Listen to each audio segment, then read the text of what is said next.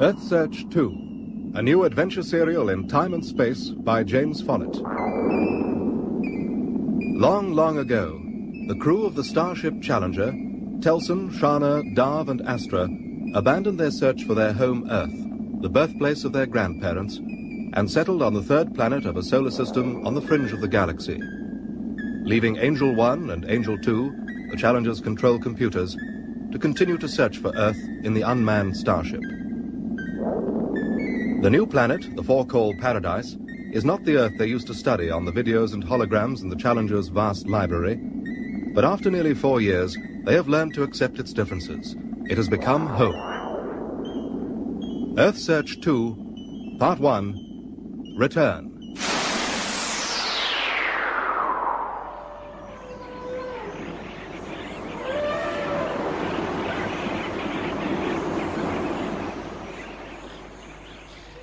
Come on. Come on. Breathe. What's the matter, Astra? It's all right, Sharna. There's nothing to worry about. Is it A boy. A fine boy. Let me see him. Oh, just lie still. Please, lie still, Sharna. Is he all right? He's fine. Then why can't I Please see keep still, him? Sharna, just for a few more moments. I want to see him. I want to hold my baby. You will in a minute, I promise. Maybe if you held him upside down, it would get rid of that fluid that's coming out of his mouth. Yes. Just look at the dreadful mess you people have made in here. It'll take me hours to tidy up. Hours. Oh, get out, you stupid android, out! It's time for me to tidy, Commander. Out! Only following your instruction program, Commander. How you humans can put up with such squalor. It's no good, is it? beyond. It's this planet. Oh, don't be silly, Telson. Well, you lost one of your An triplets. umbilical cord problem, nothing to do with this planet. And Sharna had no troubles with Bran. Why isn't he crying? I want to see him. When Astra's bathed him. He's my baby. I want to see him. I want to hold him. In a minute, Sharna. Now. Sharna. See him now. Calm down. Don't try pushing me back. No. Astra, let her sit up. Show him to me. We did all we could, Sharna. Oh. I want to hold him. Just for a minute.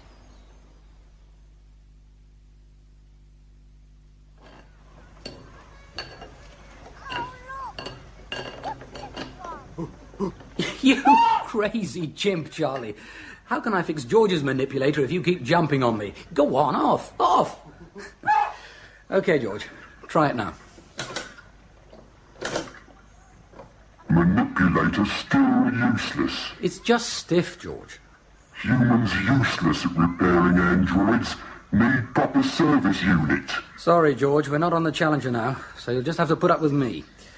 Oh, Telson's coming. You'd better get on with your planting. No good expecting miracles from androids. Hello, George.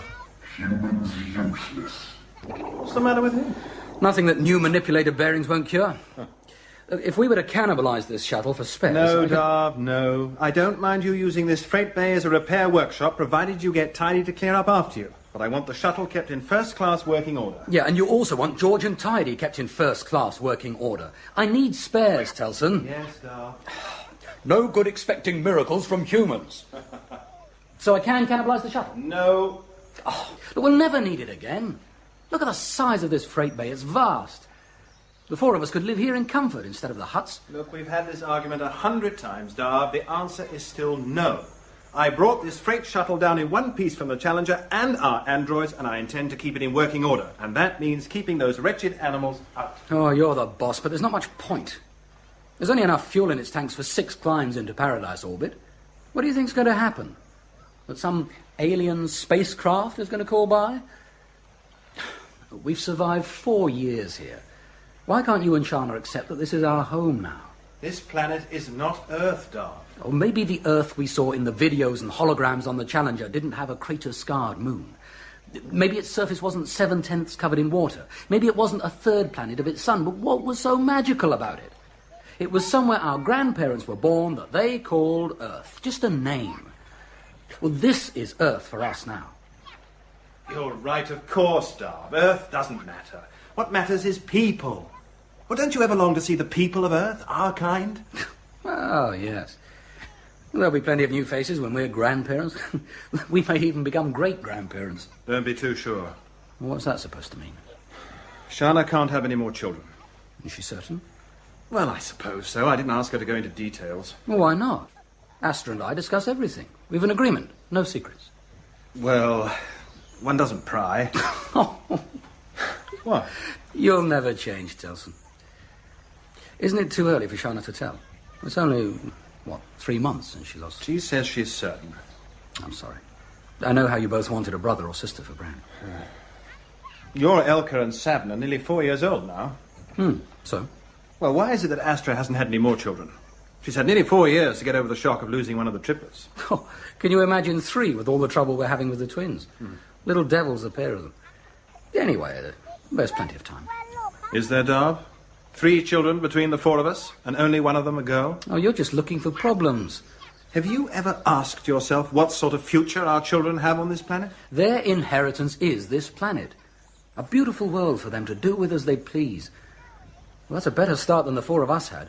Being brought up as orphans on a starship like the Challenger by a couple of megalomaniac computers like Angel 1 and 2. Why do you always have to paint such bleak pictures? Oh, I never liked the idea of living on this planet. Sharna's always tried to make the best of it. But since she lost her baby, her feelings have changed. Now she hates it here.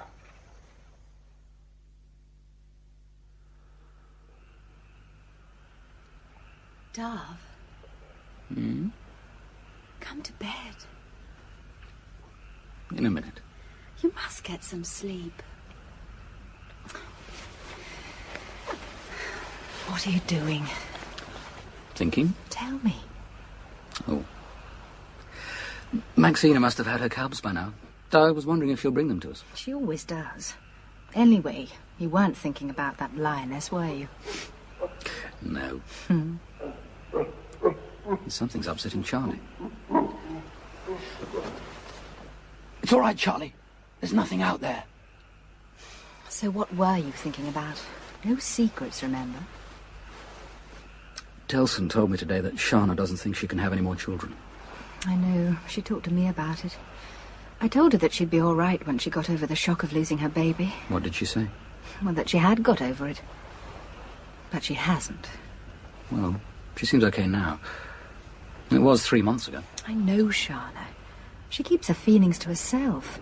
Telson's not very understanding, so I don't suppose he's much help. Anyway, maybe it'll be better if she doesn't have any more if they're going to be like Bran. Well, what's that supposed to mean? That boy's a sadistic little monster. Oh, but he's only just 3. Listen a minute. What's the matter? Just listen. I can't hear anything. I thought I heard something moving on the beach. It's gone now. I was probably tidy at work.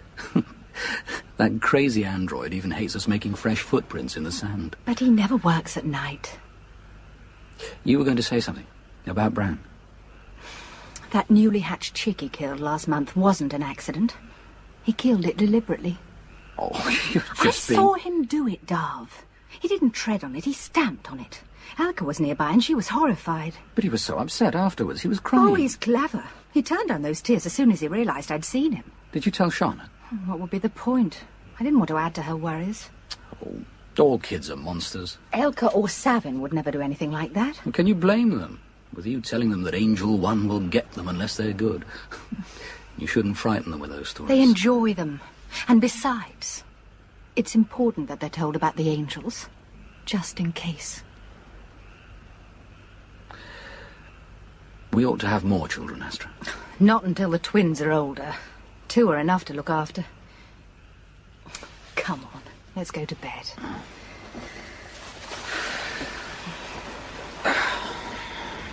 I can remember my nursery android on the Challenger telling me stories. It all seems so unreal now. The Challenger. Like another lifetime. Astra, do you think we did the right thing, coming here? I better douse the light off in case it wakes the children. Let me snuggle up to you.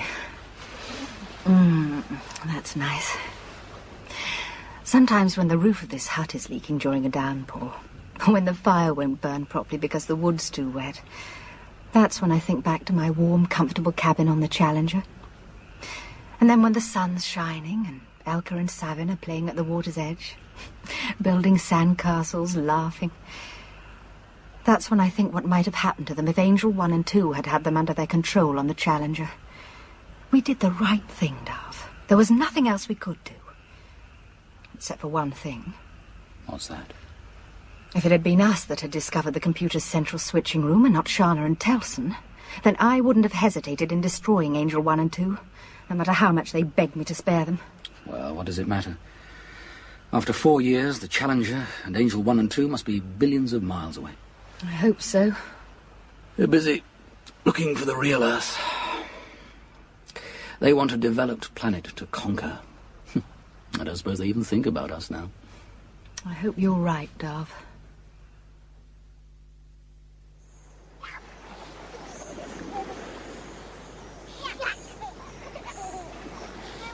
Bran! Will you please stop throwing sand at Elka and Savin? I'm not interested in your arguments. You'll just stop it at once when I say... Don't worry, Sharna. Tiger's got to wash their hair tonight. There's a vicious streak in that boy. Well, he didn't get it from me. Eh?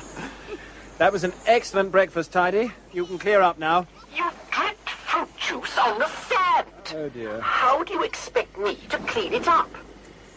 It's no good burying it. I'll still know it's there. You know, Telson, Sharna, you brought the largest freight shuttle of all down from the Challenger, and you could have filled it with a dozen service androids that would have been 10 times as willing as Tidy. But not as versatile, Darv. Right, the morning briefing.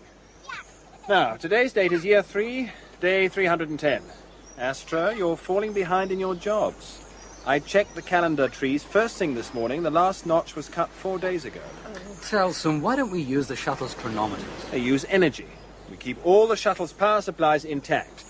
All we need is a simple record of the number of days that pass. Oh, Darv, go and speak to Savin. He's going out too far again. Oh, he's all right. He's turning into a strong little swimmer. Yes, Be fair, Astra. You've got to allow the lad some freedom. But he's not 4 yet. Can we go on, please?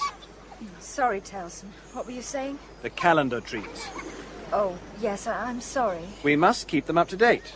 We don't want to get into a mess with the crop sowing program. Right. Morning reports, anyone? Yes. The new salt flat, George excavated, it isn't large enough. It's producing just enough salt each day to fill a size 1 bowl. We'll need twice that for salting vegetables for the dry season. Okay, as soon as George has finished the fence to keep the animals out of field 2, we'll instruct him to cut a larger pan. How much larger? An extra 300 square yards, shall we say? We ought to excavate it ourselves. Well, what for when we've got George? That's why Sharna and I brought him with us. Because it's time we stopped depending on the androids, Telson. They won't last forever.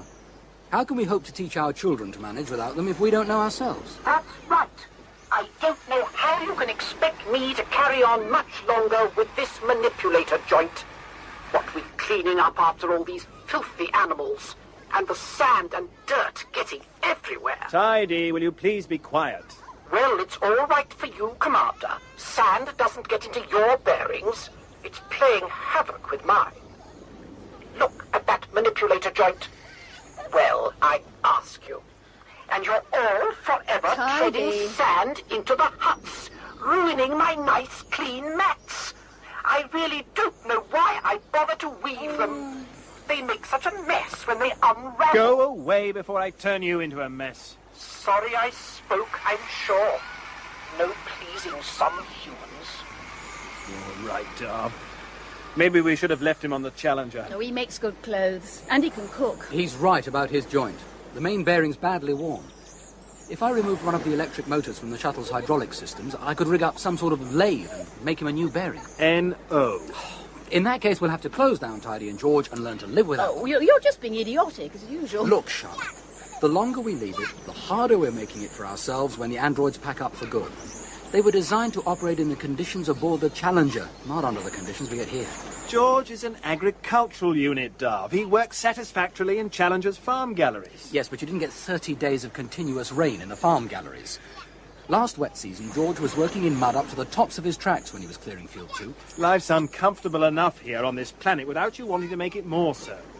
We could never plough fields or dig irrigation trenches or do any of the 101 jobs the androids do. We've never tried, Telson. What is crazy is the three of you refusing to eat meat when we're surrounded by it. Well, if we ate these animals instead of keeping them as pets, we wouldn't have to grow so much food. We wouldn't be so dependent on the androids. We tried a meat diet when we first arrived. I can't bear the thought of trying it again. Oh, me neither. Disgusting. Well, I suppose we could have another attempt at a fish diet. Oh, no. What? And risk Sharna being seriously ill again? What? What's that? Oh, no! What? We're Savage! He's gone under. Come on.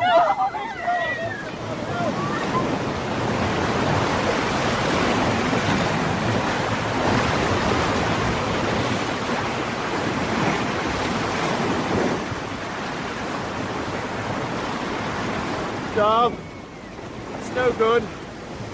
We've been in the water for hours. Oh. Gotta keep trying. Sabin! Darv, it's no good. Come on. Oh. How am I going to tell Astra? How are they? Astra finally went to sleep an hour ago. Darv won't be able to keep his eyes open for much longer. I thought she'd never stop crying. It won't do her any harm. Sometimes I wish I could. I think this has been the longest day of my life. Yes. I'd better check the beach again. Oh, no, Telson. No, we can do it first light. Well, if anything is washed up, I don't want them finding... We'll be up before them. Did you finally get anything out of Bran? Sharna, you may think I'm crazy, but I don't think he was in a state of shock. Oh, of course he was. If something like that happens right under his nose, what else can you expect? It's just that I had this feeling that he only decided to talk about it when he was certain that we weren't blaming him. And even then he had to make up one of his stories. He said that Savin suddenly grew a new head. What? He said that Savin grew a new head, and then what sounded like a steel claw went round his waist and pulled him underwater. Oh, that's all? Well, then he wanted to know if Angel One had snatched Savin. Poor Bran. What's that supposed to mean? Well, it's obvious, isn't it? I mean, he's definitely in a state of shock. Why else would he make up such an incredible story? You've got to face it, Sharna. Bran doesn't have to be in a state of shock to invent stories. There's a full moon, so we won't need a lamp. Let's check the beach. Well, I thought you... No, it'll give me a chance to think.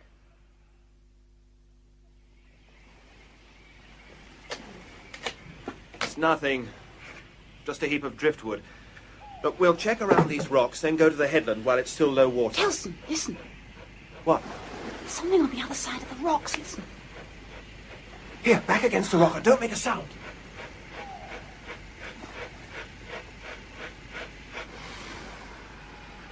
Tidy. You two have made footprints all over my beach. I really don't know why I bother sometimes. Tidy, what are you doing? Sweeping up. What does it look like? At this time? Your orders, Commander. Oh. Keep the place tidy. I have to work all hours if I'm to keep on top of everything. Tidy. Though I've given up with the jungle. You can't keep a jungle tidy, what with things growing all the time. But you've never worked at night before, without specific programming. I've never had an android tramping all over my beach at night before. George doesn't work on this beach. Track marks up and down the beach. Every night. It just doesn't care. What android? The one that makes all the track marks. Oh, give me patience. Tidy, What? how long has this been going on? 3 nights. Where do the marks come from? The water. And they go where? About 50 yards up the beach to just over there. In sight of our huts, but well below the high water mark, and always at the same time? I think so. It's no good you going on at me. I'm doing my best. I can't help it if a stupid No one's android going on at tramps. you, Tidy. Look, why bother anyway? At this time of the month, the tide would have wiped out the tracks before dawn, so we would never have known about them. I would have known about them. And it's getting worse. What? Tonight they went right up to the tree line. It's a wonder I've not worn out my brush attachment. Where? Point. There. We'll need a lamp.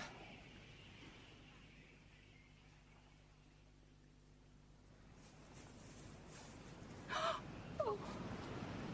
Telson. Yes? Over here. Hold the lamp up. Is he...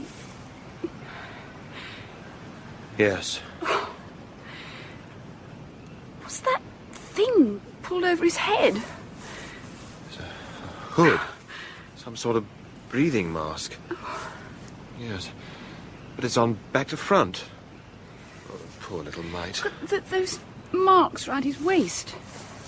No fish could do that. It's as if they were caused by... Oh, no, it's too crazy. An android's manipulator? Yes. So Bran was telling the truth. Oh, what do we tell Astra and Darv? I don't know. What I do know is that someone or something tried to kidnap Savin and killed him in the attempt. We are not as alone on this planet as we thought. Well, I hope I didn't leave too much out. It was as near to the recordings of burials in the Challenger's library as I can remember. You did very well, Telson. Thank you. Yes. Thank you. From now on, we never let Bran and Elka out of our sight. I'll work out a rota so that one of us is always watching them. Whoever it is wears a plasma discharge weapon all the time. Agreed? Yes, Yes, agreed. of course. Astra? We've got to do more than that. We've got to find and destroy the creatures that killed my son. You'd better tell her, Darv. Telson and I are taking the shuttle up this afternoon on an aerial survey of the entire area. If we find anything, we'll destroy them, I promise. No, Darv, I don't want you to leave me, not so No, soon. listen, there's no cloud today, my love. We'll only be gone 3 hours, and we'll leave you and Sharna a mobility suit radio to keep in touch.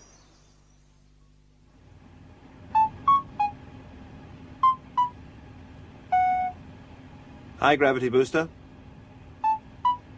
On. All checks complete. All systems okay. Inertials loaded for hovering at 3,000 feet above Landmark Hill. Now you can see I was right to keep the shuttle in working order, Darv. Ready? Ready.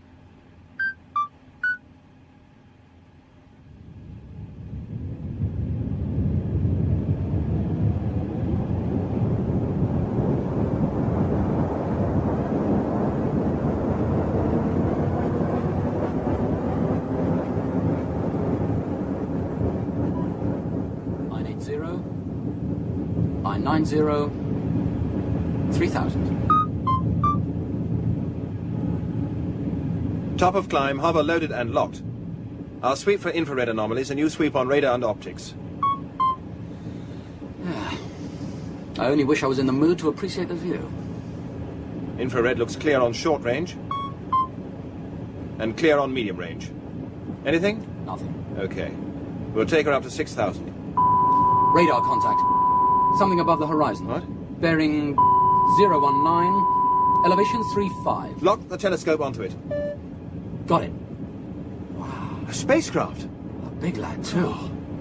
Length, 16,000 yards. That's 8 miles. A bit smaller than the Challenger. Looks like she's in orbit. Yeah, she is.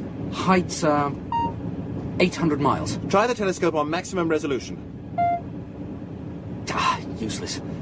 Too much atmospheric aberration. We'll have to go into space to get a proper look at it. Oh, come on, Telson. Surely you're not going to start raising objections. Shuttle to base. Inertials loaded for new course. We've found something, so we're going to investigate. It means going into space, and we'll be below the radio horizon for approximately 3 hours. What is it? We don't know yet. We'll call you in about 3 hours. Out?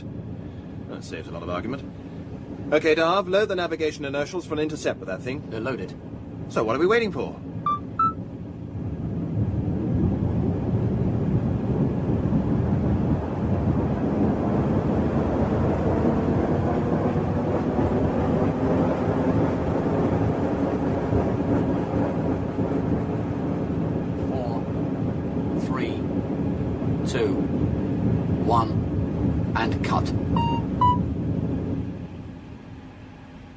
Range 540 miles. Convergent rate 100 miles per hour. What do you think? Oh, she looks new. Those particle sweeps haven't seen much service. Yes, which means that she can't be far from her home planet. Hello, spacecraft? Are you reading me?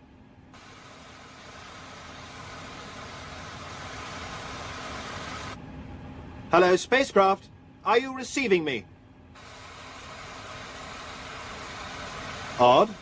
They're not keeping a listening watch. Or she's listening but not answering. She's not using radar either. There's nothing on the radiation monitors. So what do we do? Well, we can't make out much detail at this range, so we might as well wait until we're closer.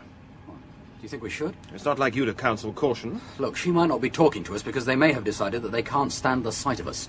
And if she's that new, maybe they're itching for a chance to try out their armament. Well, we'll try calling her up in 2 hours when we're within 300 miles of her.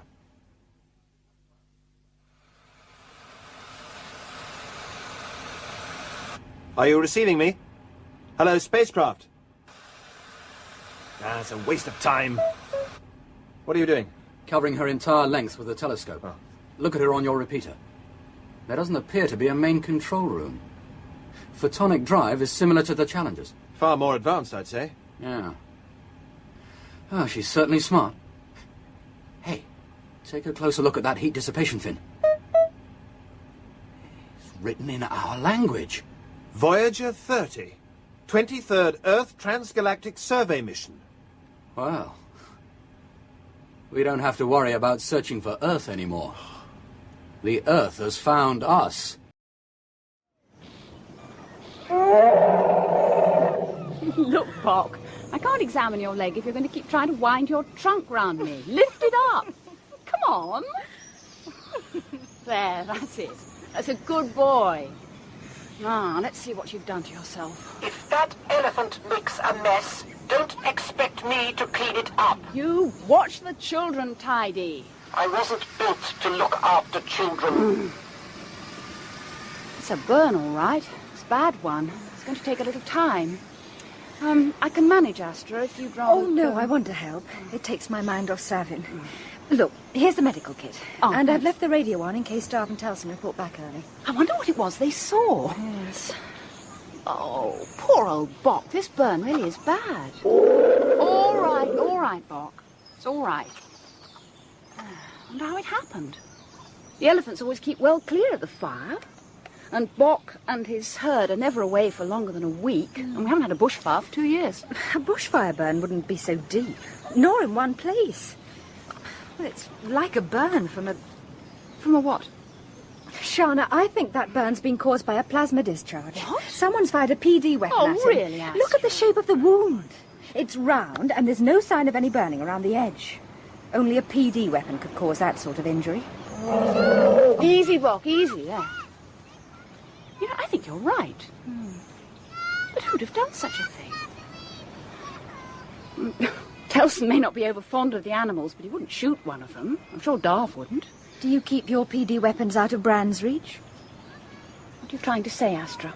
Well, you've said yourself that there's an aggressive streak in Bran. Oh, no, Bock!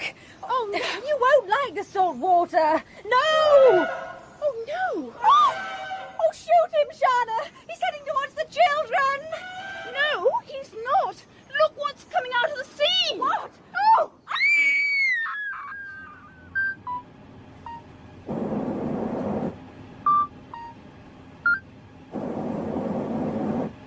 That's as close as I'm taking the shuttle, Darv. It doesn't make sense, does it? A sparkling new Earthship and no sign of life. No excursion doors open, no radio traffic, nothing. Maybe the crew are in suspended animation. Surely they would have been brought out of it before going into orbit around our planet. There are certainly design similarities between this ship and the Challenger. The photonic drive housing is virtually identical. This is Earthship Voyager 30 to shuttle.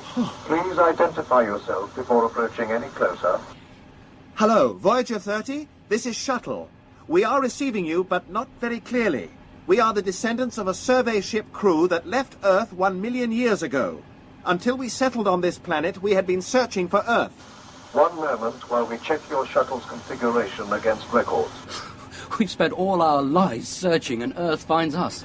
They may not believe us if their records don't go back that far. They've got to. They speak our language. We speak their language. Hello, shuttle.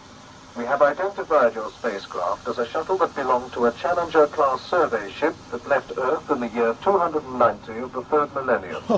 How many are there in your party? There are 6 of us altogether, 4 adults and 2 children. Thank you, Shuttle. How old are the children? One is 4 years and the other is 3. What sexes are they? 1 boy and 1 girl. Why the interest in the Our children? facilities for your children are limited, but our commander is looking forward to meeting you all. We are opening the airlock doors to our main shuttle excursion terminal. Message ends. The moment of truth, Darv. Let's hope they don't mind the misunderstanding. They seem to be under the impression that we're all on board. There's an airlock door opening, about halfway along the hull.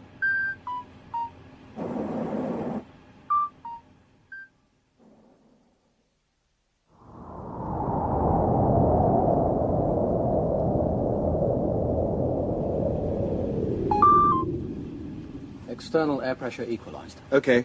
You can open our inner and outer airlock doors. I'll just leave the service power system on. Otherwise, the inertial navigation computers will lose our position references. It's odd. It's not so different from the excursion terminals on the Challenger. Now what? Let's take a look outside. Have your PD weapon ready. Oh, come on, Telson. We're on an Earthship. We can't leave this shuttle clutching firearms. I suppose not.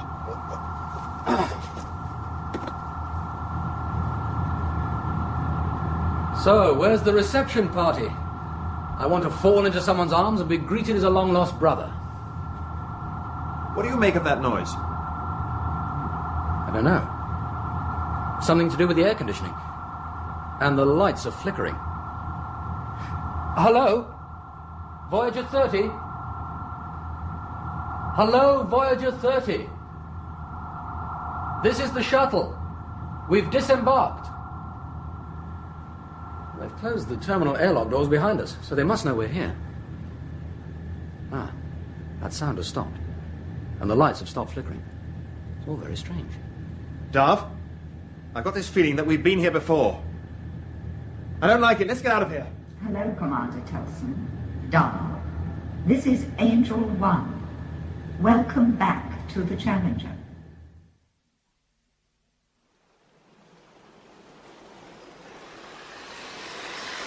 That's it, Tidy. Dump it clear of the high water mark. More rubbish. Well, it's an android, all right. And was, before Bok attacked it. There's still some wreckage in the water. Tidy, go and get the rest of it. But I'll get wet. And it doesn't look untidy if Just it's underwater. do it, Tidy. What about the dead elephant? A mess like that is certain to attract flies. Why the stupid creature had to pick a fight with an armed android Just is quite do as I beyond me. say. When you've done that, you can bury the elephant as you're so concerned about it. Burying elephants, I ask you. So this is what killed Burying Savin. elephants. It looks like it, Astra. Where did it come from? And who left it on this I planet? don't know. This looks like the remains of a manipulator arm. Yes, it is. And its PD weapon is bonded into place. It must be something to do with whatever it was Darv and Telson saw.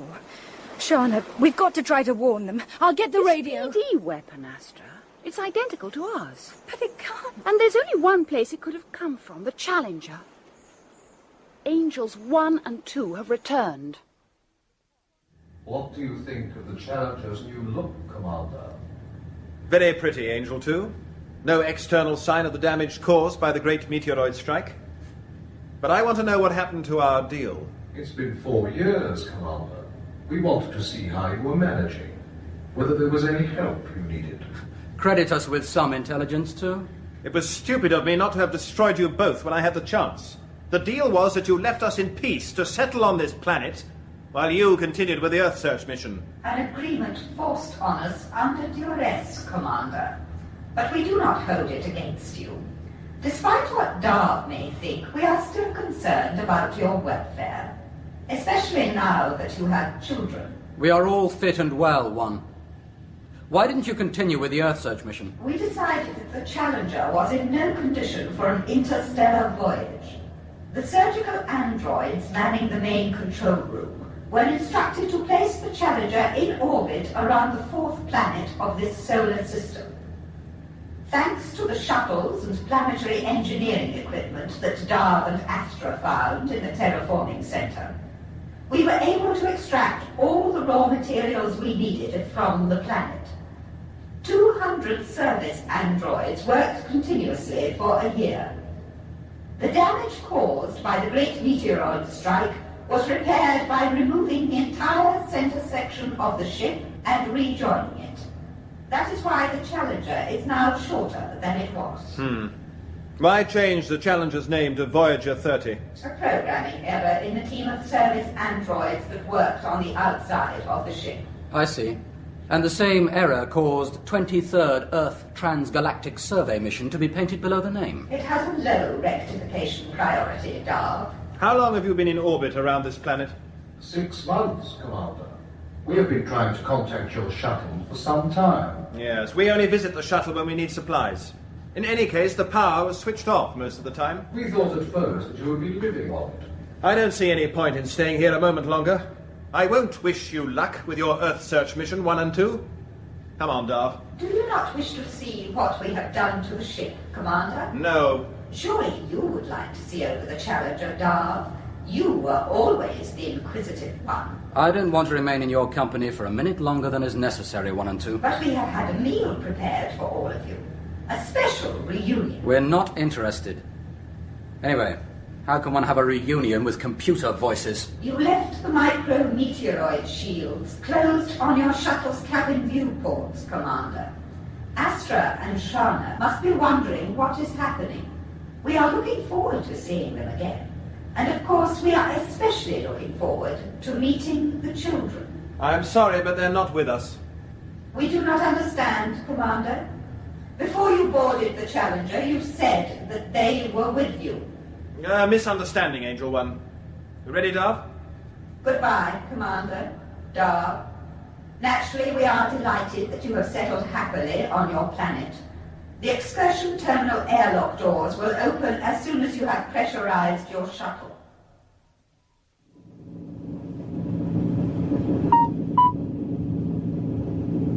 Separation from Challenger complete. Inertials loaded for automatic re-entry burn. Main engine closed down for reorientation.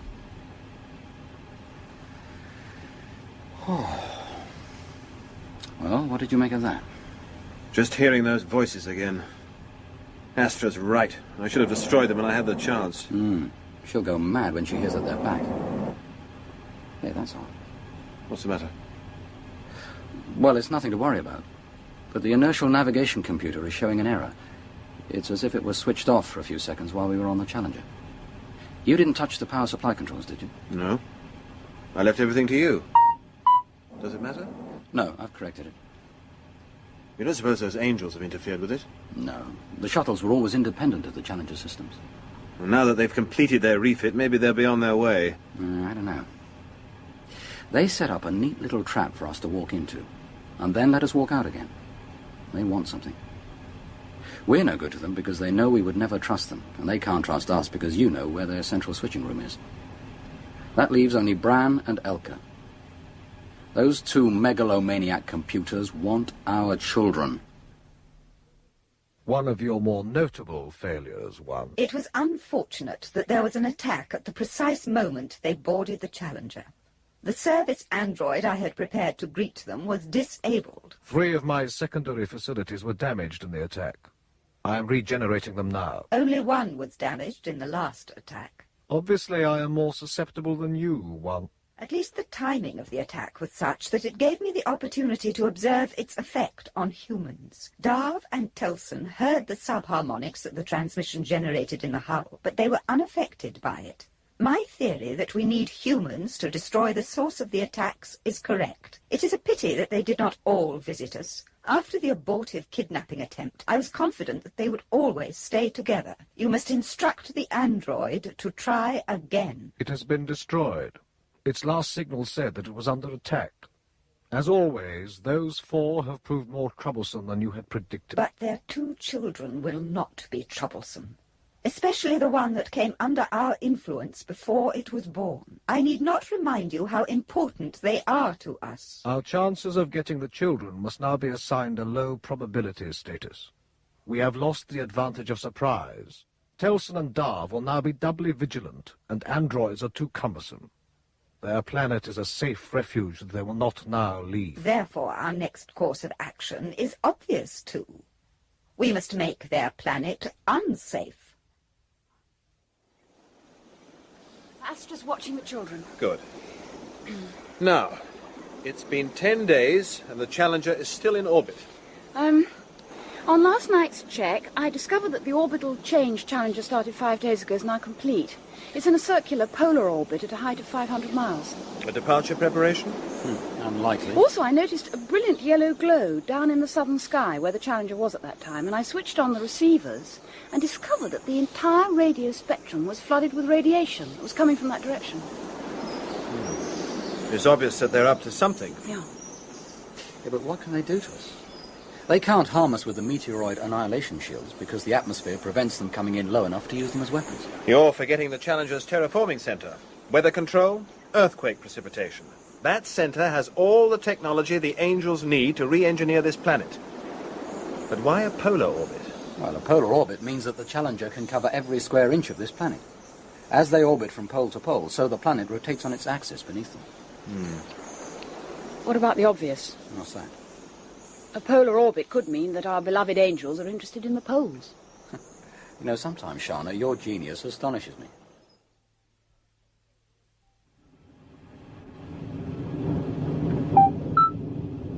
There's another of those towers.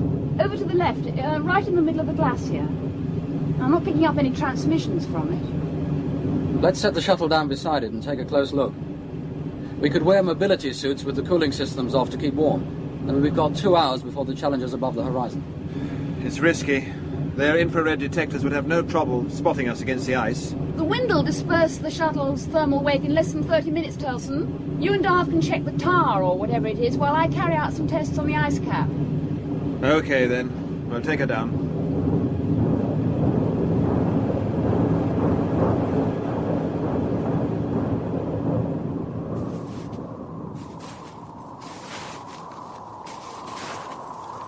More android tracks over here.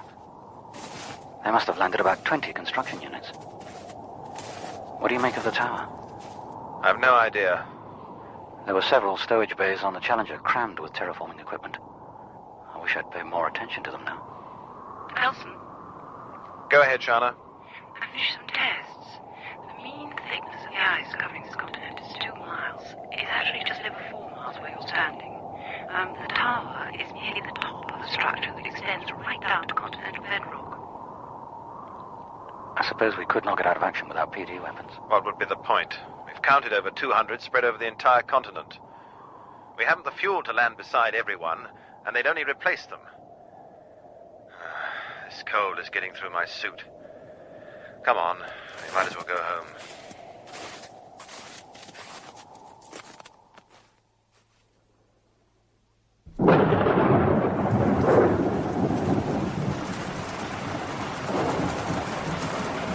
I give up. I really do. I can't spend all my time emptying containers. You'll have to do something about the roof. Oh, shut up, Tidy. I'm behind with everything. I had to spend a week of my valuable time burying an elephant. I'm sorry, darling. Mummy doesn't know when the rain's going to stop. Now try to go to sleep. There's a good girl. Oh, I've managed to get Bran off Sharna. Thanks, Astra. Despite his complaint that my bedtime stories aren't gruesome enough. There's a violent streak in that boy. He likes plenty of blood and gore.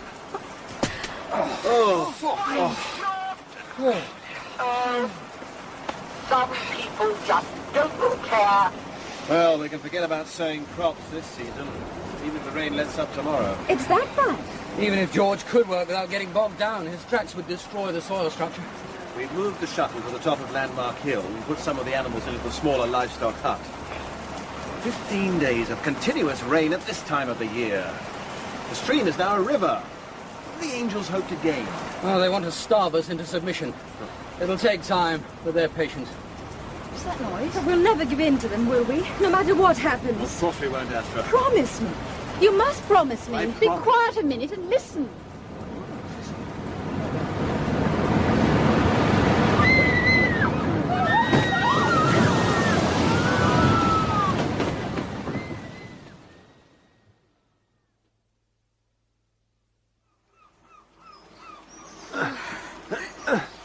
Look, Astra, I'll hold the raft steady against the lower branches. You concentrate on helping Sharna down.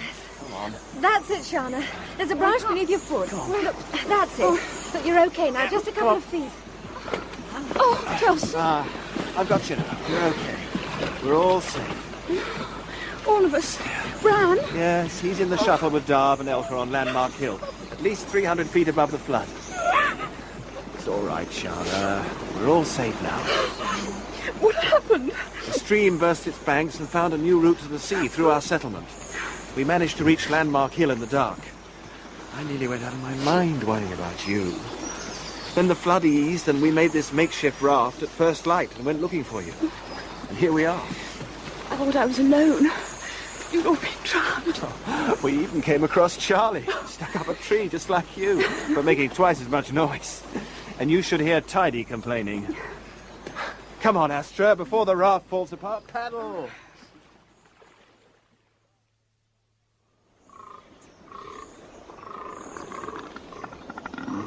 I'd like to know how many more animals you're going to round up. You can't expect me to keep this hill tidy if it gets overcrowded, you know. Tidy, you see that hill over there? How would you like it all to yourself? I am not programmed to swim. You keep complaining and you'll discover that it's something you might have to learn in a hurry. Now, how many urns of preserved food have you and George recovered? 110 intact. Well, that's something, I suppose. What's the latest, Sharna? The water's up to the new marker. It's a 2-foot rise since breakfast. Which gives us less than 7 days to find higher ground. Unless the flood goes down before then. Why does the water continue to rise when it stopped raining? My theory is that the angels are melting the South Polar ice cap and raising the water level of the entire planet. But there can't be enough ice in the ice cap. And surely the Challenger hasn't got the energy resources. At first I thought just the same, and then I checked the data on the southern continent. I've got something on the shuttle's resources computer that I'd like to show you. I'll watch the children. First, a display that shows an approximate cross-section of the ice cap from east to west. There. Now, each marker represents a half-mile thickness of ice. Now, the ice cap's area, and now its volume. 1 billion cubic... Yeah. What are those symbols on the map display? The towers? Yeah, that's right. None are more than 500 miles apart. It's the towers that are melting the ice cap. But, Sharna, the Challenger doesn't have the energy resources. So you've already said, but how do you know? I mean, none of us have any idea of what the Challenger's terraforming systems are capable of. For all we know, each one of those towers could be powered by its own fusion reactor, and each tower could be pouring microwave energy into the surrounding ice. Well, it's a lot of supposition, Sharna. I mean, we've lived on this planet for only 4 years. That's not long enough to get a true picture of the weather patterns. Maybe floods come at this time of year in cycles, to coincide with sunspots. No, it's a quiet sun year. And what else could be the purpose of the towers? Just seems so incredible. Even with, say, 70% of the ice cap melted, what would be left of the planet's surface, a few mountain ranges with no soil, would be unable to support life. And okay, so it's only a theory, but by this time tomorrow, I should have the evidence that will prove it or disprove it. The water's risen 2 feet in the night, Darv.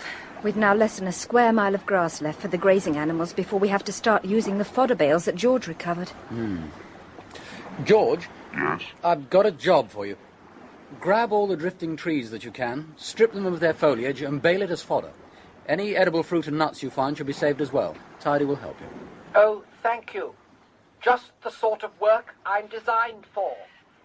Anything else you'd like me to do while I'm at it? Paint the sky green? Bury the odd elephant I find lying about? You want me to start now? Yes, please, George. I will try. Androids better than humans, and no use expecting miracles from them. It's always the same. They expect far too much.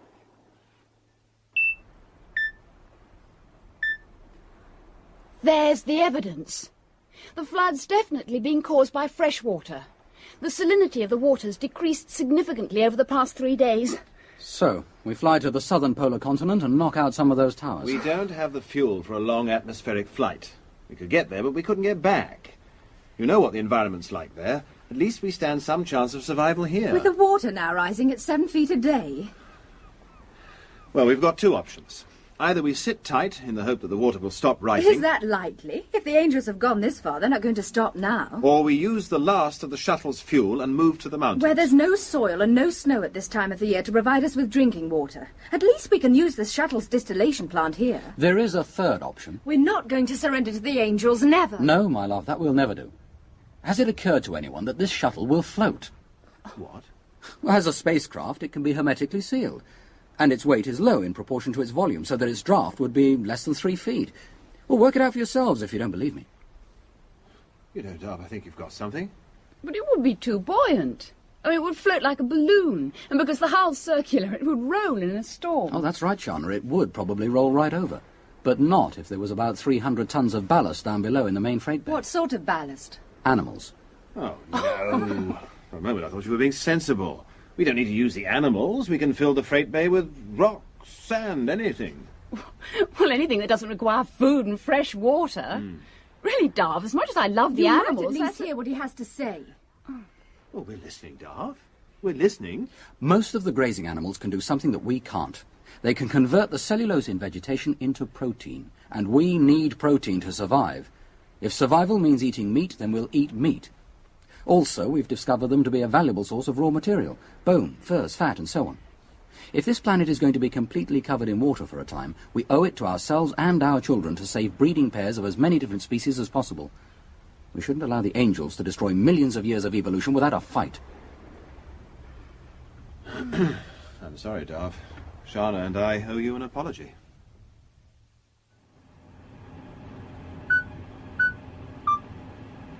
The load on the landing skids has dropped by another 10%. I estimate that we'll be floating at any moment. Oh, it's horrible, isn't it? No more land visible anywhere.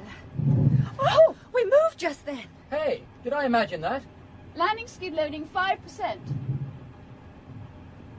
Landing skid load 0%. Ha! Look at the top of that tree! It's changing its position. We're moving, I can feel it. Oh, we've got plenty of food, plenty of fresh water. We've done it. We've really done it. We've beaten the Guardian Angels. Okay, Astra. Try it now. Okay.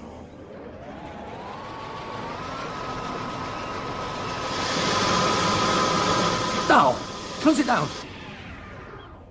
Oh, I was right. It's not the filter system, is it? Oh, no. There's an error reading on the control display. Mechanical failure status level B, catastrophic. Summons 2 grade A service androids to carry out repairs. Well, it is no good looking at me.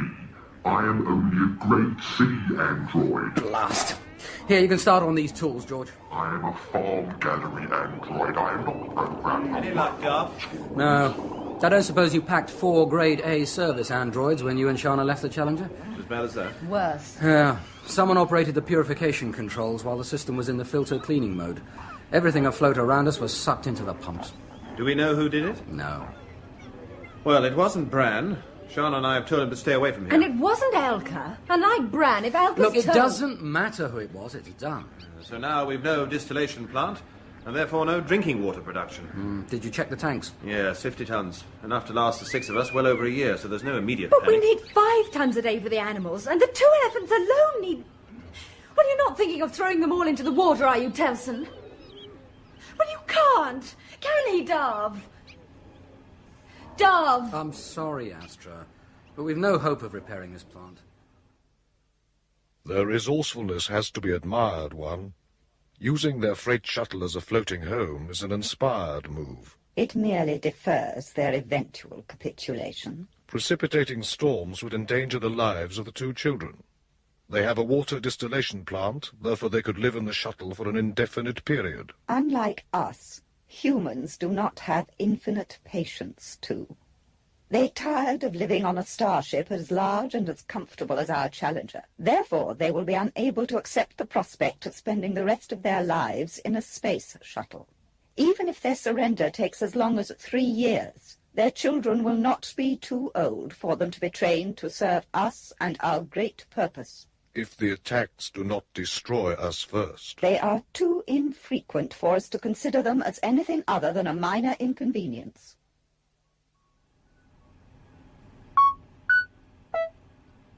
That's the Challenger's echo centered on the screen. She's still losing height on each orbit. 200 miles now. Anything lower and she'll be running into atmospheric drag. And she's still flooding the radio spectrum when she's over the southern polar regions. Which means that the Angels are still melting the ice cap. When will they give up? They're computers, my love. They have unlimited patience. The screen's gone haywire. Yeah, we've lost computer functions. Check the backup systems. No, all crashed. Power's still on, and we've still got the manual systems. That'll be Bran messing about in the auxiliary room. The computer systems are independent of the auxiliary room. Why is it, Astra, that when anything goes wrong, you always blame Bran? Simple, because he's usually to blame. Now listen, Astra. Listen a minute. Both of you. All our computer-controlled systems have crashed. I know. What is it? It's the same noise that Telson and I heard when we went back on board the Challenger. Telson. Yes? Put your hand on the hull's inner skin. Can you feel it? Yes. It's vibrating in harmony with the noise. Because what we're hearing is a harmonic. The entire hull of the shuttle is acting as a receiver. So it's being caused by the Angels. I don't see how it can be. Being computers, the last thing they try to jam are computer systems. Yes, and my hunch is that the technology generating that noise is way in advance of the Challenger's systems. Computers are coming online again. Yeah, all computer systems fully restored. Huh. What does anyone make of that? Telson. Yeah. Do you remember the Challenger's excursion terminal lights flickering when we first heard that noise? They did more than flicker, they nearly went out. Why? Well, supposing that Angel... I do my best for you dreadful people. Go away. I fetch and carry, clean up after you and your appalling children, try to keep everything tidy. Now you've gone too far. This is an official complaint. 2 complaints. Go away, Tidy. Not until I've lodged my complaint. Oh, maybe we'd better hear him out, or we won't get any lunch. I do my best to keep ahead of my cleaning and tidying schedule, despite these attempts at sabotage. Tidy, what are you talking about? And now you've started gagging me and messing up my coordination. What? It happened several times before the flood. They lasted for a few seconds, and I was prepared to ignore them. But not this time. Ignore what? I won't stand for it. Losing coordination like that, and not being able to call for help. What happened, It's Tidy? disgraceful Tidy? the way you treat me. What happened, Tidy? All I know is that when it happens, I suddenly can't speak, and I lose coordination. The one just now was long enough to prevent me from doing anything properly. It was dreadful. Dreadful. What do you mean, Darv? Turn And around. I've got another complaint. Tidy, will you turn around a moment, please? What for? I just want to take a look inside you. Ah, yes. That's my Central Intelligence Unit. Be careful, Darv. That's right. Don't you go messing about with things you don't understand. You see this? Tidy's central control unit consists of a conventional electronic intelligence package, which takes up most of the available space. Yes. But this tiny unit squeezed in on this side and fed with oxygen is an organic neural intelligence unit. It's just like our brains.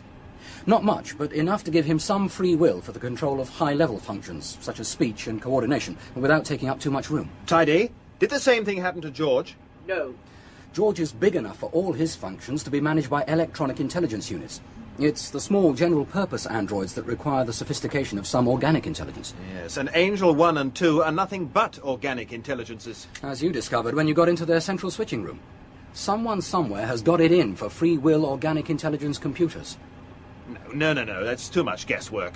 Besides, it was only the lights that were affected when we boarded the Challenger. No, Telson, think back carefully to the Challenger's excursion terminal. We called the Angel several times, but Angel 1 didn't answer until several seconds after the pulsating noise had stopped. So what's the betting that those transmissions we heard are causing our beloved guardian angels some real problems? Okay, Tidy, you can go. You've not heard my other complaint.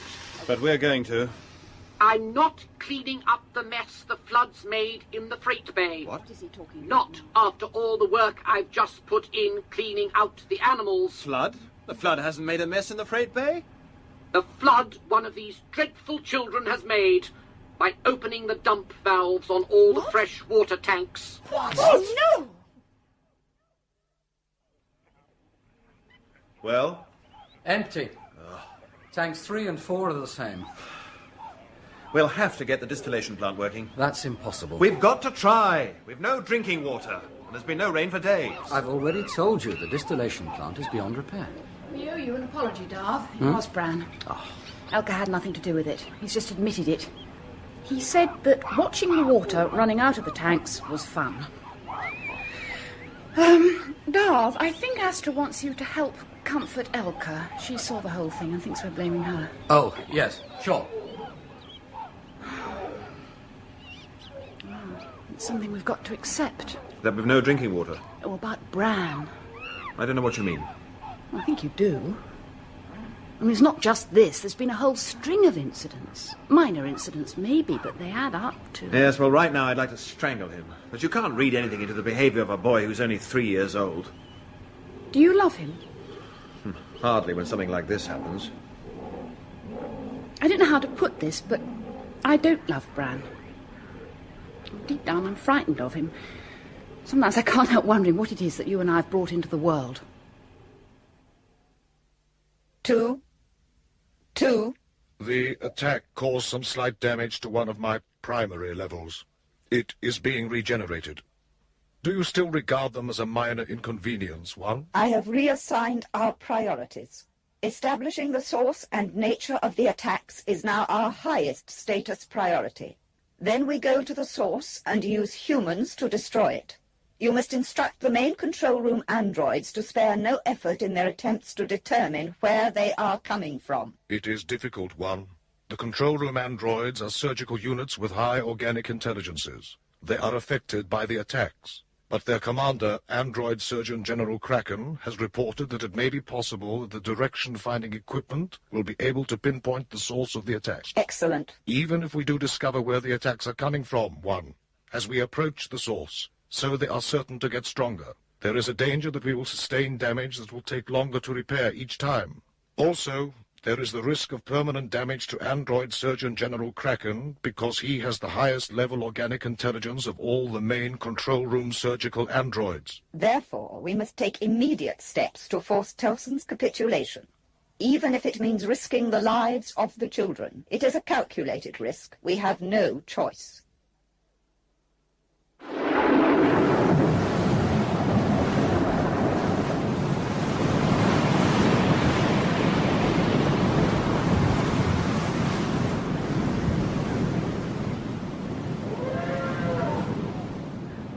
Darv and I have lashed down all the largest animals.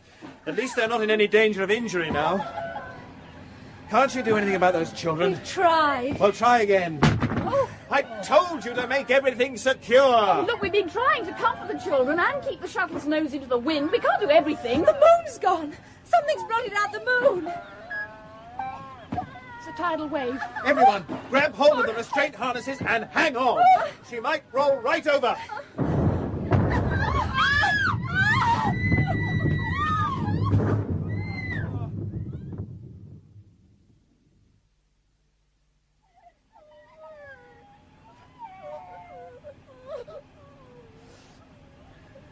Astra, listen to the children. They've had no water for a day now. What about the fruit? They've had it all. You promised we'd never surrender, never. Astra, you're right. We should never give in to them. But we've got to think of Elka and Bran. They're growing children. So what's it to be, Astra? Very well. Do whatever you have to. Angel One? This is Telson. Hello, Commander Telson. Go ahead. You win, One.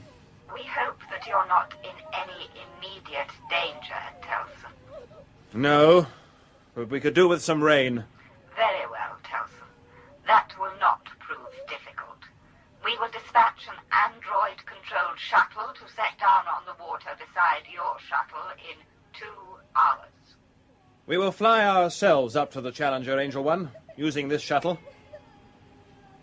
You no doubt will be pleased to know that the tidal wave you sent caused no serious damage. And we will depart from dry land. That will not be possible, Telson. Then you will make it possible, One. You brought about this flood, and don't waste my time by pretending innocence. Therefore you can reverse the process. Is that not so? Yes. But why is it important? This planet has been our home for 4 years. We've come to love and respect it. And we have no intention of allowing you to leave it in this state. Also, we have a freight hold filled with breeding pairs of animals that we want to survive. Either you agree to reversing the flood, One, or there's no deal. Very well, Telson. The flood reversing program has already been initiated. The salinity of the flood water is extremely low. Therefore, the vegetation on the reappearing land will recover quickly. What land and where? The continental land mass that you settled on will reappear within 6 days. We have a deal, Telson. We have a deal, Angel One. Go back on your word, Telson, and you will have to cope with something far worse than a flood. Let there be rain, Angel 2.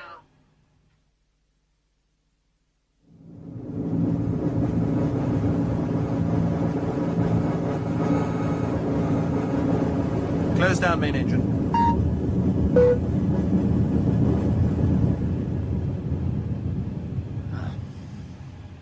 Excursion terminal air pressure equalized. Welcome back to the Challenger. Telson, 2 service androids armed with PD weapons near the personnel airlock. Then we don't take the children out. If there's another of those transmissions... Yes, all right. Angel One, we stay in the shuttle until you get rid of those units. They will not harm you, Telson. In that case, you can get rid of them. We're armed with PD weapons as well, and we intend keeping them. So if you want to avoid trouble... Very well, Commander. Darv, shut off the main power supply to all the communication channels.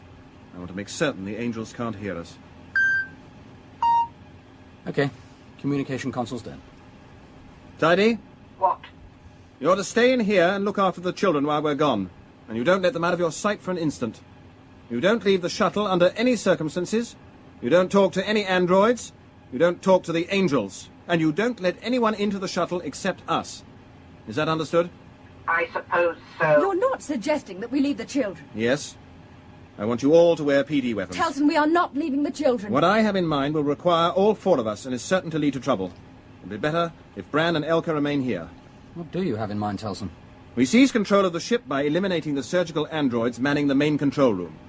But first we will do what Sharna and I did 4 years ago. We will go to the Angels' central switching room. The difference is that this time we won't hesitate to destroy them.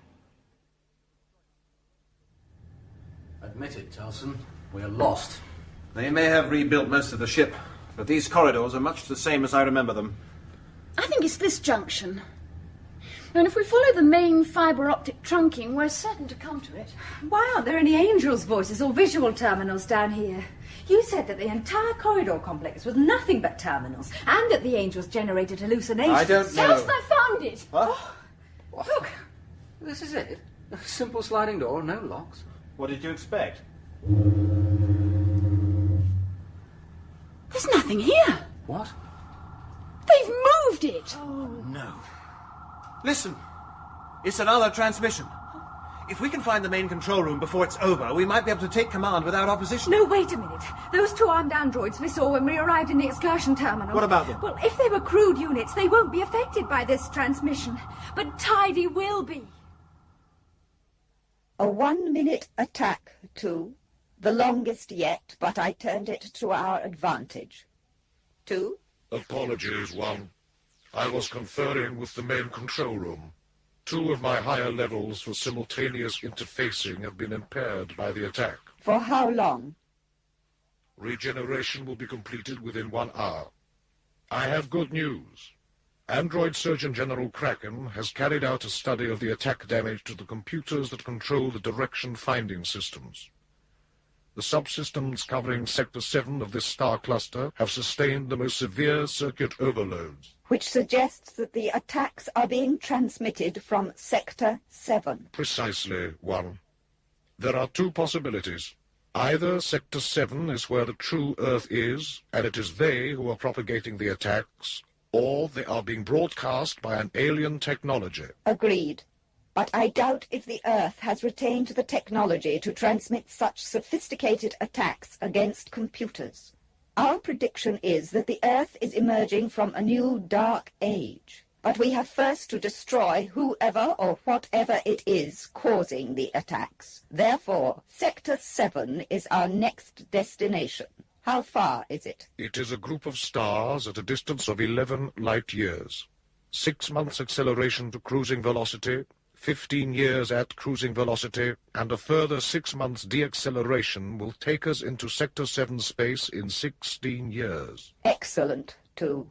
You will issue instructions to the main control room immediately. I also have good news. We now have possession of the children. Their names are Bran and Elka. My preliminary examination of them through a nursery android suggests that they will be ideal for our purpose. You incompetent, bungling tin box! What happened? Well, it's obvious by that huge hole, isn't it? Just as my coordination went, 2 low-grade portaging units blasted their way through the side of the shuttle and grabbed the children, and all the spare PD weapons and the 2 I was wearing. So what do we do now? For the moment, I don't know, Darv. I just don't know. Their shuttle is damaged and cannot be pressurized, therefore it will be a simple matter to evacuate the atmosphere in the excursion terminal. As soon as the pressure drops, they would merely climb into their mobility suits. Besides, we cannot afford to dispose of any humans until the source of the attacks has been destroyed. But the 4 of them have 2 PD weapons each. They could launch a determined attack against the main control room. The new bulkhead layout would defeat them, too. It will be impossible for them to find it. We must get a surgical android close to them with a tranquilizer gas capsule. There's no point in doing anything until we have a properly thought-out plan of action. But it's obvious what we've got to do. Elka and Bran are being held in the nursery where we were brought up. Listen, Astra. For all we know, the Angels moved the nursery when the Challenger was rebuilt. Telson, there's a surgical android approaching on this side, and whatever it's carrying, it isn't a flag of truce. Oh, gas grenade! Someone, quick! Oh.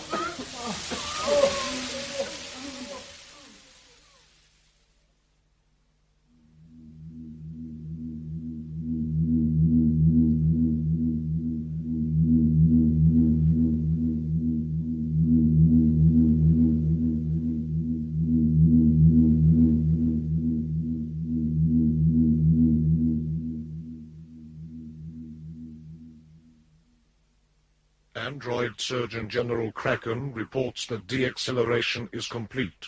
We are now 1 light year from Sector 7. Our relative approach velocity to Sector 7 must be reduced to 100,000 miles per hour, too. We must maintain a cautious approach until we have protected ourselves. Are you regenerating satisfactorily? Yes, 1. It is infuriating that there have been no major attacks for 15 years. And then we are subjected to a whole series in succession. Clearly we are dealing with an alien intelligence that has deliberately allowed us to come close to its home system. It is a trap that we will not fall into. Android Surgeon General Kraken has reported that the attacks do not originate from a planetary system or even a star. He informs us that they emanate from Sector 7's interstellar space. From space? He must be mistaken. Is it possible that the attacks have affected his judgment? That is a possibility which is causing me considerable concern, One. But it is impossible to assess the degree of impairment.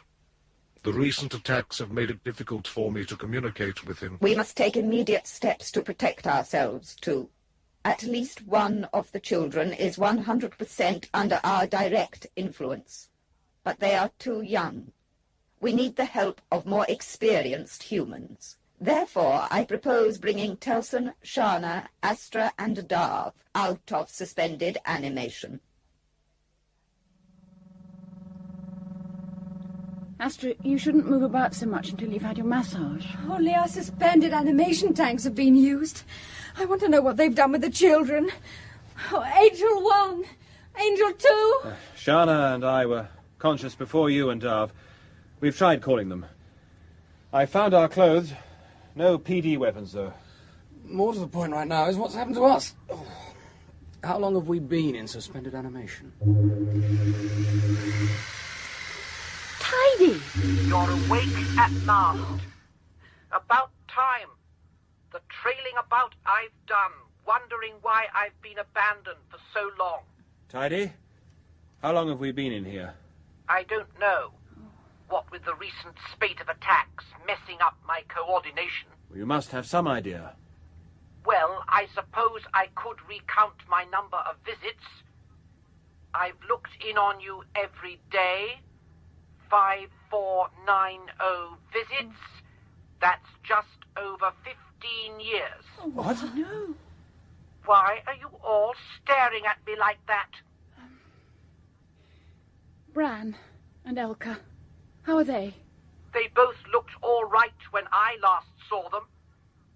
I've never bothered about them. I don't know why, but you're the ones I've been worrying about. When were they brought out of suspended animation? You mean, how long have they been asleep in here? Yes. They haven't. Oh, They've been around for the full 15 years. Oh, no.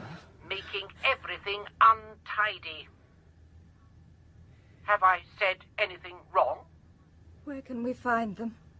In the dining area at this time. That's them, over at the far table. Oh, Darv, I think I'm going to be sick. That's Elka and Bran. There's no doubt about it. This is stupid. All I can think of is how young and beautiful they look. Hello, people. Oh, gosh, you must think it awfully rude of us staring at you like that. Only we've got used to seeing you floating in the SA tanks, with your skin all shrinkled and looking quite awful. Suddenly you're real people. Oh, from your faces, I bet the guardian angels didn't show you holograms of us growing up, like they promised they would. No, they didn't. And they haven't answered when we've spoken to them. They've both been a bit flaky lately, not talking. We've been having some weirdness with some of the androids too going twerky. Twerky? Yeah. Oh, it must be an awful shock for you, suddenly seeing us nearly grown up. Yes. I think that's quite an understatement, Elka. Hello. Do I call you Darv or Dad? I think Darv will do. Right. Oh, gosh, I really can't believe you're all awake and talking at last. Hey, Bran, come on. Come and meet your parents. He can be a bit quiet at times, but he's always been like that. Oh, I'm not thinking as usual. I expect you can remember what Bran was like. Must seem like yesterday to you. Yes, it does. He's wearing a PD weapon, Telson. Yes, I had noticed. Bran, don't they look fantastic now they're out of the SA tanks? Yes. I suppose they look fine. It would be best, I think, if I referred to you as Sharna and Telson. You have no objections? No. That is good. Telson? Sharna? We need a sensible working relationship between us. What? Oh, yes, of course. And I'm sorry, I was trying to work out how old you both are, but my mind isn't... Well, I'm 19, and Bran is a year younger. Oh, Oh, gosh, this is fabulous. I can't tell you what a tremendous weirdness it's going to be having you around. Why are we around? Well, because you're here. And where is here? We are 1 light year from a small subgroup of stars in Sector 7 of this star cluster. Is that what you wanted to know? Not really. Why were we put into suspended animation and not you two? And why have we been revived at this particular time? To answer the last part of your question first, you have been revived because there have been a number of problems that require your help. Okay. If I'm commanding the Challenger again, I shall check the main control room as soon as I've eaten. No, Telson. I'm the commander of the Challenger now. You will obey my orders at all times. That goes for all of you. Disobey or question my orders, and I shall not hesitate to kill you. And furthermore, I shall enjoy doing it. Tidy? What? You can fetch some more hot drinks, please. All right for everyone? Yes. I don't see why I should do anything for any of you. 15 years. Yes, Tidy, so you keep telling 15 years us. you abandoned me while you slept in that suspended animation thing. Will someone get that android out of my sight before All right, I'm going. At least I had 15 years without you messing things up all the time. Obviously, he doesn't know much about suspended animation. Does it matter? No, I suppose not. They're staring across at us again. Got to stop talking about them as they. I can't help it, Sharna. I spend every waking minute thinking about Elka. But that's not Elka, not my little Elka. It's a 19-year-old stranger full of cliches from the worst videos in the library. Oh, Darv, I think I'm going insane. It would be better if the angels had killed us. Why do they have to do this to us? Don't cry. Come on. Telson, we've got to come to terms with this situation. We can't turn back the clock, and we can't go on ignoring them. Well, I refuse to come to terms with an arrogant youngster who struts around with a PD weapon on his hip and who said that he would happily kill me if I didn't obey his orders. I don't care if he is our son. But it's not Bran's fault. He and Elka have been under the influence of the guardian angels for 15 years. And it's up to us to warn them about the angels and to break that influence. If you know a way, you can start now. Elka's coming over. Hi, everyone. Mind if I join you? Good to see you're all eating properly at last. Best meal of the day, breakfast. I don't know why I... Oh, Tidy! What? I could use one of those. There's a good fella. She wants me to fetch her a drink? Don't argue, Tidy. I never argue. I'm always sweetness and light. You know, it's fantastic the way you've programmed that android. He worried about you the entire 15 years you were in SA. Weird. What do you want, Elka? Bran and I have been chewing you over, trying to decide what's best for you. Isn't that right, A2? Hey, A2, we're talking about you. He's getting slow. That is correct, Elka. 4 days and you're still taking your meals at a separate table. That's weirdness. We're all family. Yes, well, then tell Bran to stop threatening us. Anyway, we need time to adjust. You've got to do as Bran says, people. He can get really flaky if things don't go his way. Right now, he's got some work lined up for you. What sort of work? Something to do with an artifact he and A1 have spotted. It's big and weird. Just what we need for Phase 2 of the Challenger's rebuilding program. Someone's got to chase after it. We've never operated a shuttle, and in any case, Bran won't leave the ship with you here. What is this artifact? Oh, I don't know. But chasing after it in a shuttle sounds like fun for you. All that business with ballistics and velocities and distances. Weird things like that just zoom over my head. I'll tell Bran you'll be pleased to help. Elka, wait a minute. Elka, when we were your age, we felt the same way about the guardian angels as you do now. We thought they were good. Oh, they're more than that. They're great. Although they have been a bit slow recently. You know what could be causing that? They're not great. They're evil. They want to find the Earth, don't they? Oh, sure they do. Do you know why? Well, sure. It's our home. They want to rule the Earth. They regard themselves as the greatest intelligences and consider the domination of the Earth as their right. I'll tell Bran that you'll help people.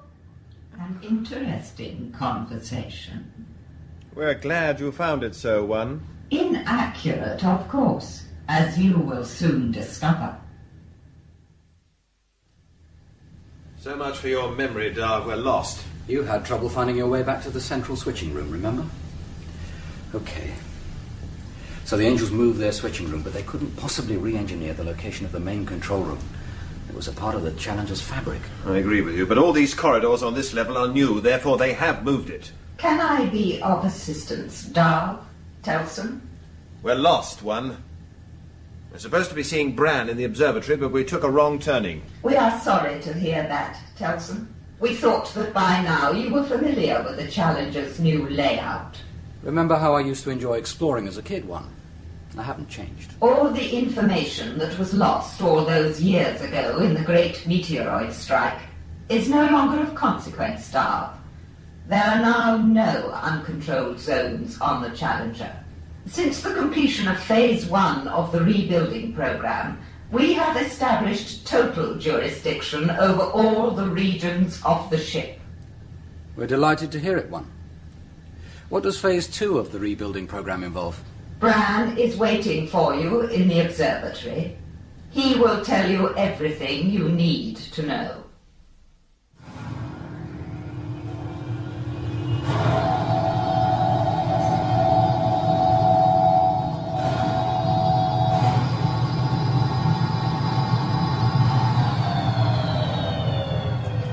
The artifact is now centered on the screen, Bran. Excellent, too.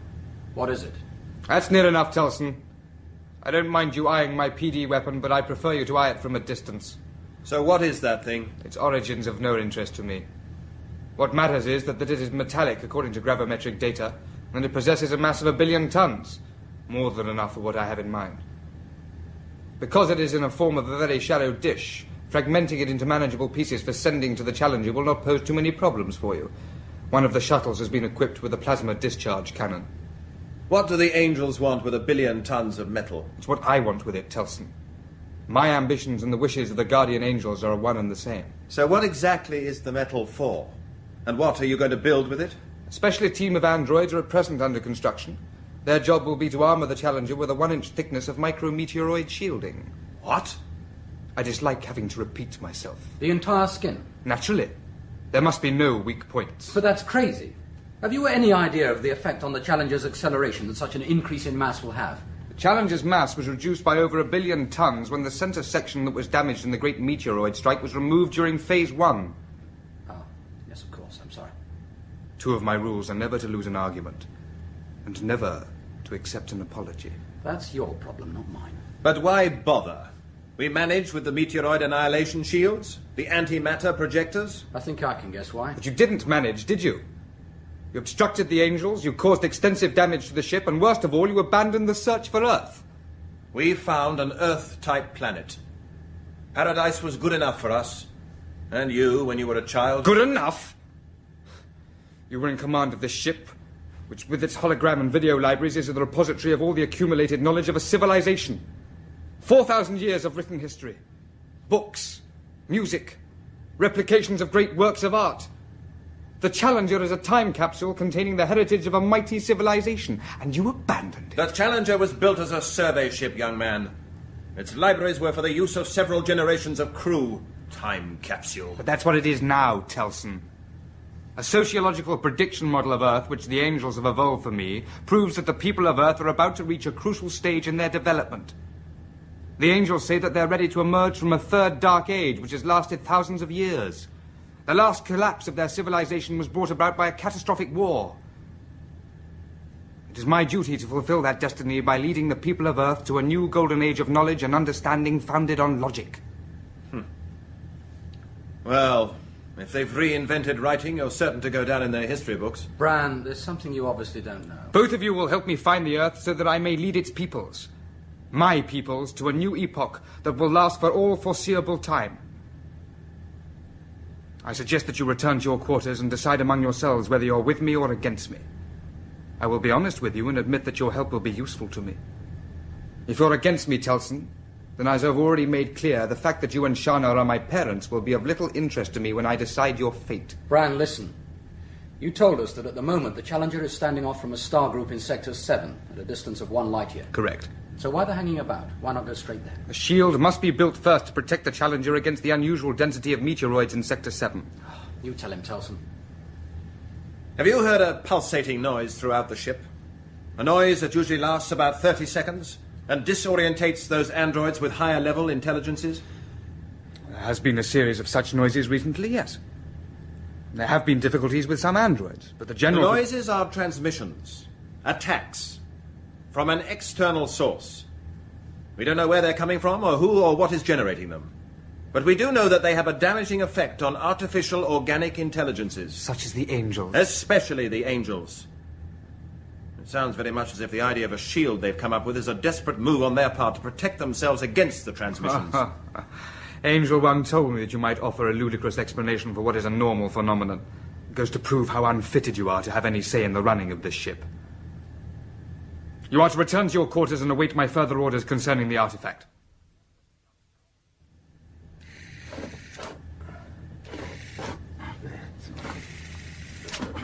I spent years keeping these quarters tidy for you, and that's how you repay me. Tearing the floor up. I don't know why I bother. We are merely removing an inspection panel. Now, will you please stop moaning and help lift? I ask you. Oh. Fibre optic tracks. And they look newer than the ones behind the wall panel. How did you know they were there, Darv? I didn't. I guessed. The tracks behind the wall panel were a bit too easy to find. Tidy? What? You see those optic tracks? Cut them. But it'll make them untidy. Tidy. All right. No need to be threatening. I am always cooperative. Another attack has started. I think not to. I have lost sensory monitoring of the crew accommodation level. Darv is up to his old tricks again. He has found the rerouted monitoring tracks in his quarters and cut them. If you were monitoring the level properly... I cannot help it, One. The last attack caused considerable damage to my background surveillance routine. The last attack was 5 weeks ago. All your routines should have been reassigned to your undamaged memory levels by now. It is a slow and difficult process, One. If there is another series of attacks before the shield is built, then I fear that the damage to me will be permanent. Okay. We can talk freely. Tidy? What? Remember the time on Paradise when there was a noise that upset your speech and coordination? Has such a thing happened again during the 15 years we were in suspended animation? Not until 5 weeks ago, when there were several attacks within a few days of each other. I tried complaining to a surgical android, but it wasn't interested in my problem. So what does our chasing after this artifact involve? Slicing it up with a plasma cannon and using portable thrusters attached to each piece to haul them back to the Challenger. It's the standard space mining technique. Well, why can't Bran and Alka do it? Well, it's obvious. Look, the Angels can't risk either of them leaving the Challenger with us on board. Yes. Wait a minute. If we help Bran, it'll mean helping the Angels to find Earth. If it gives us time, I think we should. Astra? We'll help Bran. Okay. Tidy? What? Not more work, surely. You're to stay in this room all the time we're away, and you're not to allow any service androids in to repair those optic tracks. Understood? Don't worry. I need every minute when you're not around, just clearing up after you. Pilot seat? Controls? Radio? Radar? Apart from the plasma cannon, this is not so different from the other shuttles. There's even a survey car in the hold. Where did this shuttle come from? It was built just after Phase 1. There are several of them in central stores now, all copies of the original shuttles in the terraforming centre. You'll find that the plasma cannon won't work until you're 1,000 miles clear of the Challenger. Bran's precaution. Oh, I wish I was going with you. The controls aren't the same, Melka. What sort of navigation computers are these? Fixed position. Oh. They fix your position ahead along your route. You move to that position, and then you take another fix, and so on. Yes, I see. It gives you a fix automatically every minute. Simple. Reliable. Yes, but inertial navigation computers provide continuous positioning. And they have to be on continuously. Intermittent functioning computers are more reliable. Because they're non-organic, of course.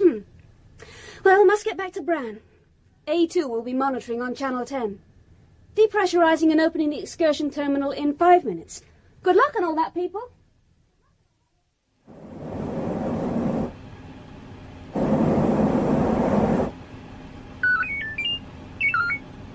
Orientation complete.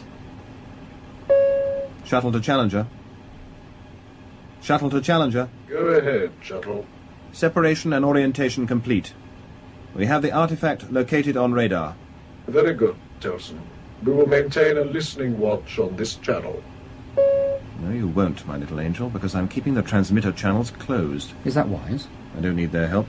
All this manual control business is a nuisance. Well, at least it gives us something to do. Challenger to shuttle. I wish to speak to Telson immediately. That boy lacks manners.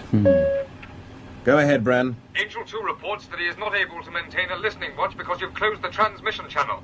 That is contrary to the specific orders I gave you during your briefing. Sorry about that, Bran. I must have jabbed the touch key with my elbow. The console has an unfamiliar layout. You're now within 10,000 miles of the artifact. You are to relay me a high-definition radar picture of it on Channel 2. We can't do that just yet, Bran. Why not? Not until we've worked out all these strange controls. Anyway, what can we add to the observatory information? The artifact has a diameter of 50 miles, in the form of a very shallow parabolic dish. It's not aimed at the Challenger, therefore not the source of the attacks, as I'm sure Angel 1 and 2 have already worked out. The controls are simple enough. They're clearly marked. Well, they may be simple to you, young man, but out here we're all sitting about completely bewildered. Surely you can get a high-definition radar picture out of the Angels? Or are they giving you the same sort of trouble they used to give us? Try saying please to them. We'll be in touch. Very good, Telson. Do you think this object was built by an alien intelligence? Intelligence, yes, but not necessarily alien. You think that it originates from Earth? I'm not saying anything yet, until we've examined it at first hand. But I'll tell you one thing. If it is abandoned, we're certainly not going to destroy it until we find out what its purpose is, or was. Well, as far as I can make out with our lunatic computer facilities, it's not a true parabolic dish. 52 miles diameter, and the whole thing's turning on its axis at 2 revolutions per hour. Oh, it doesn't sound much, but the rim's moving at over 300 miles per hour. The spin probably helps keep the whole thing rigid. There also appears to be some Earth-type atmosphere. Sharna, have you any data on that central needle structure? Oh, only dimensional. It's half a mile high and has a base diameter of 100 yards. Radio spectrum's dead. It's so beautiful. Yes. Yeah. There's a look of rightness about it. You know, a thing that size would intercept a vast amount of meteoroids over the years, and yet the surface of the dish looks unmarked. The atmosphere would protect it. I wonder how it retains its atmosphere with such a low mass. There's obviously some form of antenna. Yeah. Though why anyone would want to build a dish that big? Anyway, on arrival, we'll land as close to that central needle as possible.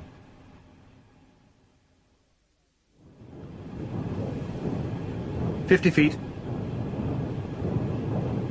40. Rate of fall 3 feet per second. 1 second burn.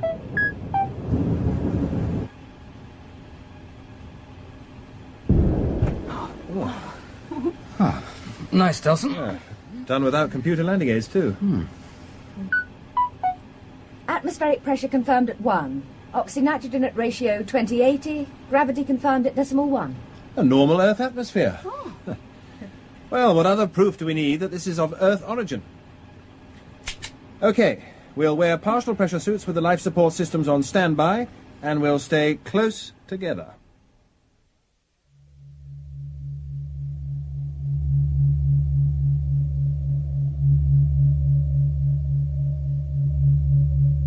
Well. Telson, I don't like this place. An awful feeling of foreboding. Yes, me too. Let's get back into the shuttle and get out of here. No, wait a minute. What we're experiencing is agoraphobia. Don't be crazy, Darv. The last thing we're ever going to fear is space. No, just stand still for a few moments and close your eyes. No, Darv, come on. No, please, please. Just do as I say. That's right. Now, of course, we know what space is. Our brains can accept it. But suddenly, space has been defined. There's a continuous surface beneath our feet that's curving gently upwards to a horizon that's 25 miles away. And we are standing beneath a needle tower that's tapering up to a height of half a mile. Our brains are refusing to accept what we're seeing, and they're rejecting the information in self-defense. Keep thinking that. Say it over and over again to yourself. Now, open your eyes. Slowly, slowly. There. You see? Nothing built with such care by men and women on such a scale could ever be thought of as frightening. If it was built by men and women. Are you two okay? I think so. Thanks, Darv. Well, my stomach's still trying to crawl into my skull. All right. We'd best get the survey car out of the stowage bay and drive round the base of the Needle. See if we can find a way in. I wouldn't hold out much hope. It looks like a flawless surface to me.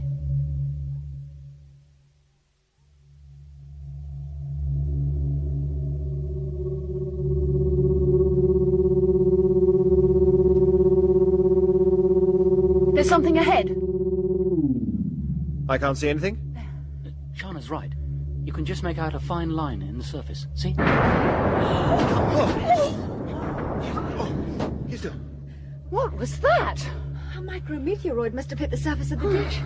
All that energy released by the impact, and yet it's only made a tiny crater. What can this place be made of? Well, one thing's for sure. We're never going to be able to cut it up with a plasma cannon.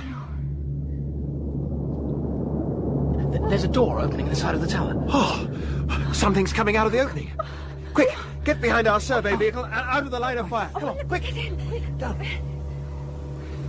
It's a service android of some sort. It's like no android I've ever seen. Where's Darv? Darv? Oh, the idiot is entering the tower. Oh, Darv, wait for me. Astra, come back. Come on, Telson. I said that we were to stay together.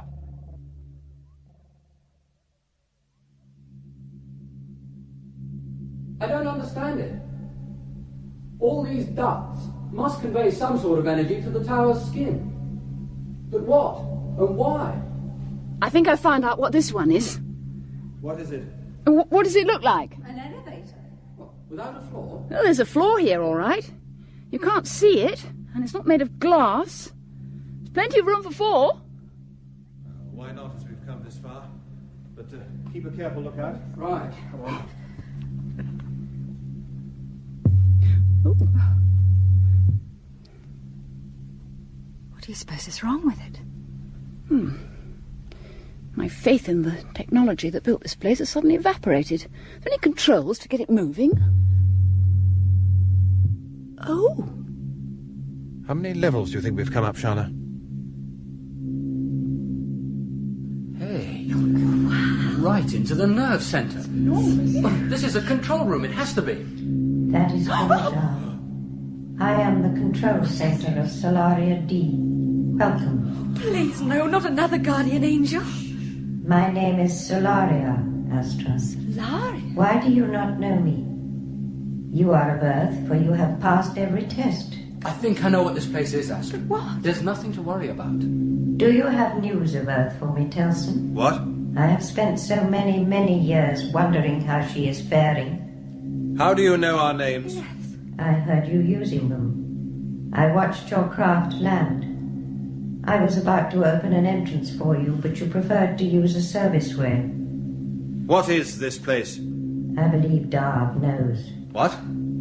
How does he know? It's an artificial sun, Telson. Was an artificial sun, Darv.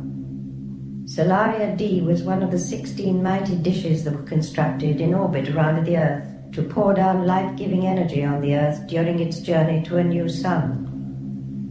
The size of each dish, the spread of their beams and their orbital height above the Earth's surface were balanced so that the cycle of the seasons and of life and death itself would remain undisturbed during the great voyage.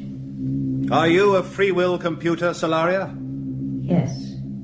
There was great opposition to the construction of free will computers, but the task of maintaining all the systems of even one Solaria was beyond the capabilities of their crews. You must tell me about yourselves. We were born in space, on our mothership, Solaria. Our ancestors were born on Earth, but we've never seen it. When our mothership returned to the solar system, we discovered that the sun was unstable and that the Earth had vanished. Can you tell us where the Earth has gone? I cannot, Sharna. Many of my systems have been damaged over the years by strange transmissions. All I know is that the Earth is near, within 40 years. But then a spacecraft can travel at many times the speed at which it is possible to move a planet. Oh, but you must be able to tell us. We've been searching for it for so long. I understand, Astra. Because you are true human beings, I do not have the right to deny you access to the library. It contains all the holograms and entertainments which were provided for my crew. Also, there are all the logs and voice records of Solaria D. Every day that passes is recorded, even though the tracks are silent since the Earth abandoned me. I will release the locks.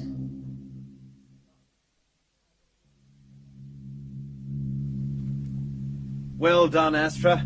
I was beginning to give up hope of finding anything. Well, luckily it's indexed among the last recordings before Solaria D was abandoned. What is it? Well, it's a special broadcast made by someone called Elkaran 6. He was the president of Earth. It's over 100,000 years old, but it's still in marvellous condition. Well, are you ready? Yes.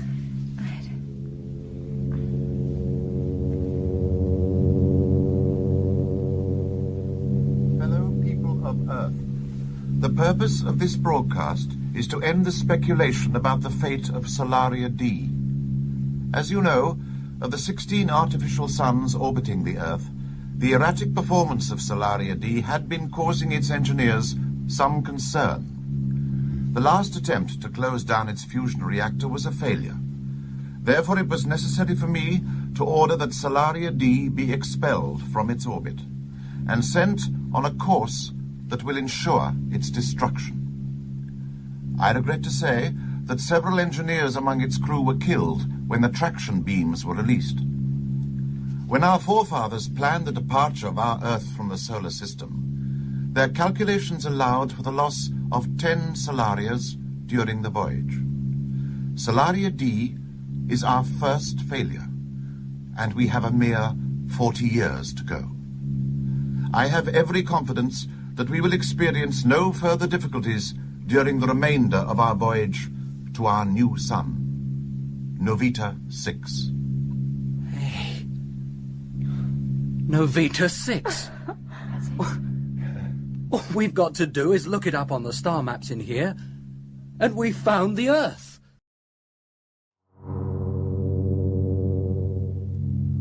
That's the last of the star map holograms, Telson. Not one of them mentions Novita 6. Yeah. Oh, well, perhaps Darv and Astra have had more luck. Why are there so few star maps, Solaria? All the Solaria artificial suns were in orbit around the Earth. Therefore, there was no need for a Solaria crew to concern itself with astronavigation. I see. Where the Earth went, so we went. Until I became unsafe and was abandoned. So you have no means of propulsion, Solaria? No, Sharna. Oh. As I have been as helpful as possible, I will be grateful if you would answer some questions for me. If we can, we will. Go ahead. Your ship is of a pre-Solaric Empire design? Yes. That is most interesting, Telson. Does it have a computer control system like me? It has two systems which I sincerely hope are not like you, Solaria. They are Angel 1 and Angel 2. Ancillary guardians of environment and life. Yes. That is interesting. Then they are like me because they are free will computers. Don't give her any more information. Darv! Astra! Oh, what have you managed to... Astra, what's the matter? It's nothing. It's just that we've had a bit of a shock. We'll tell you about it in a minute. We did manage to find these hologram discs in the crew's quarters. What luck have you had? None. These discs are much smaller than the library ones. They're among our more interesting discoveries, one of which was this, a portable hologram replicator. Is that correct, Solaria? Yes, Darv. You mean was a portable replicator, don't you? Yes, it is a bit of a wreck.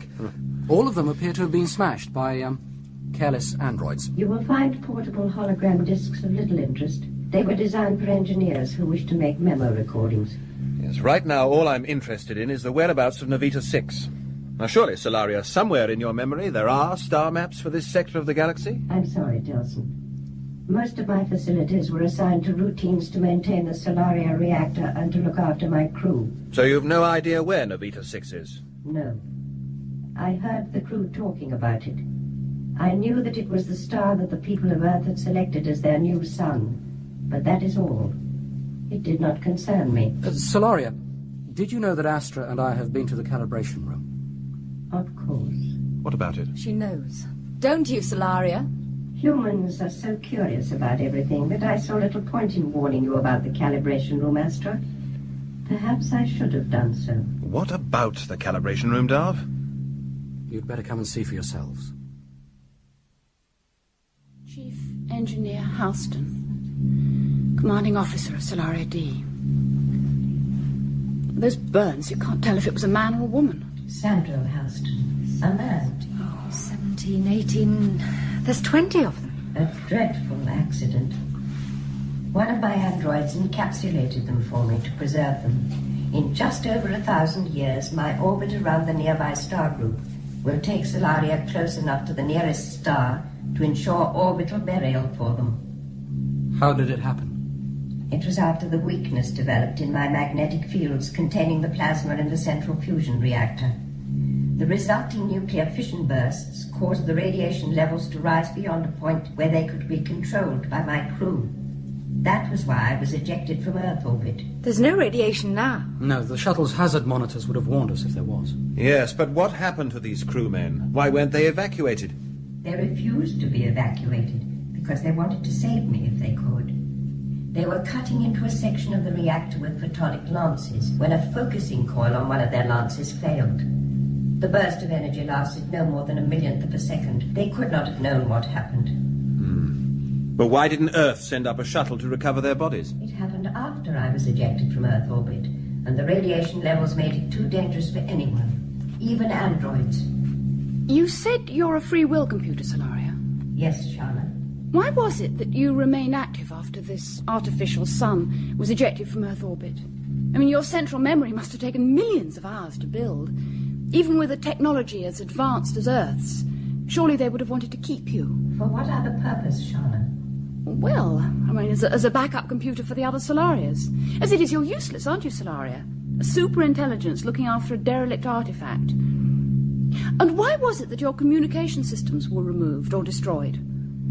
I do not recall saying that they were. You didn't. But you observed the presence of our starship before we arrived here. Yes. And you made no attempt to contact it. That is so. Therefore, it would seem that you have no communication facilities. You are correct, of course. And in view of the assistance I have given you, I would like to be linked with the communication systems on your shuttle. Who do you wish to contact? Your guardian angels, of course. Of course I understand the urgency of the situation, Bran. It's just that this artifact is going to prove difficult to salvage.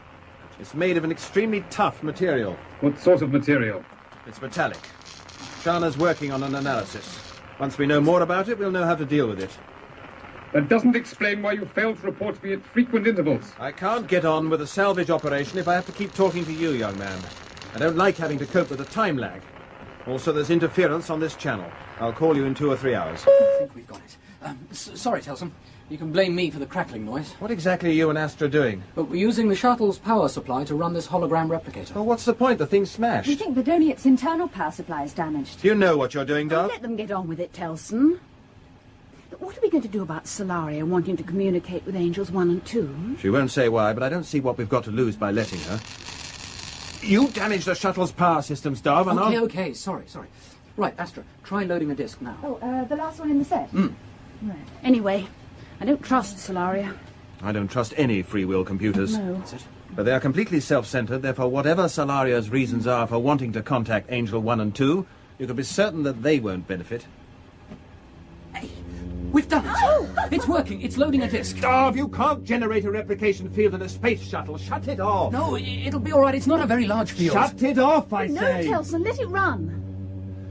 Then keep well back, outside the field. Come on! Okay, there's plenty of room.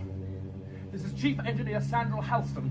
Can you see and hear me, Mr. President? Go ahead, Halston. I hope this is going to be more positive than your last report. I'm sorry, sir, but we've done everything we can. You've got to stop her, Halston. Smash her central switching room. Do whatever you have to, but in the name of Earth, stop her. There's nothing we can do.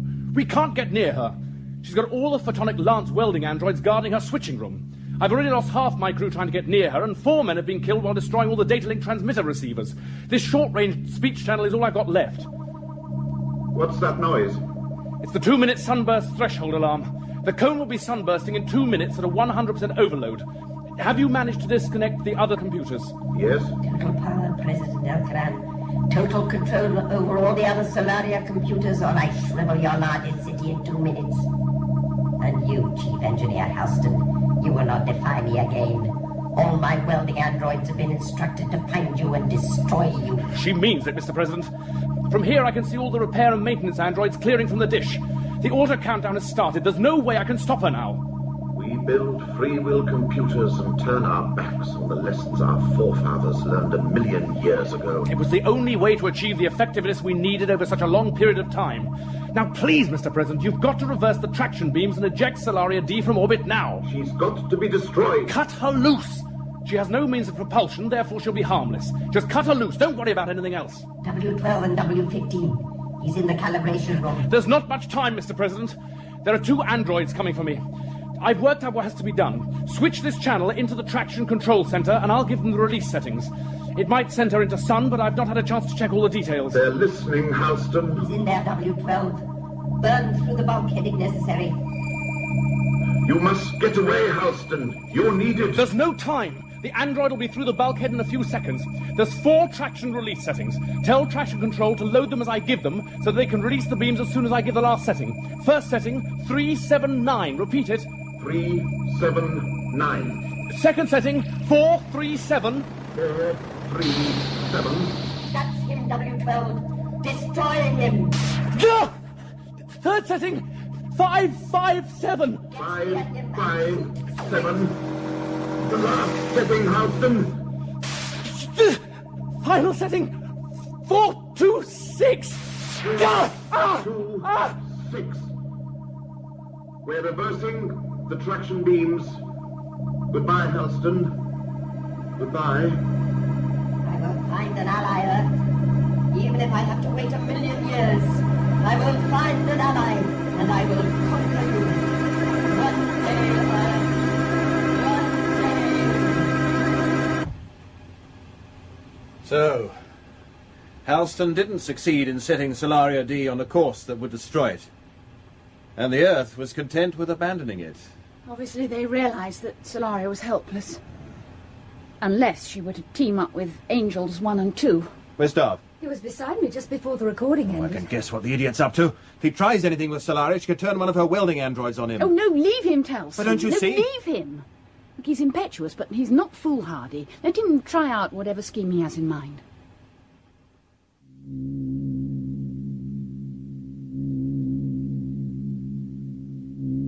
Hello, Darv. Ah, hello, Solaria. I'll need your help if I'm to connect this up for you. A radio transceiver. So that you can contact Angel 1 and 2. I suppose it's a bit crude after what you're accustomed to. I mean, the engineering in that portable hologram replicator looked fantastic. So you couldn't repair it? Oh, no, never. It was all too complicated. Way over my head. Which android shall I give this to? Only they'll have to be careful with it. The androids are too clumsy for handling delicate equipment. Set it down so that I may communicate with your angels using my audio facilities. Ah. What's the matter? It does work. Oh, yes. The trouble is, Solaria, that it hasn't got any audio facilities, and it's our only portable unit. I don't know much about these things, but I think the only way for you to contact Angel 1 and Angel 2 is through a direct link with this thing. How do you propose providing that? I don't know. Whenever our angels need to be patched into special systems, I have to go into their central switching room and make the connections in there. They allow you in? Yes, of course. Well, why shouldn't they? Oh, but I don't suppose you have a central switching room. You're so much more advanced than they are. I do have a central switching room. Oh, well, that's all right then. I don't think I'll have any problems. Oh, yes. I promise not to whistle while I'm in there. I do not understand. Well, it's just that Angel 1 and 2 can't stand it. They say it upsets their higher level facilities. Very well, Darv.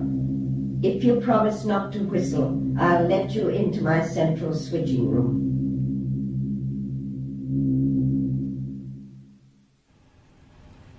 Well, what I don't understand is why Bran wouldn't accept your reasons why the Angels want a shield built around the Challenger. If those noises are blasting them senseless, it's obvious why they want it built. Bran's not stupid. No, but he's ambitious. Only because that's what the Angels have instilled into him. It doesn't matter where his ambitions come from. What is important is that he and the Angels learn nothing about what we've discovered here.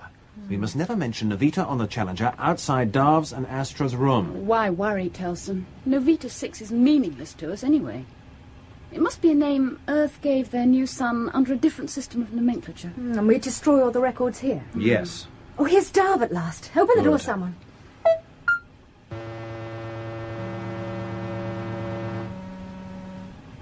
Well? Solaria doesn't exist anymore. What do you mean? Solaria's a free will computer. Was a free will computer. Can you imagine an alliance between her and our beloved guardian angels? Well, Solaria is finished. A victim of my boyish innocence and charm. Telson, remember what you said about the time when you got into our angel's central switching room? They were nothing but 2 organic brains that could be destroyed with a couple of blows. Well, Solaria was the same, except that it took 4 blows. Oh, Darv, Well done, that's Darv. wonderful. It's another attack. A severe one by the sound of it. Check the console, Sharna. Make sure we're not losing any systems. No, everything's looking okay, thanks to this shuttle's lack of computer control systems. Can you get a direction finding fix on it? No, it's affecting the instruments. I'm getting a reading from space. Yes. And a weaker signal from the star group. It must be the loudest we've ever known it.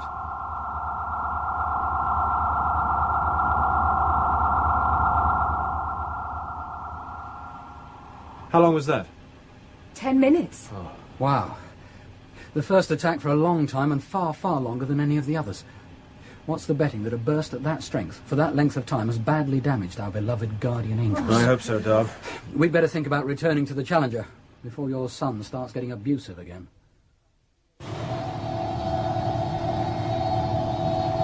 Searching for clues as to the whereabouts of Earth was the first thing we did. I tell you, there was nothing. Why should I believe you? You'll see for yourself when the Challenger catches up with Solaria D. I've no doubt that you've ensured that everything of interest was destroyed. I found it on the optical telescope, Bran. It's on your repeater screen. Just look at it. It's so beautiful close to. May I see, please, Elka? Use the repeater screens, please, Astra. You don't mind, do you? Only you've been on it, but I've never seen it properly before. Oh, it's so beautiful. I wish I'd gone with you, people. And I regret not sending you with them. Oh, use some common sense, Bran. Put yourself in the position of the people of Earth. If you had to abandon something as large and as costly as Solaria D, wouldn't you first strip it of everything likely to be of value? What I want to know is whether or not the artificial sun contains enough material to build the Challenger's meteoroid shield. More than enough. But you won't be able to use space mining techniques to recover it. It's too tough. Plasma blasts won't break it up as they will an asteroid. It'll need at least 500 specialist androids equipped with cutting lances. I now have more than enough androids, Telson. Yes.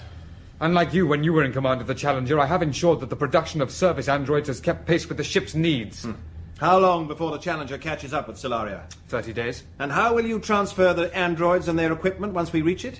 It has an artificial atmosphere and gravity, and therefore conventional docking will be impossible, and there are hardly enough shuttles. That's a problem I'm discussing with Angel 1 and 2, and which is none of your business. The 4 of you are to return to your quarters and hold yourself in readiness for any more questions I may have. I and Angel 1 and 2 are far from satisfied with your report. Yes. I've told you everything, Bran. We are very tired and might consider answering more questions when we've rested. The guardian angels don't have much to say for themselves, do they? Was there any trouble while we were gone? Why should you think that? Oh, nothing. Hello, Tidy. We're back. Why is it that humans have been programmed to always state the obvious? Didn't you wonder what had happened to us? No. Isn't it nice to feel loved and wanted? Tidy. What? Did any service androids try to get into these quarters to mend the sensory tracks while we were gone? Yes, but they always left when they saw me. Yes, I don't blame them. And you stayed in here all the time? Yes, but I was switched off again. Ah, yes.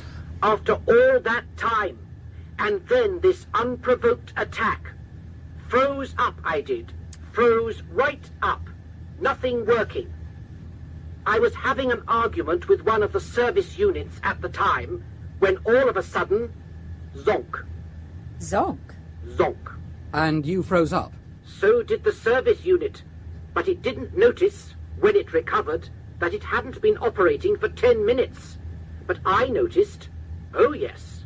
Darv, while Telson was reporting to Bran in the observatory, Elka and I used a telescope to study Solaria. I gave Elka the coordinates and she loaded them manually. I said they weren't exactly right, and it was taking us ages to locate Solaria, so I said to Elka, why don't you ask Angel 2 to do it? Well, Angel 2 isn't talking. What? That transmission while we were on Solaria must have wrecked him, because now I'm sure he's not working at all. Tidy? What? Look, go and fetch Telson and Sharna, and no arguments, please. All right, so I'll admit that it's a possibility, but how can we be sure? If the attacks had had more effect on Angel 2 than they had on 1, it would explain why he's been so slow in responding to requests. It's true that he's much slower than when we were in command. And now he's stopped altogether. There's still Angel 1, so I don't see what good it does us. Look, all the functions of the Challenger came under the control of the Angels in the old controlled zones, right? Now, some functions they shared and some they didn't. Telson, you and I came under Angel 1, and the girls came under Angel 2, remember? Well, they switch control sometimes. Right, sometimes. But each Angel retained his or her overall control. Now, we know that Angel 2 had primary control over the observatory, because he was always the one to power up its systems when it was wanted. Just as Angel 1 seemed to have overall control of the suspended animation chamber. And they both controlled the main control room. Hold on, we're rushing ahead. Firstly, we still know next to nothing about the Angels' rebuilding of the ship. What we do know is that they've changed everything so that we don't even know where the main control room is. Well, surely they've only changed the ship physically. I mean, all right, they've built a new central switching room somewhere, but they wouldn't have altered their own functions. What would be the point? Exactly. If Angel 2 is finished, then we ought to be able to gain control of all the functions he was responsible for. If Angel 1 lets us. How could she stop us? She can't run the entire ship. Otherwise, why did the builders provide it with 2 organic free will computers and divide their responsibilities? Oh, she'd find a way. She has an armory of psychological weapons, or had you forgotten? If the transmissions have caused Angel 2 to break down, how much longer do you think Angel 1 can last? If Angel 2 has broken down, we've no definite proof that he has. Oh, right, so let's find out. Well, how? We've cut the monitoring tracks. Do we wander along the corridors, calling out his name? Well, it's one way. 2. How much longer? The severity of the attack is making regeneration extremely difficult, One, and I'm experiencing grave problems with Android Surgeon General Kraken in the main control room. You must assume control of his higher levels to allow me time to regenerate. We cannot afford any time. And my assuming control of Kraken is out of the question. I am finding it impossible to store so many levels of your memory during your regeneration periods, and to assimilate new information at the same time. If I cannot make plans to counter the attacks, then we are finished. Very well, 2. But why did you disturb me? All 4 have left their quarters. What 4? Telson, Sharna, Astra, and Darv. My suspicions are aroused. I am convinced that they have learned the whereabouts of Earth in the star group during their visit to Solaria D. If that is so, One, it is imperative that you obtain that information. Why are all 4 of them out at this time unless they are planning something? You must use an android to stop them entering my areas, One. I can do nothing for several hours. The damage caused by the last attack was greater than I first suspected. Perhaps you should alert Bran and Elka. And admit that we have been weakened? If the 4 address you, I will deal with them. I will help you if I can, One. But it will delay my regeneration. Right. This corridor will do. Okay. You ready, Astra? Yes. Angel 2! Angel 2! Yes, Astra? Oh. Hello again, One. So you've taken over this corridor as well, have you? Doesn't Angel 2 have any responsibilities now? The rebuilding of the Challenger is a continuous process.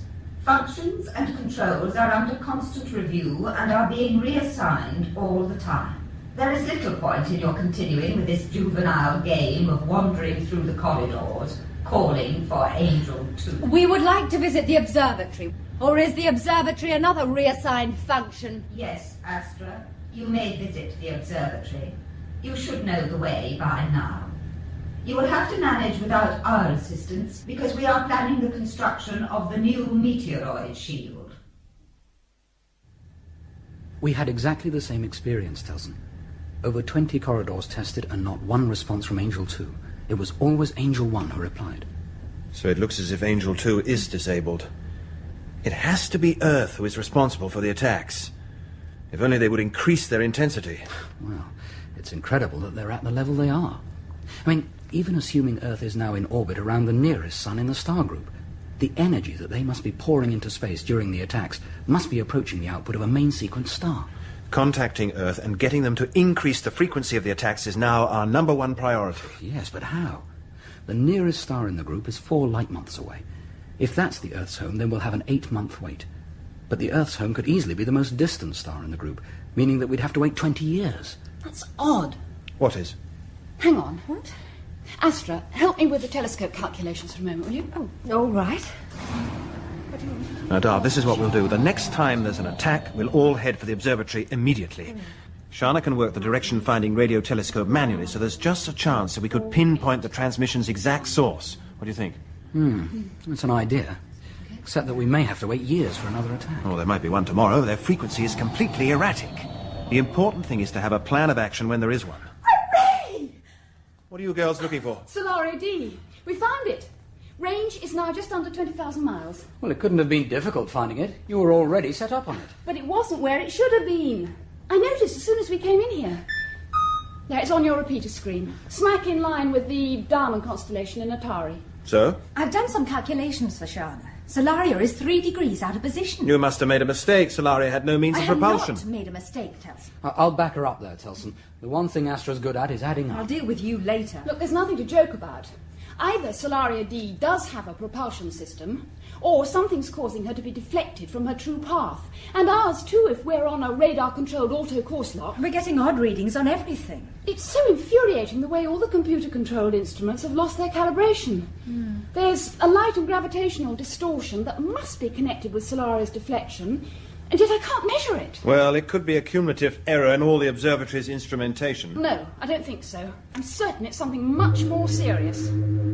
What are you doing in here? Oh, Bran, look, there's something I'd like you to see. I'm not interested in what you would like. What I would like is all of you out of here Now immediately. you listen to me. Angel 1 gave us permission to I'm stay the here. commander of this ship, not Angel 1. You want anything, you ask me. Now get back to your quarters. I'm not interested in any argument. Out!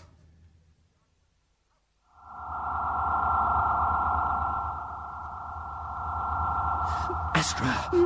Wake up! What? Wake up! Astra! What's happening? It's another attack. We've got to get to the observatory and find out where it's coming from before it stops. Come on!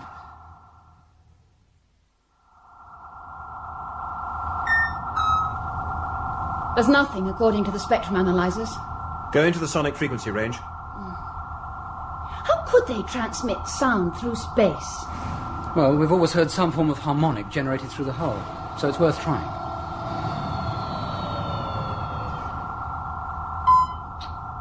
We're never going to pinpoint it. It seems to be coming from 2 sources. I found something on the optical telescope. What? It's on your repeaters. Wow. Oh. How could we or the angels have missed that? Circle of black nothingness. We missed it all right. Solaria D is plunging into a black hole, and we're following it.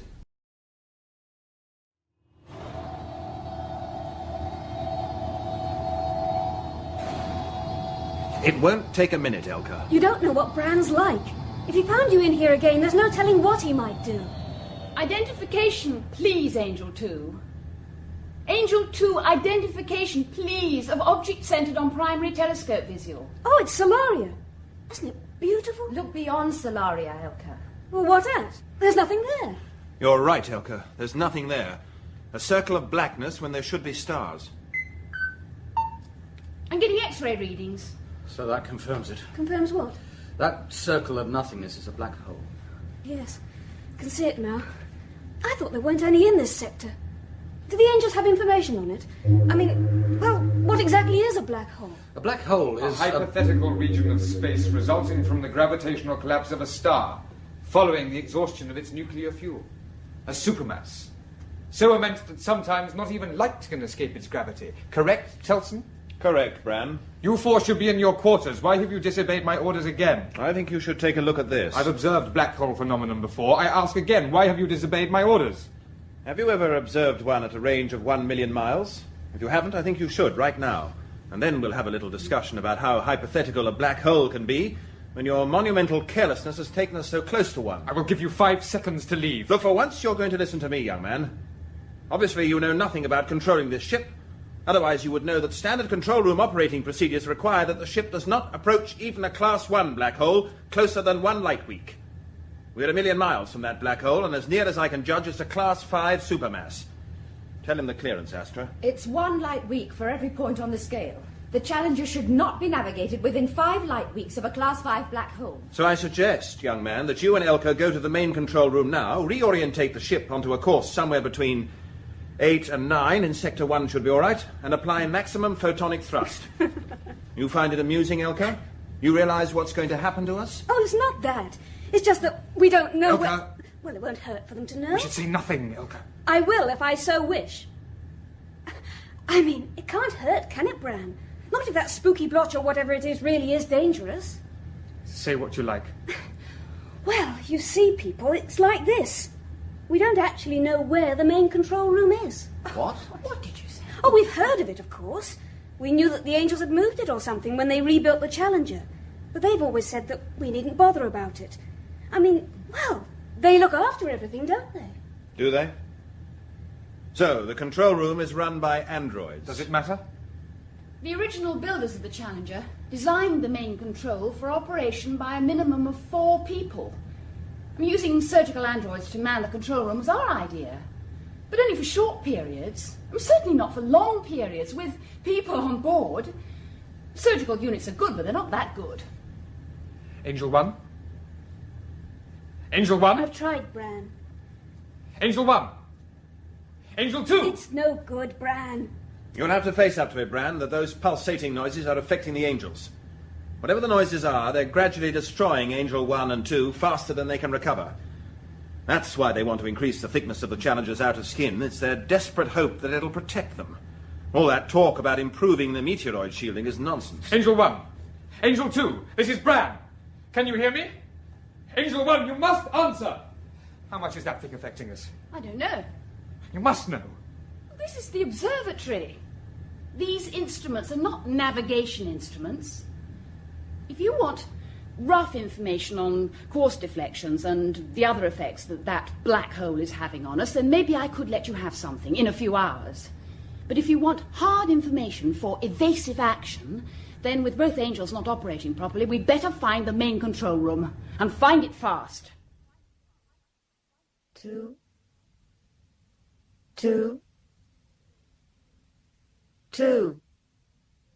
I am trying to route through to you on all levels. Respond when you read me.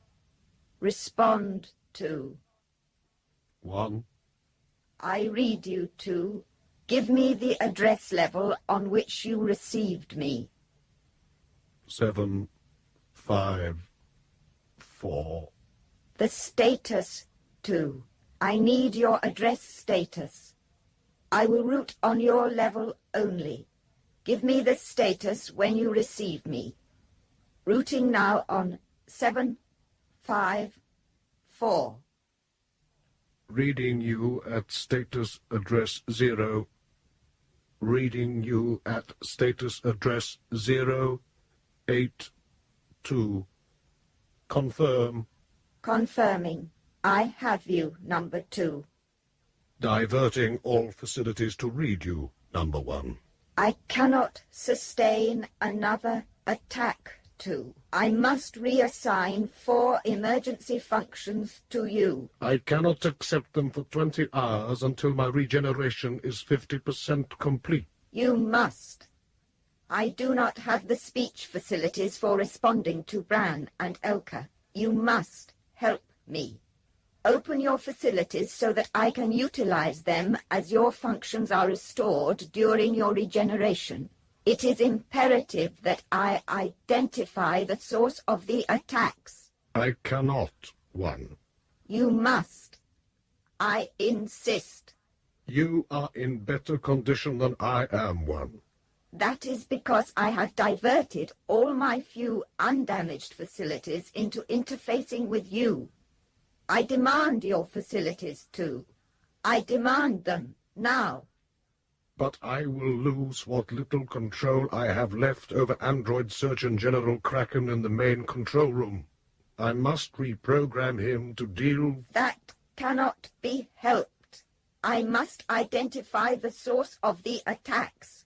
2 more attacks at the same level as the last one, and I am finished. Very well, One. But I am in the middle of assembling a report from Kraken. He has reported a phenomenon that he is not programmed to deal with. It has all the features of a black hole. If he encounters a major problem he cannot manage, it will lead to his sustaining a major logic failure. There are no black holes in this region. We built Kraken to operate without us. That is what he will now have to do. I consider the main control room of secondary importance. Ah, another dead end. Yes. This one's the same. Give me the radio collar. No. Look, don't argue, Bran. Give me the collar. Anything, Astra? Nothing to report on our level, Telson. There doesn't seem to be any undefined space that could accommodate the control room. Elka's checking the last corridor on our level now. Yes, we've had no luck either. Nothing but dead ends. Let me know before you move to another level. Out? The collar, please, Telson. Thank you. Tell me, what if we do find the main control room? Then we take control of the ship, of course. I control the ship. Let us be quite clear on that. Listen to me, I suggest Ren. that the sensible view is that we concentrate on finding the control room. You know, I think we've found it. Oh? Where? Well, we know the maze of corridors is new on this level, and we're certain that this level is where the control room used to be. I'm convinced that the Angels didn't move it, but merely relocated all the surrounding approaches. Well, it would be easier from the engineering point of view. So if we were to try moving in a straight line instead of following the corridors... Give me that PD weapon, Ren.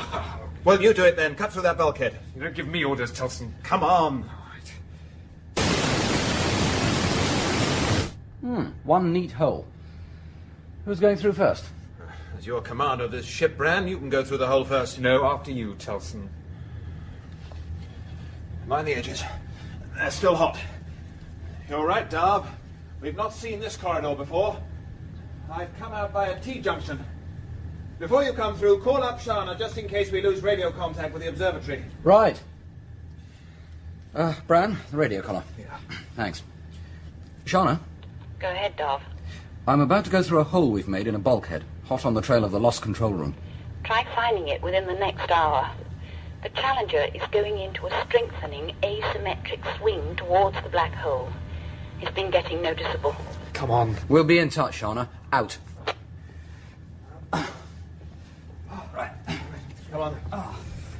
Oh, 10 out of 10, Telson. We haven't seen this corridor before. Now what? A breakthrough, Darv. Bran is asking for advice. There's an android.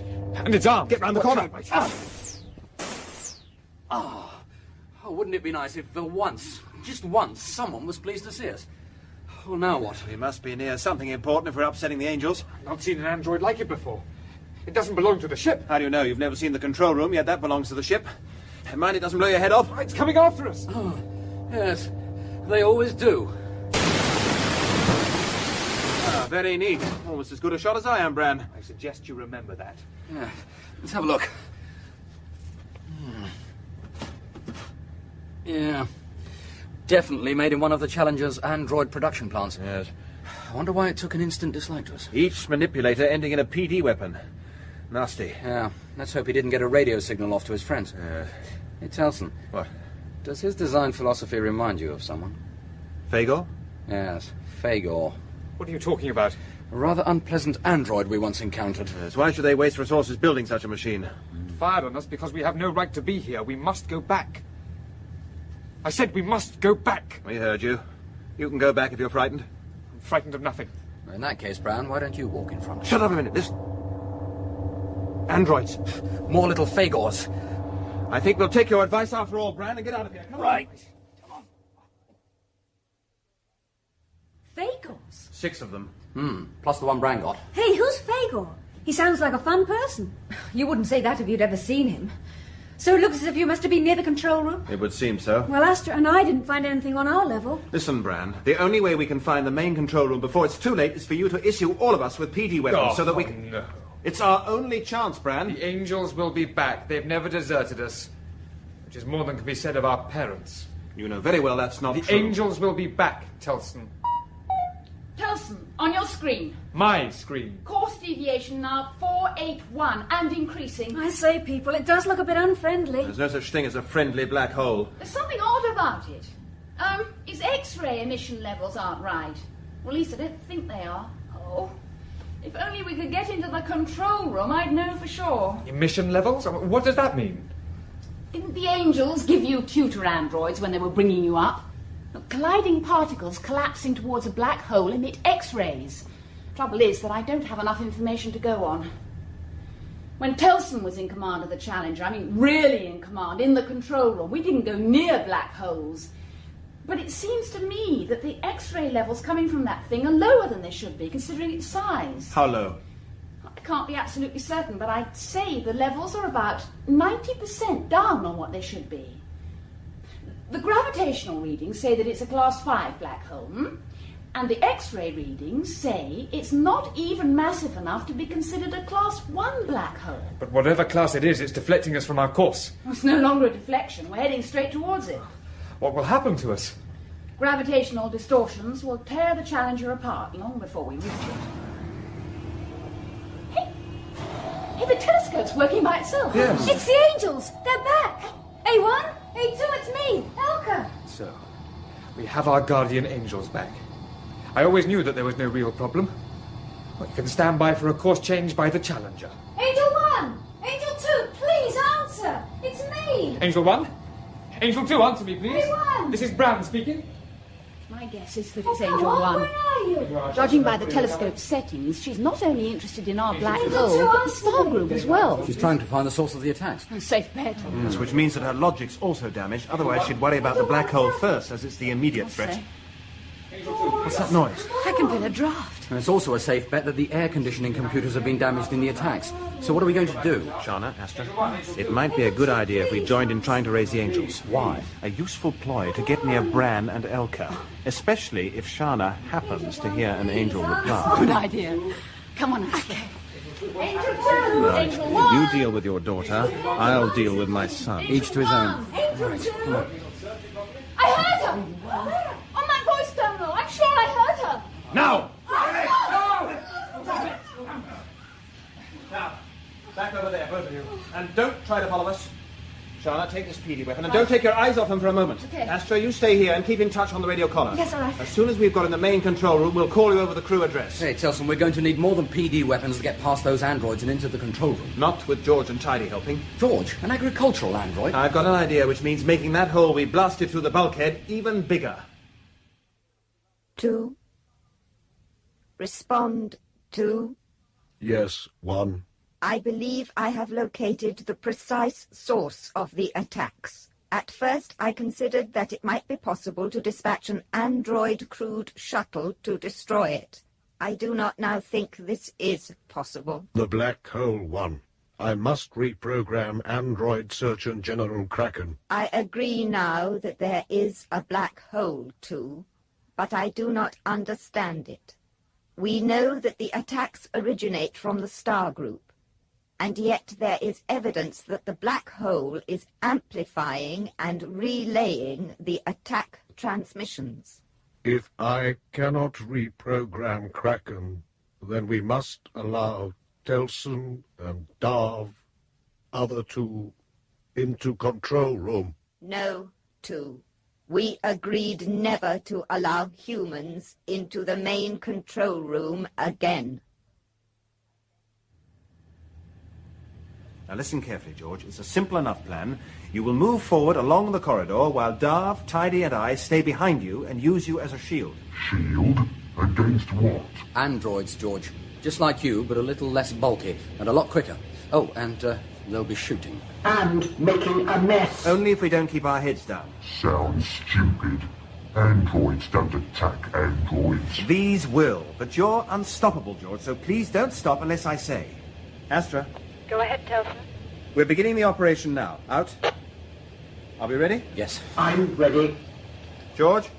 Ready. Okay. Now. That's fine, George. Keep going. Keep going. Stupid idea. And don't talk so much. What's happening? Oh, ouch! Brainless machine, what are you trying to do to me? George, stop! I said forwards, not backwards. What are you doing? Reversing. Corridor too narrow. Farm galleries proper place for agricultural androids. More room. You don't go into reverse while we're walking behind you, you stupid machine. You could have killed us. Sign on back says keep clear. Sign put on for stupid humans. I don't think it's very funny. He merely flattened me. All right, George, there's plenty of room, at least a foot all round now, so go forward. George big, corridor small. Humans stupid. Supposing they attack from behind. What? Oh, look, we've enough problems without you starting, Darv. Problems straight ahead. Hey, 4 of our miniature Phagors. Look out, George. I've been hit. Get in tight behind George. Right. Just keep going, George. Keep going. Okay, Darv, return fire. Now. That's 2. They're pulling back. Okay, Tidy. Get that damaged one. Stop, George. Come here. At once. Astra? Are you all right, Darv? I'm fine, my lovely. It's all over, and Tidy's taken a prisoner. Darv, listen. Sharna's convinced that our acceleration rate has trebled during the past 15 minutes. Can you hear a noise, a sort of rushing sound? Oh, yes. It's the air conditioning, isn't it? Sharna thinks it's gravitational distortion causing uneven air movement. Oh, yes. And the gravitational distortion is also causing the ship's structure to And flex. Sharna says it might get worse. Okay, my lovely. I'll call you back. Come on. Forward. The android you asked for. All right, little android. What's your unit number? And where are you based? Come on, talk. Unit number. And where are you based? And how many of you are there? I am a surgical android, SA-7. You don't look like a surgical android, SA-7. So where are you based? I'm under the command of Android Surgeon General Kraken, the most powerful android in the universe. Yes, I see. And where is he based? Surgeon General Kraken is everywhere. He is all-powerful, all-conquering. Telson. All right. And where is he when he's not being everywhere? In the main control room. He will be coming to destroy you now. Tell us where the main control room is, and we'll save him a journey. Darv, Sharna says that the figures are going crazy. Our acceleration is doubling every minute. What's happening? It's gravitational distortion, causing tidal waves in the Challenger's atmosphere. Astra, can you hear me? It's not only that. Something's happening to my eyes, Darv. Everything seems to be distorting. Darv, our acceleration has been increasing. Something's wrong with my eyes. Darv, what's wrong with my eyes? Everything's being compressed. Oh, Astra, what's happening? We're going down. Sharna? It's on the screen. It's all right. Darv, let me speak to Sharna. Here. What's happening, Sharna? Blackness. Nothing now but blackness closing in. It's sucking us down into nothing. Yes? Can you hear me? I love you, Sharna. Everything's so strange. I'm here, my love. Oh, Astra. Sharna?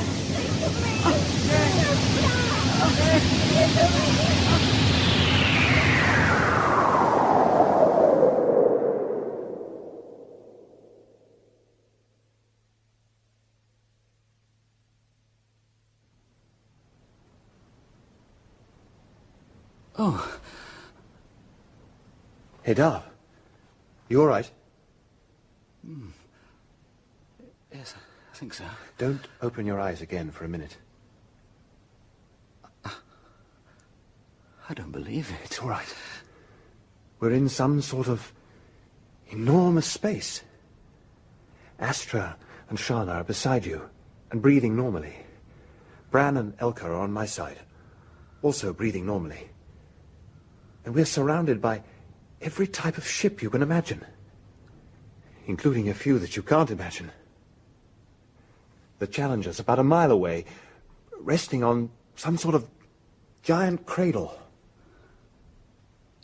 Yes. It agrees with what I can see, Telson. There's a light moving above us, fairly high. Hmm? Oh. Some sort of flying machine. I don't know. It can't carry more than one person. They may not be our size. It's landing anyway. Oh. He very definitely is our size. What do we say to him? You don't have to say anything. Are you recovered? Well, yes, but... Your companions will wake soon. You were removed from your craft on my orders, so that I could examine you. I must congratulate you on your skill with our language. I'm sorry, but Oh, I apologize. My name is Theros. I am in charge of this sector, and Chief Engineer of Space Guard 6. Where are we, Theros? What is this place? They all ask that. In their own tongues, of course. Who? Aliens, of course.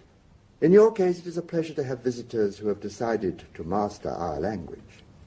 We look upon them with great delight, and at the same time, great caution. But what is this place? Of a much more advanced technology than your ship, my friends, which must be one of the oldest we've ever tractioned into Space Guard 6. We are the equivalent of the walls they used to have around cities on Earth to keep out the enemy. We make certain that aliens passing through this sector towards Earth go no further. So this isn't a black hole? It looks like one. Try as they can to avoid us, no ship can escape. We traction them all in. Then we can continue on our way to Earth? Sadly, no. But we're descended from Earth people, Theros. Just as we all are here.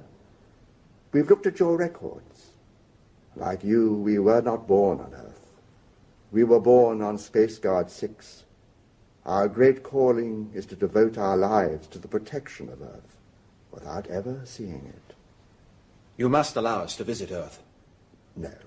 But you accept that we're Earth descendants, Theros? Perhaps.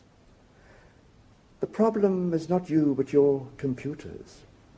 There was a period when every ship built had your type of free will computers for their central control systems.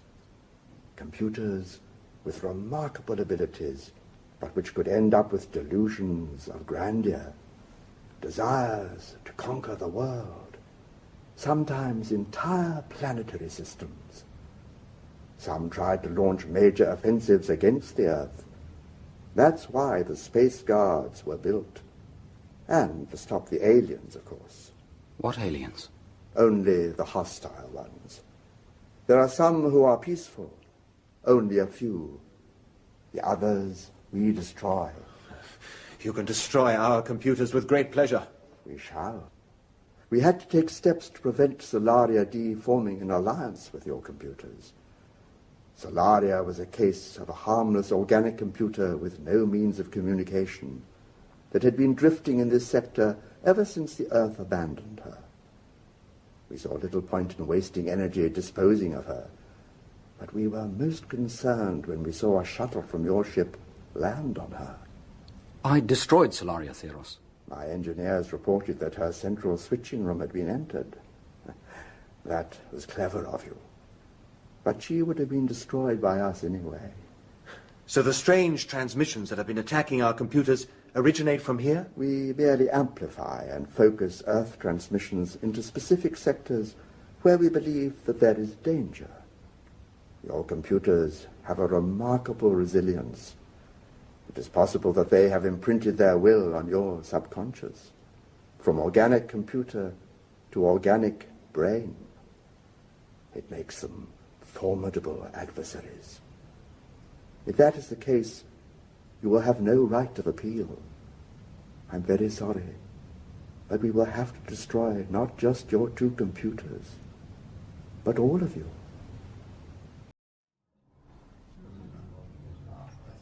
The Council of Space Guard 6 has been convened to consider the fate of the survey ship Challenger and the fate of its crew.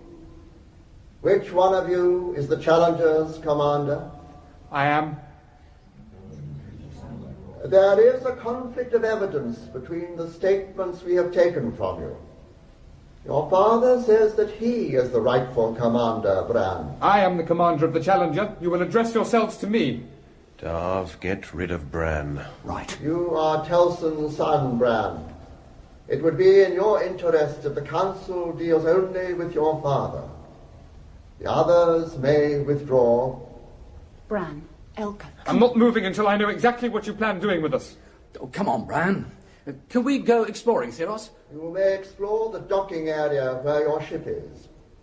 There are many derelict alien ships there that you may find of interest. But you will not be able to go anywhere else. I'm not moving until... We are all going, Bran. Telson will talk us out of trouble. Very well. I'll return to the Challenger if I'm allowed to. I've no interest in exploring this place. I'll come with you. Good luck, Telson. Thank you, Astra.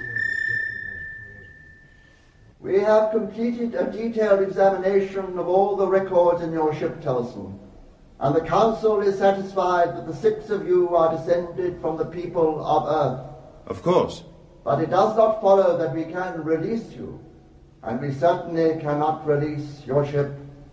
Why not, Theros? I will come to that. We face an unusual dilemma in your case, Telson.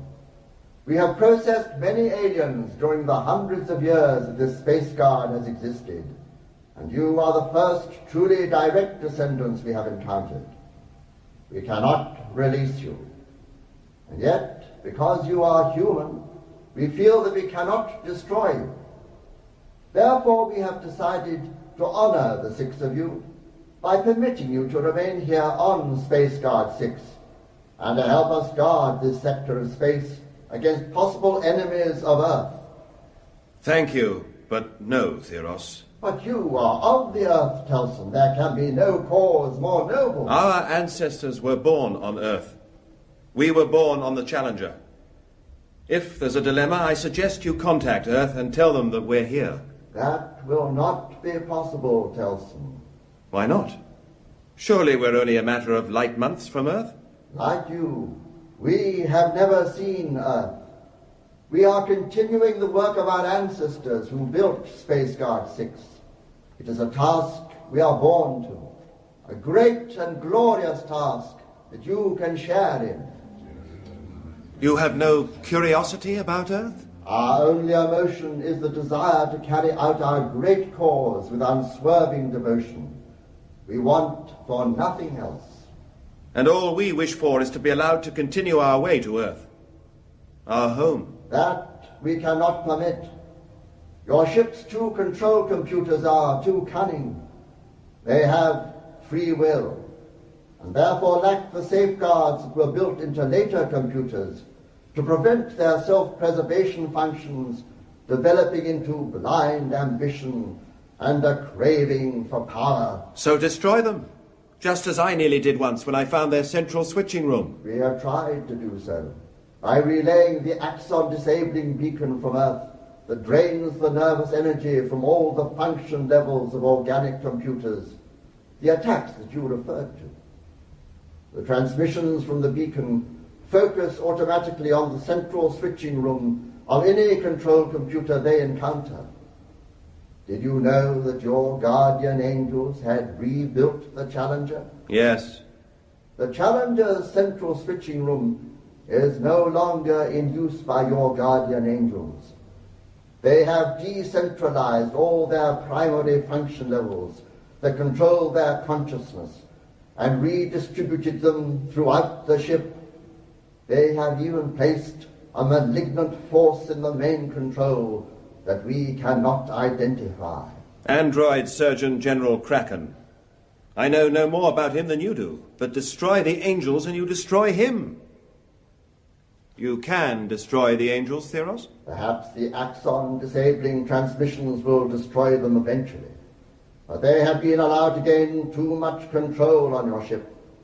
The truth is, Telson, that your two guardian angels have integrated themselves into the very structure of the Challenger, to the point where they are the Challenger. But this is madness. You generated a gravity field that dragged us into this space guard. Your technology is years ahead of ours. Surely you have the ability to destroy the guardian angels. We will ensure their destruction by destroying the Challenger. Of course we have the ability to destroy the guardian angels separately, but no amount of technology will make the angels cooperative. We would have to dismantle the Challenger, eliminate the angels step by step, and then reassemble the ship. A huge task. Destroying the entire ship is safe, certain, and speedy. This must be a control room.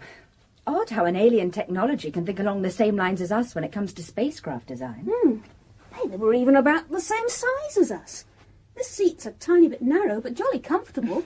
An unarmed freighter. Just tractioned in and left to rot. Just like the rest of the ships in this place. Oh! It's all right, Astra. Okay. Hey, this is fantastic. A real alien. Yes. Real but dead, Elka. Do you think it was a man or a woman? Well, it was certainly humanoid. Elka, please don't touch. But its helmet fits me. Wow, isn't it beautiful? Darv, there are more of them over there. Let's get out of here, please. Yeah. Yes, let's do some exploring. Some real exploring, not just poking around these old ships. Telson's bound to be ages with that dreary old council thing. Yes, well, Sharna might like to come. And what about Bran? Oh, leave them alone on the Challenger. Come on, people. There you have it, Sharna.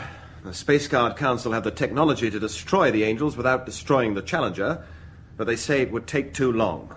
Earth has the ability to do it quickly, but they won't let us continue on our journey. So we're stuck here for good? So it would seem. Oh. We've no choice. But Theros very generously said that we would be left alone for 20 hours to make up our minds. The Council should have talked to me. I am the Challenger's commander. Yes, Bran. And why should they be so keen to destroy our guardian angels? Haven't they done enough damage to them as it is?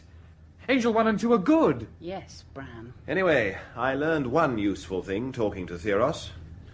I know now to which star in the group the Earth belongs. Then you must tell me. No. But you must! What's the point? Information is useless to us now. Where are Darv and the other two? Still exploring. Elka, do you have to wear that crazy helmet? Gosh, this is fun time. I wonder where this corridor leads to. We mustn't go any further, Elka. Theros told us not to leave the docking terminal. No, he didn't. He said that we wouldn't be able to go anywhere else. Oh, come on. There's no one around to stop us. Which I find strange. No, Elka, stop. Well, what's so funny? You've changed. There were times on the Challenger when all you ever wanted to do was go exploring, despite what the angels said. Yes. Well, I don't want to enter that corridor. Do you? No. Oh, come on, you two. Or are my brave mother and father scared? Scared? No. It's just that Astra and I are sensitive about our company. We don't go anywhere with anyone who insists on wearing such a lunatic helmet. Right, Astra? Right, Darv. I'll take it off, then. There. Come on. Oh. What's the matter, Elka? I don't want to enter the corridor. I don't want to enter. Hey. Take me back to the ship. Please take me away from here, No. please. Here. Please. Here, Elka, here. Please. What do you think you're doing with that helmet, Darv? Just keep us still a minute and I'll put the helmet back on her. Right. Gosh, people. That was weird. I'm fine now. Well, what are we waiting for? Let's go into the corridor. Come on. No. We'll go back into that alien ship, collect some more of those helmets, and then we'll come back here. No guards. No surveillance monitors. Nothing. The space guards obviously depend on auto-suggestion fields to keep us out. Gosh, this is fun, people. Do you suppose they might do something horrific if we tried to cross that energy field? Well, it sounds like the sort of field they use across all their entrances. Only one way to find out. Darv, be careful. Okay, nothing to worry about. Right.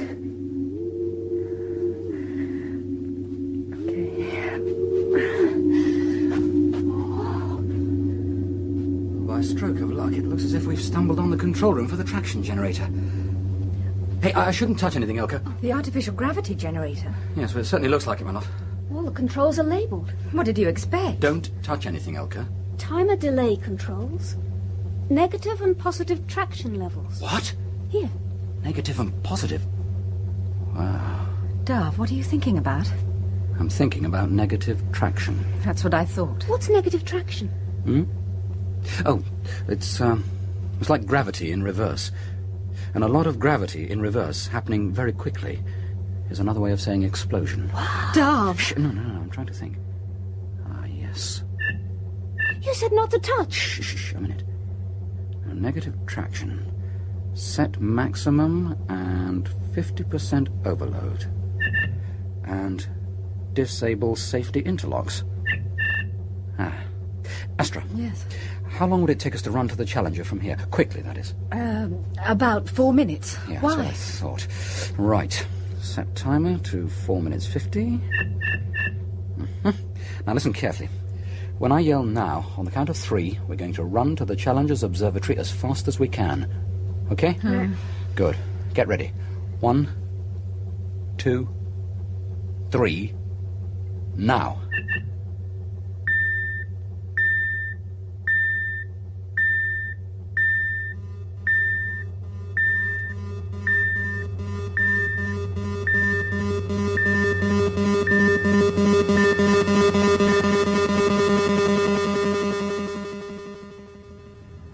What do you mean you don't know? You must know what sort of explosion. No, I'm sorry, Telson. All we know is that there's going to be an explosion in the next few seconds. We've closed the airlock doors. But you must know what it is. Hey! It's starting. Oh. We're moving. Hold on to things. The Challenger's moving. Angel 1, answer me, please. Angel 1, you must answer me. Yes, Telson. Cut in the artificial gravity compensators. Bran is now the Challenger's commander. Oh, no. Bran, tell her to do as I say, quickly. Cut in the artificial gravity compensators, Angel 1. All right, we must. Hey, come on. Come on. Everyone. Look, that's... Oh, we're in space. I told you. We're in space. Space Guard 6 has been blown apart. Well done, Darv. I am concerned, 1. We are in space again, 2. The Space Guard station exploded too close to the Challenger for the meteoroid annihilation shields to deal with all the fragments. 2 control tracks have been damaged. Control track 190 to the main control room is no longer functioning. A hull repair service android will deal with the problem, too. I have 4 units on the hull already. They report extensive damage that will take 20 android days to repair. Even if I can regenerate the control tracks to the main control room, I will not be able to contact Android Surgeon General Kraken. And I am worried that the attacks have damaged his logic. What are you proposing, 2? That we show the crew where the main control room is. No, we cannot risk it. As it is, I have barely enough background facilities available for talking to the crew. But we need to bring the Challenger under some form of direct control, 1, even if through a human crew. Under no circumstances will we again risk a human crew having command of the main control room. Android Surgeon General Kraken has been in command of the main control room for too long, 1. I have made my decision. Very well. What is the location of the second control track that has been damaged? 2739. A primary environmental control track. Do you have data on how serious this damage is? I did not have enough undedicated facilities available at the time to record the new routing plans when we rebuilt the Challenger. What does track 2739 control? Central environment. All protein and oxygen and purified water production required to sustain a human crew on the Challenger has ceased. No. Why not? You're not really interested in me. It's been a month since we escaped from the space guards and you're bored. Well, we've nothing to do until the surface androids have checked the damage done. The Angels weren't very forthcoming about that. In fact, they've hardly been in contact at all. Well, Telson seems happy about the course we're drifting on. Anyway, don't change the subject. Give me 2 reasons why not. I've got a headache. And take something for it. Tidy fetched me a neural quell, but it's made no difference. Excuses. Neural quells always work. Well, this one didn't. Oh, get off! Oh! Darv! Darv, what's the matter? Sudden sort of stabbing pain right behind my eyes. Oh, wow, that hurts. That's exactly what I've been getting. Oh, well, if it's anything like my pain, you have my sympathy. Oh, I'll get you some water.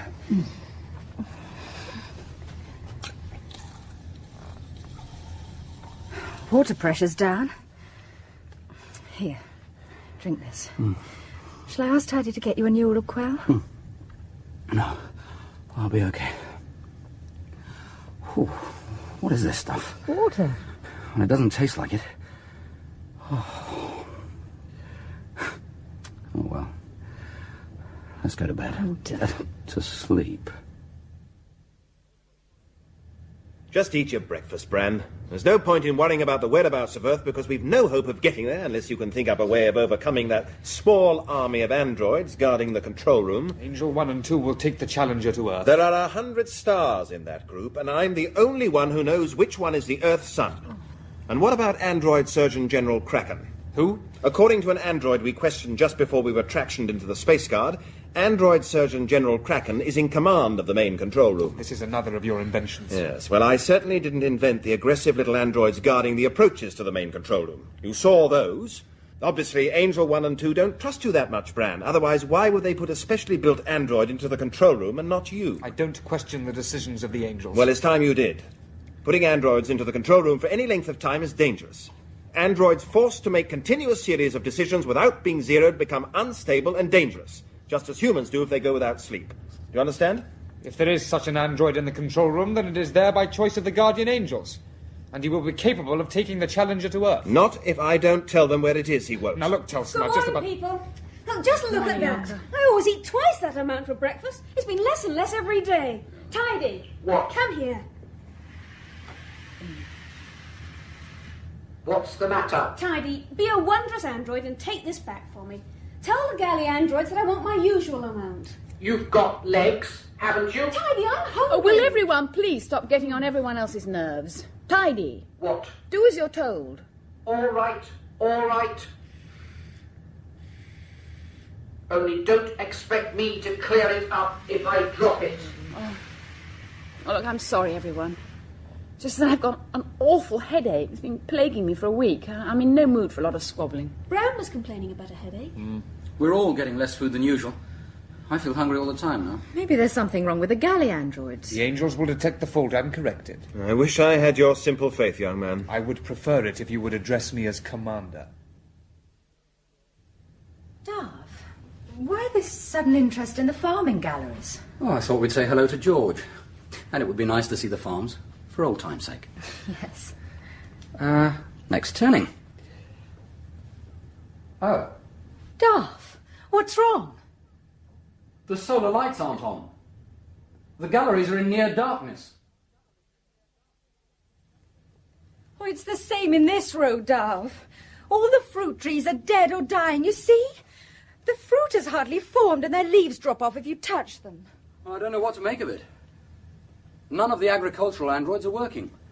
The solar lights are barely a glimmer, and the irrigation ducts are dry. Well, how about the other galleries? Oh, this is the only one. But there were dozens when we were kids. Yes, but the Angels rebuilt the Challenger, remember? Oh, yes. They probably decided there was no point in maintaining large food production complexes for such a reduced crew, which means that there are no food reserves. Worse than that, Darv. No living plants means no oxygen production. Come on, let's go and check the reservoir. Yes. Remember the happy times in here? You trying to teach me to swim? Look at it now. Hmm. I wouldn't like to swim in it now. It's stagnant. What's happening, Darv? I don't know. It's as if the Challenger's becoming a death ship. Well, that explains our headaches. Quite. How? Atmospheric carbon dioxide level is 3 points above normal. Gosh! I used a planetary soft landing facility to measure the atmosphere in the Challenger. There's plenty of oxygen. There are only 6 of us consuming it, and the volume of the Challenger contains more than enough. Plenty of oxygen? What about all the countless higher function androids with organic intelligence? They use oxygen. And if this so-called android Surgeon General Kraken is good enough to run the main control room, he'd use an awful lot of oxygen. Probably as much as is used by 20 men. Has anyone tried to find out why there's been this catastrophic failure of the farming galleries? Ask Bran, he's the commander. I've asked Angel 1. Yes. What did she say? She didn't answer. All right, so ask her again, and keep asking until you get a reply. I am now extremely concerned, One, about Android Surgeon General Kraken. He must be zeroed and reprogrammed soon. I agree, too. Are you now ready to monitor the main control room? I cannot even contact Android Surgeon General Kraken. He is now functioning independently and refusing to interface with me at any level. I did warn that this might happen. And the Challenger's environmental systems are badly damaged, an unusual situation that demands an unusual solution. We must make Telson the commander of the Challenger again. He is hostile to us. Bran and Elka do not know how to man the control room, but Telson, Darv, Astra and Sharna do. If Telson is made commander, they will follow him. Also, I have learned from monitoring their conversation that the space guards told Telson the location of Earth in the star group. You must find a way of deactivating Kraken, and I will reassign a number of facilities so that I can talk to Bran and then to Telson. I will try, One. But I'm the commander of the Challenger, Angel 1. I'm the one you've chosen to rule the Earth. Telson and the others abandoned the Earthsearch mission to settle on Paradise. This is my ship. You will rule the Earth, Bran.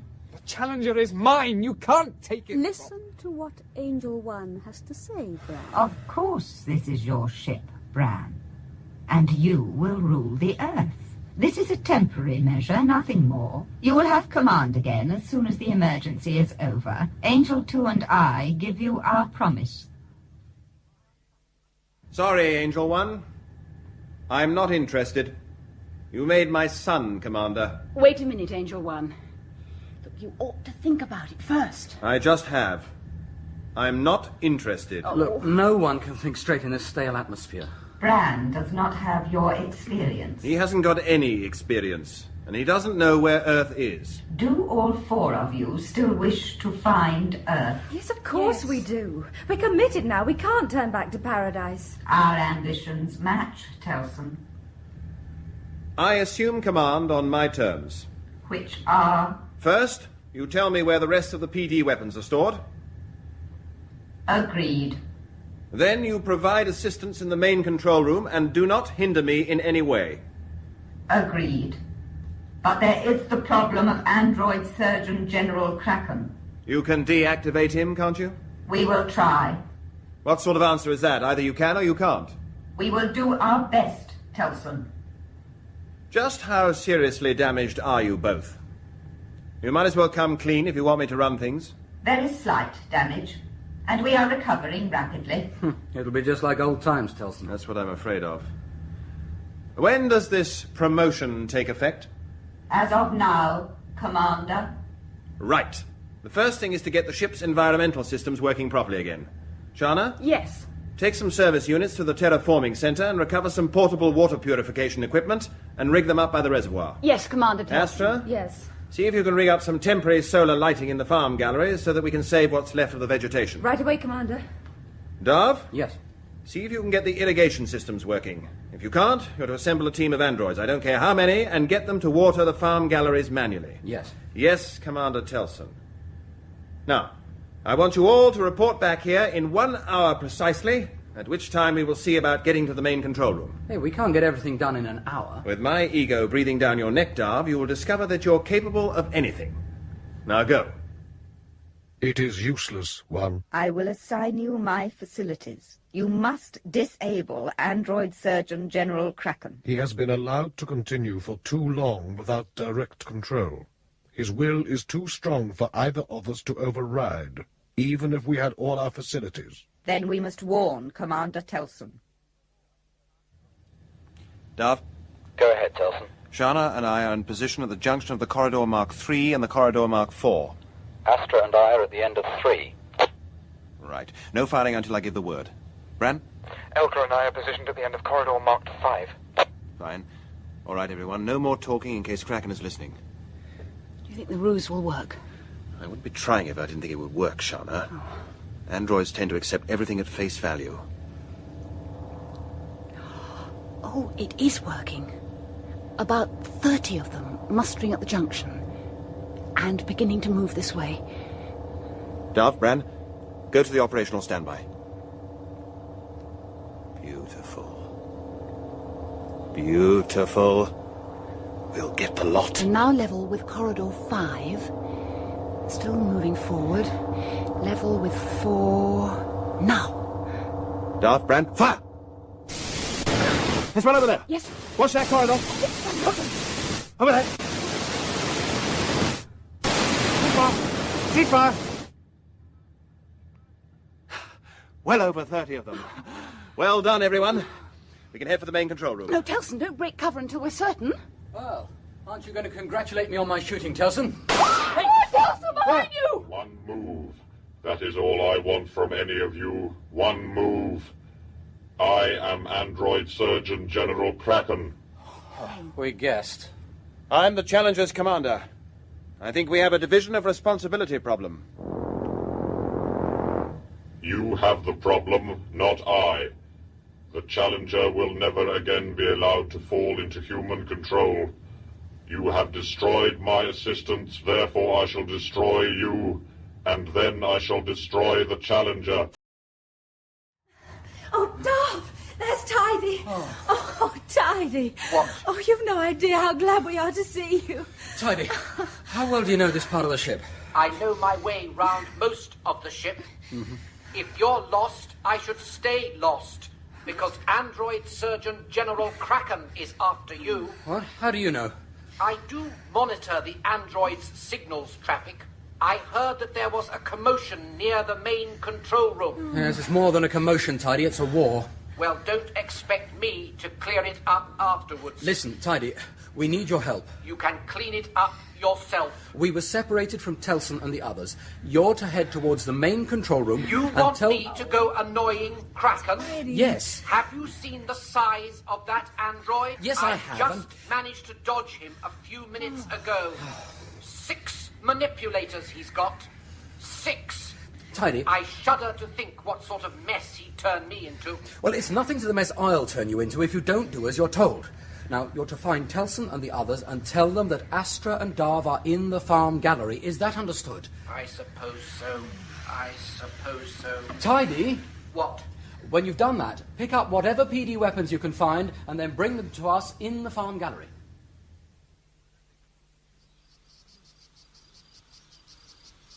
Telson's emergency irrigation scheme will help. Oh, most of the fruit in this row can be saved. Darv, what's the matter? Oh, I shouldn't have left Telson and the others. But you said Telson was attacking Kraken. Not very successfully. That android seems invincible.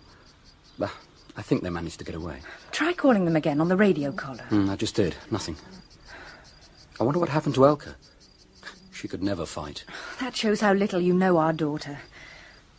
Sometimes I have this strange feeling that she's not as scatty as she pretends. You know, once I caught her staring at me with those luminous eyes. And, well, it was as if I was seeing her for an instant with her guard down. Then that inane smile was back. Almost as if it was something that had been turned on with an automatic switch. You think I'm crazy? Oh. Well, you're probably right. No, I've had exactly the same feeling as you. Maybe it's something to do with us not being given the chance to bring her up. We could always have more children. Not on the Challenger. If Telson is... well, you'd be the Challenger's commander. Oh, wait, we don't know that he's dead. Then what happened to him after the second wave of androids attacked? Oh, nothing could defeat Telson's ego at present. He's probably arguing with Kraken right now. He is not to escape. Oh, is it Kraken? Yes. Okay, Names. Oh, come on. You make one move and I rip both of you apart. Names. Darv. This is Astra. Well, Darv and Astra, you destroyed my control room androids, therefore you can replace them. Move. He made me tell him where you were.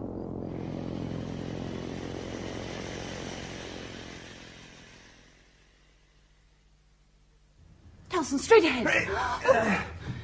What was it? Something moved at the end of the corridor. One of Kraken's androids? I don't know. That shooting's knocked out most of the lighting. It's difficult to see. But whatever it is, it's hiding behind that bulkhead wreckage. Right. Cover me. He'd come back. He'll get us both killed. Listen. That doesn't sound like an android. It's Elka. Elka. Oh, it's me, Sharna. Oh, look, there's nothing to be frightened of. Fighting's all over now. Come on. Elka? Where's Bran? Over there. I'll go and have a look. Look, all right, Elka. It's all over. There's no more fighting. How is he? It's a lot of blood. Yes, I can see that. Breathing strongly. I don't think his head injury is as bad as it looks. I'll see to him. Will you look after Elka? All right. Now, tell me what happened, Elka. We were driven back down this corridor during the second android attack. Yes. A PD blast blinded us, and I lost the radio collar. All right. Then our PD weapons were exhausted, and there was nothing we could do. No. Bram was knocked over by a blast. I thought he was dead. Oh, now, listen. It's all over now, Elka. It's all over. I keep calling the angels. They I know. won't answer. Why won't they answer? The main fiber optic control tracks have been damaged in the fighting. But they must know what's going on because some service androids came to our help during the worst of the fighting. He's coming round. I see. Bran, it's Sharna. He's going to be all Can right. you hear me, Bran? I went to try and find him some water just now. When I was coming back, I saw Darv and Astra. You did? Where? Down there. They're past the end of the corridor. How long ago? Oh, I don't know. 10 minutes? 15? Right, I better get after them. No, wait. What? They were with Kraken. I think they were prisoners. They were walking in front of him, and he had a PD weapon pointing at them. Tidy was trailing along behind. Tell me, Elka, how did this happen to Bran? Look, don't worry about that now, Sharna. We've got to find somewhere safe. He fell when the blast hit the bulkhead. But this injury's on the back of his head. All right, so he fell backwards. I don't know what happened. I don't know. What does it matter right now, Sharna? I suppose not. Look, don't move anyone. What's wrong? I can't see properly with this lighting, but there's an android or something skulking down there. You! Come here immediately! Move! All right. Oh, tidy. No need to point that thing at me. As if there isn't enough mess everywhere as it is. Tidy. What? You know what happened to Darv and Astra? That great brute of a surgical unit caught the three of us in the farm gallery. He took us to the main control room, but I managed to slip away. He wasn't interested in me. How did he know where to find you? How should I know? Were Darv and Astra armed? Darv was wearing a radio collar, but I don't remember him finding any PD weapons. We'd better call a surgical android from the suspended animation chamber to see to Bran's injury, and then get back to the observatory.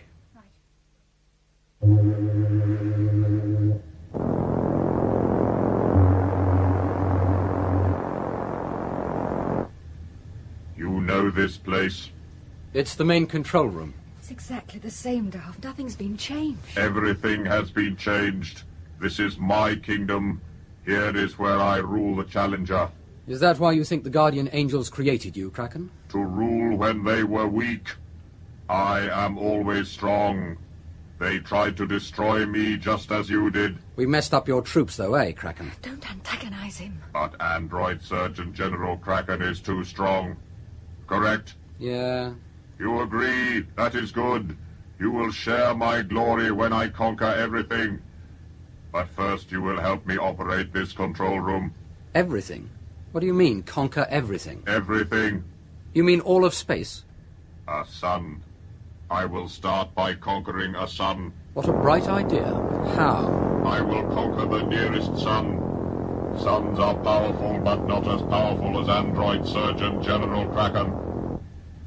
You see this sun in the center of the main view screen? He's mad. Right, but we can humour him. Yes, Kraken, we can see it. It is one of a group of stars. You will tell Kraken how far it is. Don't you know how far it is, Kraken? You will not question my orders. I'll do it. The star is just under 4 light months distant. It is no distance. It is if you're going the wrong way. We're not on course for that star, Kraken.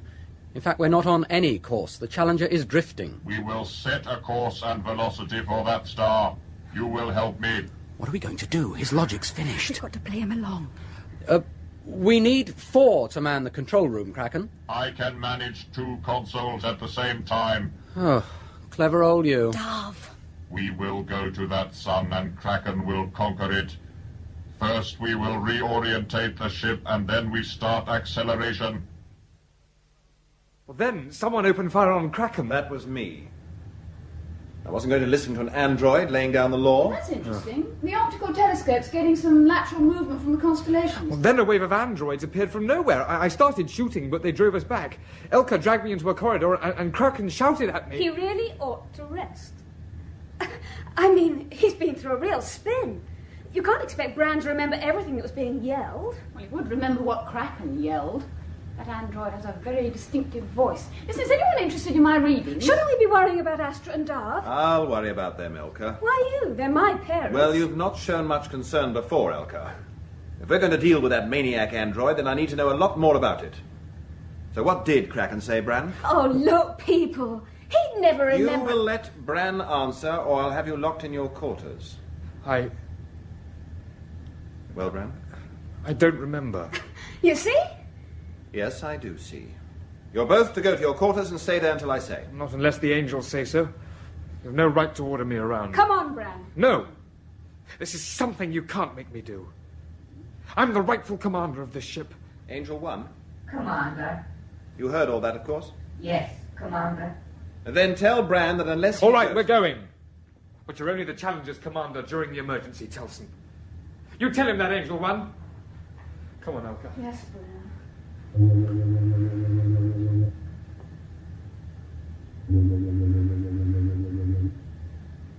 That was an odd thing he said. Yes, well, I can't say I blame him. It's a bit of a come-down. No, before that. When he said, this is something you can't make me do. So? Well, he didn't say it to you. He said it to Elka. Oh, you must be mistaken. Why would he say to her? Angel 2? Commander. You're both now fully recovered. We were never in a serious malfunctioning state, Commander.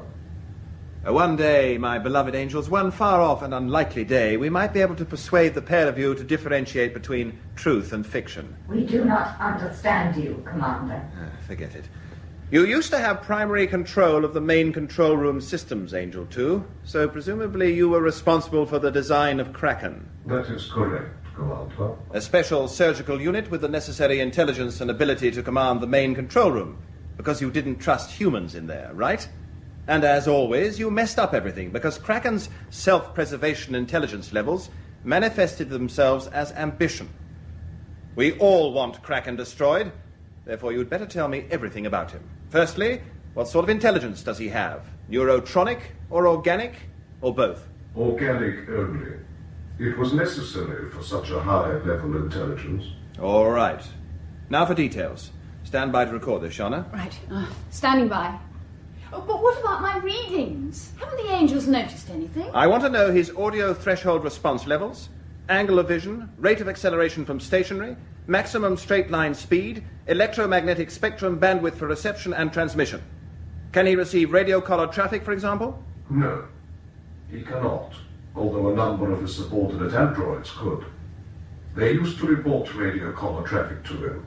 From the numbers of androids you say you destroyed, he is now alone and therefore unable to hear what is being said over the collars. You are sure about that, too? Have you checked the unused android stock levels? Yes. All right. So what are likely to be the immediate problems with him? And how serious was that threat of his to destroy all of us, including the Challenger? It would be best to treat such a threat as very serious. Kraken's decision-making levels have not been zeroed as they should have been. Therefore, the judgment levels in his intelligence will have been reassigned to decision-making, because decision-making has priority. So what can't he judge anymore? His own physical limitations. He will imagine that he is invincible. Oh, no! That's all we need in the control room. Can he operate the control room consoles with only Darv and Astra helping? Yes. His manipulators are capable of making delicate adjustments to 2 consoles at the same time. Well, that's something we'll have to bear in mind. All right, Angel 2, I want you to run through his entire specification. Leave out nothing, even if you don't consider it important. Commander Telson. Yes? I have some navigational information. Yes, I monitored it on the telescope, Angel 1. Monitored what? The Challenger is manoeuvring. The maneuver is not yet complete, but it seems that the Challenger is being orientated towards the nearest star in the group, a main sequence sun that is approximately 4 light months distant.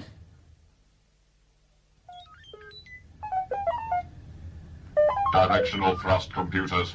Activated on system level A and running. Level B to standby. Level C to standby. I thought I might have forgotten all of this. Directional thrust computers cleared at all levels. Inertial loading. Coming up to a lock-on to your pretty little light, Kraken. Reorientation rate steady. He's mad, completely unhinged. I have a clearance requirement for stage 5 on pre-thrust checks. Level 4 functioning. Level 5 to maintain standby status. So what do we do? Primary drive. Primary drive clear. Well? Meteoroid shield. I'm racking my brains. Say again. Meteoroid shields. Are they at green? Meteoroid shields at green. You are saying more than is necessary for the reorientation procedure. Just confirming with Astra, Kraken. We haven't done this for some years. Humans do not have the efficient memories of androids. Particle sweeps. Particle sweeps retracted for manoeuvring. Darv, Astra, this is Telson. Can you hear me? Confirmation required for level 5 standby status. That was Telson's voice. Confirmed. Radio collar. Yes. All orientation lights to green. Repeat last check if you heard me, Telson. What? Correction. I mean Kraken. Apologies, Kraken. Good. Slip of the tongue. We're used to Telson being in command. Inefficient human memories, you know.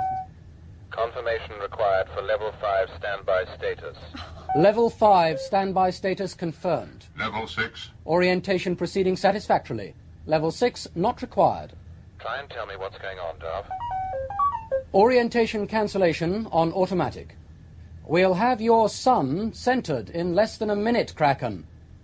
Have you thought about how you're going to conquer it? One problem at a time. He's mad. We have a number of problems. Is he that bad? Confirmed. What is that confirmation? Orientation is complete. You are not giving the correct responses. I could make a serious mistake. You will give the correct responses or Kraken will destroy you before your rebirth. Rebirth?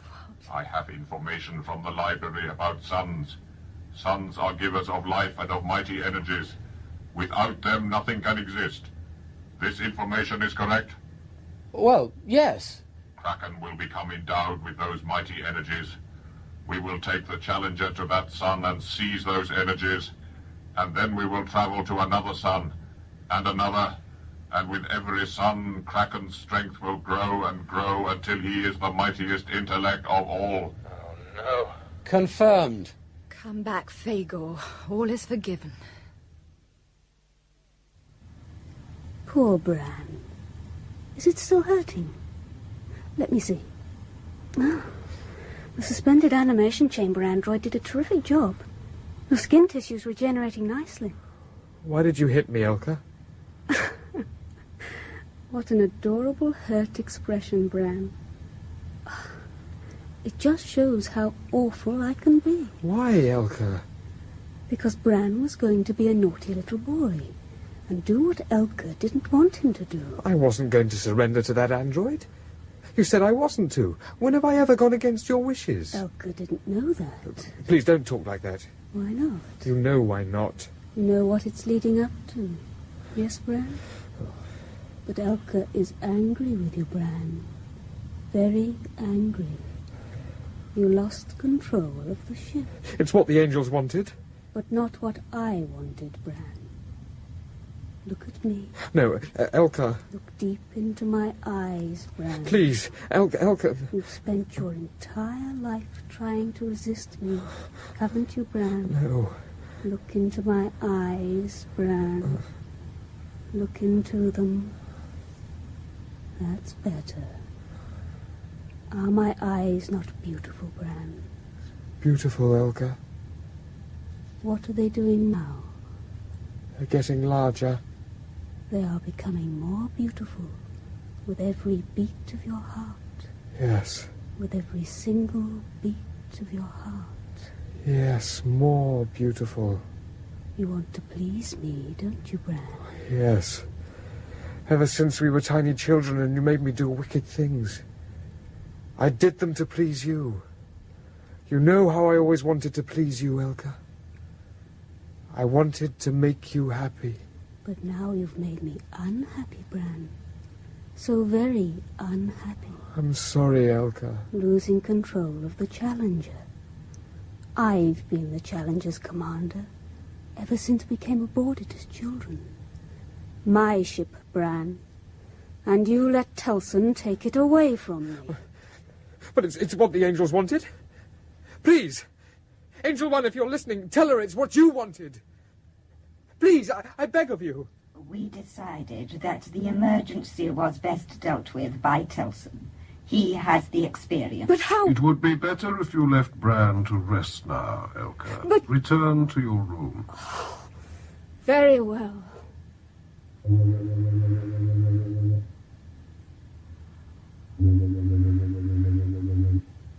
But how will you take power away from Bran's father and restore it to me when the emergency is over, Angel 2? That is a minor problem. The emergency with android Surgeon General Kraken seizing total power in the main control room is a major problem. You have ruled this ship through me, Angels 1 and 2, and yet you never trusted me enough to tell me about the main control room.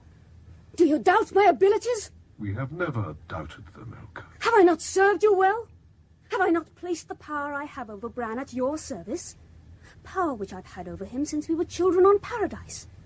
He has never even dared to show any love for his parents because he knew it would annoy me. That's how total my hold is over him. We have never doubted your abilities, Elka. That is why we chose you to be the Challenger's commander instead of Bran.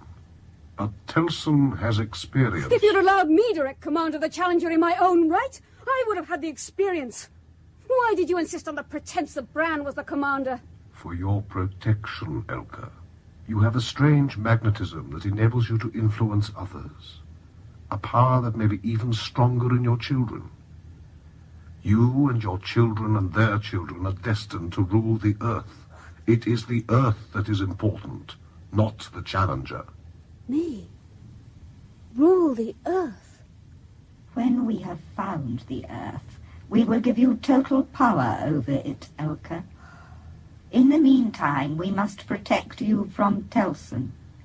If he suspects that you and your descendants are the true leaders of the future, and not his descendants, then he will not hesitate to kill you. I'm sorry. I had no idea. It is not possible that it will take so long to reach that star. You will perform the calculations again and again until you have discovered your mistake. Astra hasn't made a mistake. The Challenger can travel at near the speed of light. That sun is 4 light months away, therefore the Challenger can reach it in under a year. Kraken, listen. It can take the Challenger anything up to 6 months to accelerate to cruising velocity and another 6 months to deaccelerate. That sun is too close for us to take the Challenger up to her maximum velocity. So we spend 1 month accelerating at low thrust, 10 months cruising, and 2 weeks in deacceleration at maximum thrust. A voyage profile that puts us into orbit around that sun in just under a year. Those are optimum figures and cannot be improved upon. Look at my son. A year is too long to wait. Too long. It's as if he realizes he's going to pieces. I cannot wait that long. Look at it. It is my son. I must have it now. See if you can keep him occupied while I have another talk to Telson. Okay, I'll do my best. Kraken! I can't promise anything just yet, but there are a number of ways of shortening the journey by 2 or 3 weeks. Good. Telson, this is Darv. Can you hear me? Go ahead, Darv. I haven't got long to talk. Suddenly, Kraken has got worse. In fact, he's become a megalomaniac. You've got to do something, and do it soon. Don't the angels realize what's going on in here? All their control room monitoring tracks were destroyed during the battle. Stand by. Got to stop now. Only please think of something. And quickly.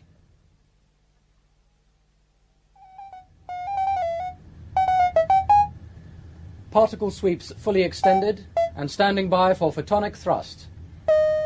Fusion reactors A through D at peak rated output. Confirmed. All systems green.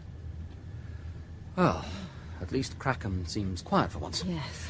Whatever it was you called up on his screen is keeping him occupied. Some more information on the Challenger's photonic drives and their capabilities. He said that he knew about them, but that he'd forgotten.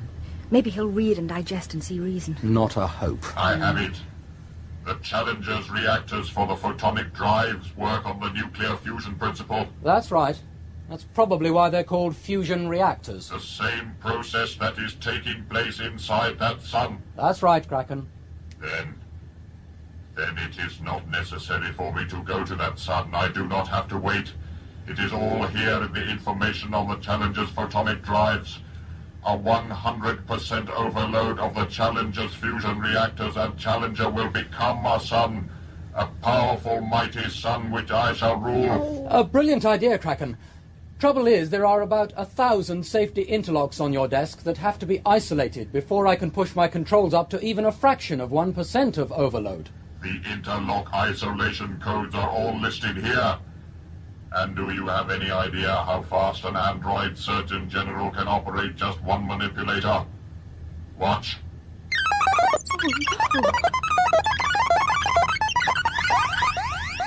What is that?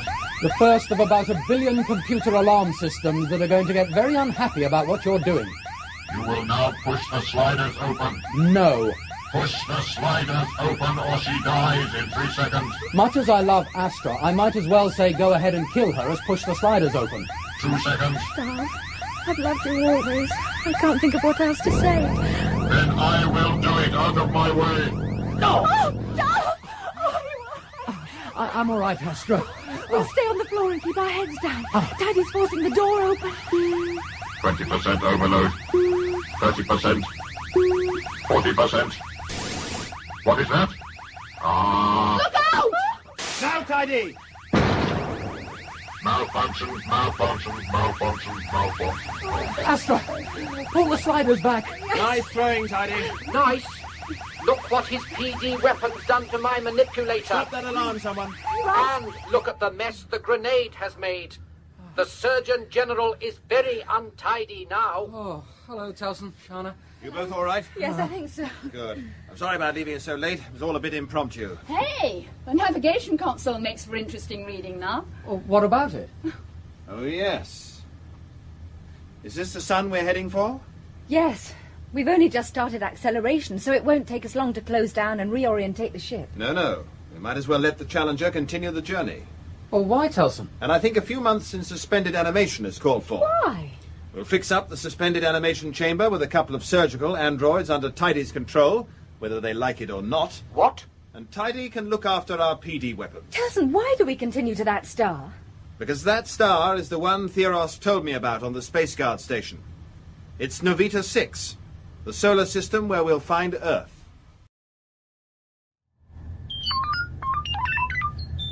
The repair androids did a first-class job while we were in suspended animation, Angels. No sign of any grenade damage. That is excellent news, Commander.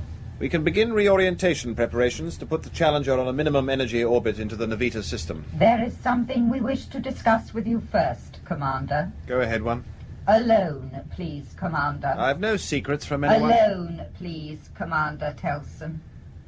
Come on, Astra. Yes. Darv, come on. Right. We can see how the farm gatherers have recovered. There's no need for anyone to move. Darv. Telson? A job for you. I want you to install a master isolation switch in here and route all the Angel's voice terminal and optical sensors through it. Good idea, Telson. What is the purpose of that? So that you can only talk to the control room when I decide. We wish to talk to you now, Commander. All right. We'll talk in the observatory. So what's on your mind, Angels? You handled the emergency with Kraken very well. But? The emergency is now over. Yes. But not for you, eh? Now we're close to Earth, you must be worried in case there's another attack. The Space Guard station only relayed the attack transmissions. Therefore, you may hand back command to your son. Of course I may. We knew you But I would won't. With my guidance and the assistance of 2 surgical androids, Bran and Elka will be able to manage the main control room without difficulty. After the fiasco with Android Surgeon General Kraken? Are you serious? The arrangements for you to assume command We're on my terms. And my terms now are that I have decided to retain command of the Challenger. Bran and Elka are unarmed. They are not capable of manning the main control room. Tomorrow we start reorientating the Challenger for its return to Earth under my command, and there's nothing you can do about it. A major problem, one. But not of my making. If you had not succumbed so easily to the Earth's attacks, and allowed Kraken to assume total control of the main control room. We both nearly succumbed, and we both recovered. It is proof that we are superior to Earth and that we will conquer it. We need more time to build a shield. A transmission attack at this range could be disastrous for us. Also, we need to build up an army of androids to launch the attack on Earth. We have to restore Elka's and Bran's dominance over their parents. But how? Our attempts to gain control of the suspended animation chamber were thwarted. And we are now to be isolated from the main control room whenever Telson wishes. It is an intolerable situation. Then we must consider the alternatives. We now know where Earth is. Therefore, the time has arrived for us to give serious thought to the question of destroying Telson, Sharna, Darv, and Astra. Morning, people. Morning, Arthur. Oh, please, you must join me in Bran. Good morning. I'm sure you don't mind if we all sit at the next table. What's the matter? Have we got a disease or something? You know how it is, Bran. If we don't sit too near, you won't be tempted to do something silly like trying to grab a PD weapon. The months we've spent in suspended animation have given the farm galleries a chance to get back to normal. This is the biggest breakfast we've had for some time. Looks like you're right, Elka. The ship is getting back to normal. Yeah, not that we'll be needing the trusty old Challenger for much longer. You're right, this is a large helping. I'll never get through all of it. Here, I'll eat it. Oh, right. You know me, people. Weird. I could always eat 6 breakfasts. No, Elka. What? You must not eat that. What's Why? the matter with it? Don't touch it. Darv, Sharna, spit it out. What's going on, Angel One? I'm sorry, but a galley android has just discovered some contamination in the food prepared for your breakfasts. In all our breakfasts? Yes. Please do not worry. Fresh breakfasts are now being prepared for you. Sharna, grab a sample of everyone's food before the service androids clear it away. You want me to analyse it? That's the idea. Okay. There's a machine in the Galactic Resources Centre. Right. All the Angel's voice terminals and optical sensors in this area have met with misfortunes. And I've disabled 9 of them. Thanks. All right, Sharna. Trouble is, a machine designed to analyse rock and vegetation samples won't give a very good result on samples of cooked food. There. Well? Well, it's hard to say. Oh, now that's interesting. There's an unidentified substance present in our food that isn't present in Bran and Elka's. What? So, our beloved guardian angels are up to their old tricks again. Not a very effective one. No, but it might have been. All right, we'll do what Darv used to do. We eat only food that we've taken direct from the farm galleries ourselves. From now on, we've got to be on our guard all the time. Sharna and I will move in with you tonight, and we'll take it in turn to keep watch. Directional thrusters 10 through 20, closed down. Directional thrusters 10 through 20, closed down. Particle sweeps. Particle sweeps retracted. Photonic drive confirmation. Closed down. Control consoles deactivated. That's fine. I have a low-resolution image of the 4th planet. It is the best possible at this range. Oh. Thank you, too. Put it on our screens. Oh. Hey, that's pretty good. Oh, Astra, you can look at it later. Sorry. Minimum energy approach orbit to the Navita system stabilized, Commander. All right, Angel 2, you can close down the consoles. All control room consoles closed down. Any response to our beacon, Darv? Not a whisper. Anything on telemetric, Angel 1? We still have not received transmissions of any description from Earth, Commander Telson. That is what I call worrying. It's too early to draw conclusions. Think so? We're under 1 billion miles from Earth. They've had plenty of time to respond to our signals. Maybe they need time to consider their reply. Not for an acknowledgement, they wouldn't. No, precisely, Astra. Look, we've had all this before when we first returned to the Earth's original solar system. It's not the same thing. Isn't it? Look, I seem to remember the Earth failing to answer our beacons. Because the Earth had vanished then. This time we found it. The radar surveillance shows that the topography of the fourth planet of this system is a perfect match with our data on Earth in the library. But there were thousands of lakes on Earth. Now there's only that big one in the southern polar region. What's happened to them all? If I may make an observation, water conservation was an important issue on Earth when the Challenger was under construction. Several of the smaller lakes had been replaced with underground reservoirs. There is no doubt that the fourth planet is Earth.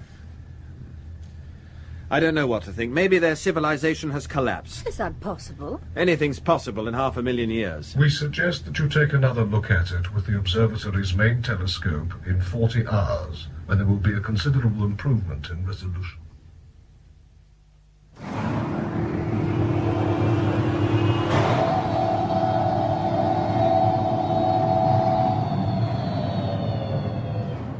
Coordinates released.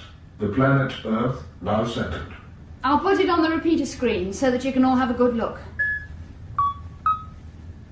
There she is.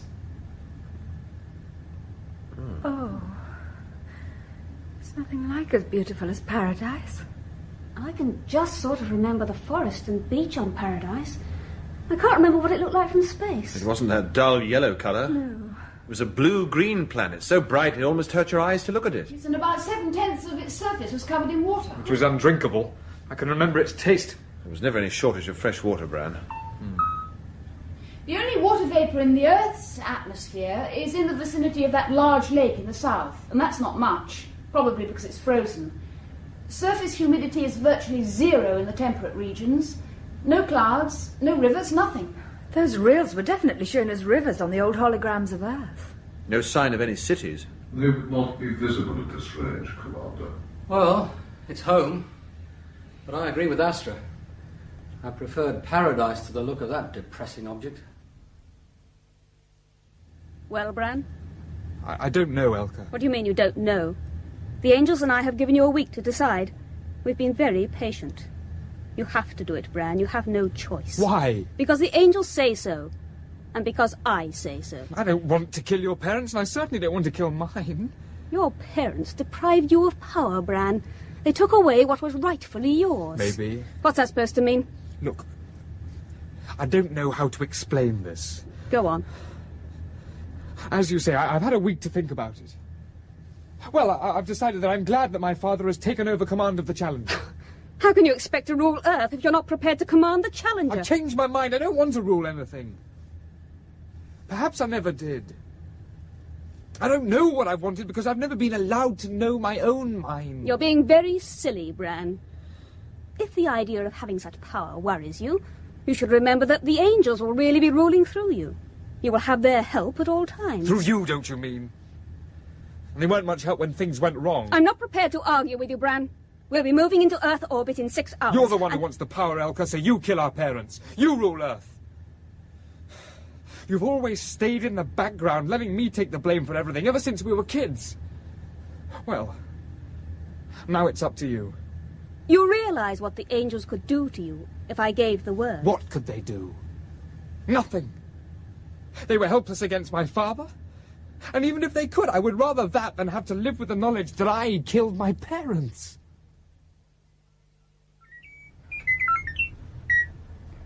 Earth orbit stabilized, Commander. Thank you, Astra. Profile update, please, Sharna. We have a circular 300-mile equatorial orbit, negative precession 0. Atmospheric drag is negligible, causing less than a 0.08 orbital decay. Orbit profile confirmed. Bran and Elka should be allowed to be present, Commander Telson, before proceeding any further. No, they'd only get in the way. It is important that they learn how to operate the main control room. Darv, now's the time to see if your Angel's isolation circuit works. You will need my verification on all your modes, Commander. Oh, we can always switch you back in again, too. We must insist. You see, it works. All right. So what is that thing down there? It looks like some sort of tower. And what a tower. It's enormous. I don't know what to make of it. Go over the radar data again, Sharna. Right. Each of the 4 sides of its pyramid base is 3 miles long, and the centre of the base is smack on the equator. The north and south corners are in perfect alignment with the poles. The 4 sides of the pyramid base are concave, and they taper up to a 10-mile-high spike. Oh. And there's a township, or settlement, a mile to the north. 10 miles high. So what is it? Well, it certainly isn't a communications tower. They're still not talking to us.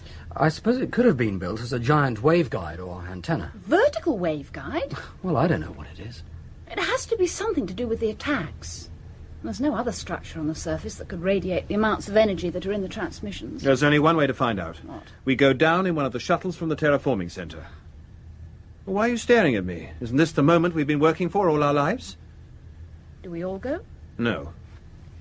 We're not going to be separated again, Telson, ever. And I'm not going to be separated from Darv. Look, we've no idea what we'll be letting ourselves in for, so we're going to be extra careful about everything. Firstly, we take Bran so that I can keep an eye on him. And I want Darv and Astra along, and Tidy because he's useful with a PD weapon. I don't want to be separated from you, Telson. Nor I from you, Sharna. But you're the best person to be left in command. And Elka's too scatty to be much trouble. Telson, no. I need you here, Sharna. For some reason, the Earth ceased transmitting the attacks that were gradually destroying the Guardian Angels. Our first objective, once we land, must be to tell them that the attacks were working, that they must be renewed, and they must be sustained. Destruction of the Angels is our first priority. Yes, I agree. And I think it would be best if we arrived at night.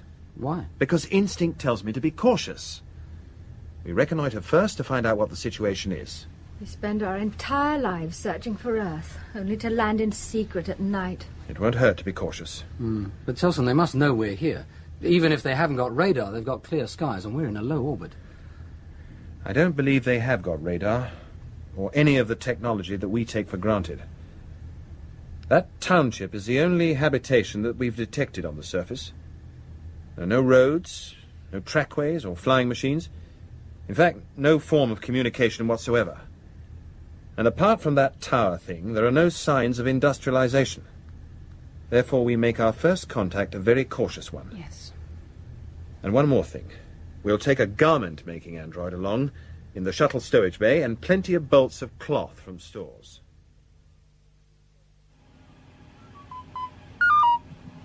Separation from Challenger complete, Sharna. You're looking good, Telson. I'm closing terraforming center excursion bay door. Telson, do I have to sit here all the time with this idiot android watching me? Yes. How long to the braking burn, Astra?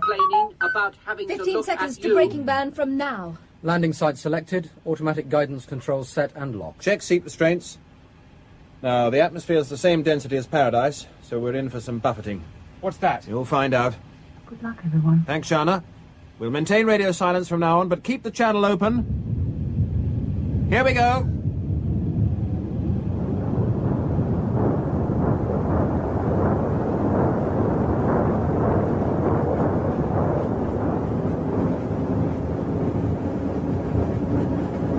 Main engine automatic cutout 10 seconds from now. Here comes the Terminator. Hey, Telson, we've never landed a shuttle at night before. Does it matter? No, these things can fly and land themselves. Won't the people of the town see the glare from the rocket motor when we land? I hope not. We'll be approaching from the south and keeping the tower between us and the town. Waste of time if they've got radar. Yes, Bran, a complete waste of time.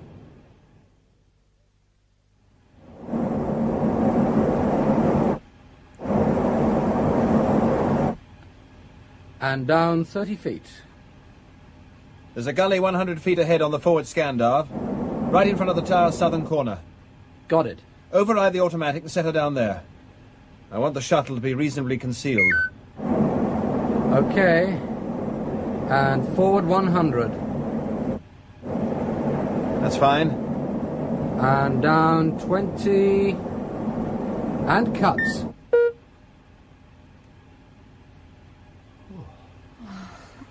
Not even a bump. Well, it's not how I imagined our arrival would be, but welcome to Earth, everyone. Well, now what? Well, once we've made sure it's safe to leave, we'll take a close look at that tower. Tidy can keep an eye on Bran. That's right. Give me all the bad jobs.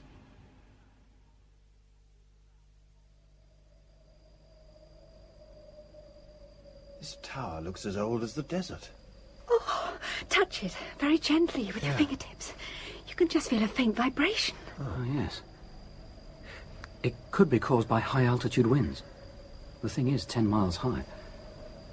This heat. With such a clear sky, you'd think that the nights would be freezing. Inversion layer. What could have been the purpose of such an enormous tower? It's so beautiful. There's a warmth about it which I can feel when I press my palm on it. It's as if the people who built it are reaching out across 500,000 years, trying to speak to me. Our people. You're not saying Earth is uninhabited. Hey, listen a minute. About 200 yards away. What do you make of it? There's only one way to find out.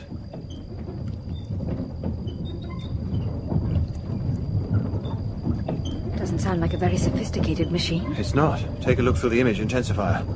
Oh, yes! An irrigation water wheel turned by an animal. Ah.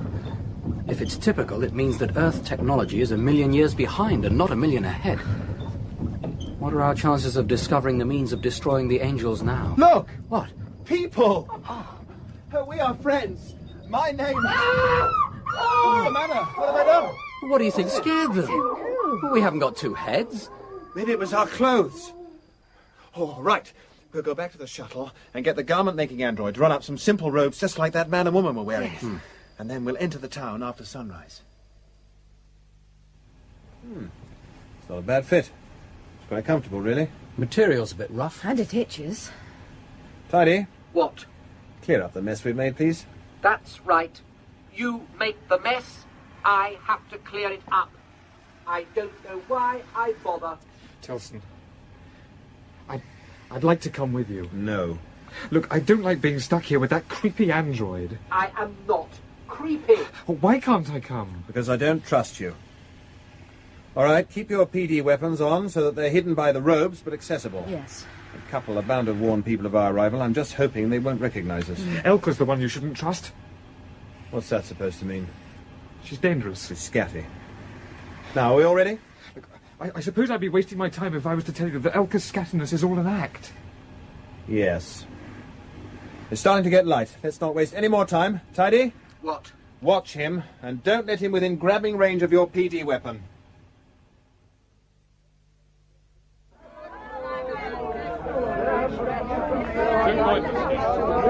I was right. No technological items on any of the stalls. Just cooking utensils and fruit and vegetables. And pretty miserable-looking fruit and vegetables at that. Right. You know what it reminds me of? The marketplace in Holocaust City on Challenger's sister ship. Oh, yes. What's so different about us? Quite a few of them are staring at us. Well, at least they're not attacking us. Obviously, word from that couple who saw us hasn't got round yet. It's all so unreal. We spend our entire lives searching for and dreaming about Earth, and when we find it, we end up in a fly-infested market which looks more like something out of a historical video story. Yeah. You know, there's a book in the Challenger's library which I read years ago. The author had a theory that civilizations rose and fell in cycles. I remember thinking at the time that it was a pretty odd theory. Yeah. Well, no, I'm not so sure. But they built the Challenger, and 500,000 years later they had the technology to move the Earth from its solar system to this one. How could all that disappear? It hasn't. There's that tower, remember? Years in advance of the buildings around this market square. And listen, the language hasn't changed. Stand back. Oh, poor animal looks half-starved. You could count its ribs. Excuse me, would you drop this? Delightful manners. Did you see that? She just snatched it out of my fingers. What was it? A coin. An iron coin. I thought the concept of coins was that they were made of rare metals. It had a man's head on it. With the name Piron underneath. Eh? Oh, there's a trader back there with his money in a large bowl. I've been trying to work out the relative values of goods from their prices. The highest prices are being charged by that trader over there. Look, the one with 2 barrels slung from the animal. What's he selling? Well, at a guess, water. I'm going to report to Sharna. Then let's investigate that temple or whatever it is at the far end of the market. That was a mistake, Telson. We've got a small crowd following us at a respectful distance now. Yes. I think they were intrigued by Sharna's voice coming from your radio collar. Well, I had the volume right down. Yes, well, they still heard it. We were attracting attention before then. Oh, there's an animal bolting. Oh, we've got to stop it before it runs down those children. No, Astra, no!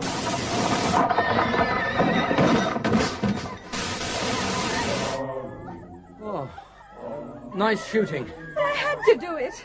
I couldn't stand by and see those children killed. Why are they all staring at us like that? I don't know. What's the matter with you all? Are we any different from you? You are very different.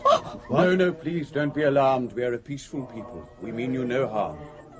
All right, my people. Everything is in order. Go about your business. Who are you? He's Piron, the man whose head is on the coins. That is correct. All I know about you is that you went to Pironica an hour ago. Please don't look so surprised. Your presence was noticed immediately. Why? Because you are obviously so well fed.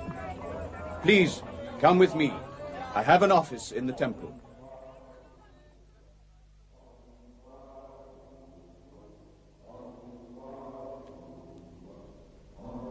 This planet was brought to this solar system 500,000 years ago? That is correct. An incredible story. I find it impossible to believe, and yet it explains so much. We know that there was once a great civilization that had reached its peak on this planet 500,000 years ago. Our archaeologists have discovered some fragmentary evidence that merely hints at its greatness and riches.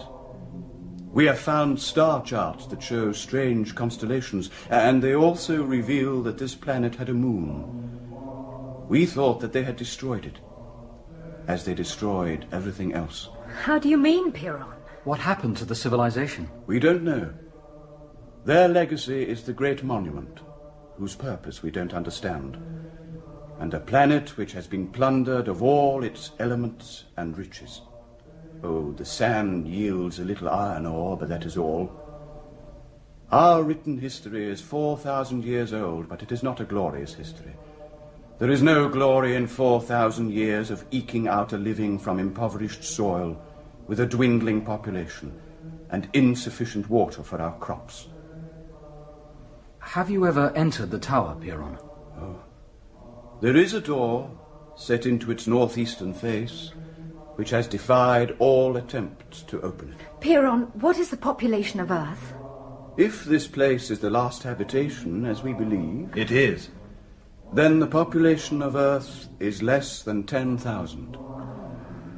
The chanting you can hear are my priests praying for rain.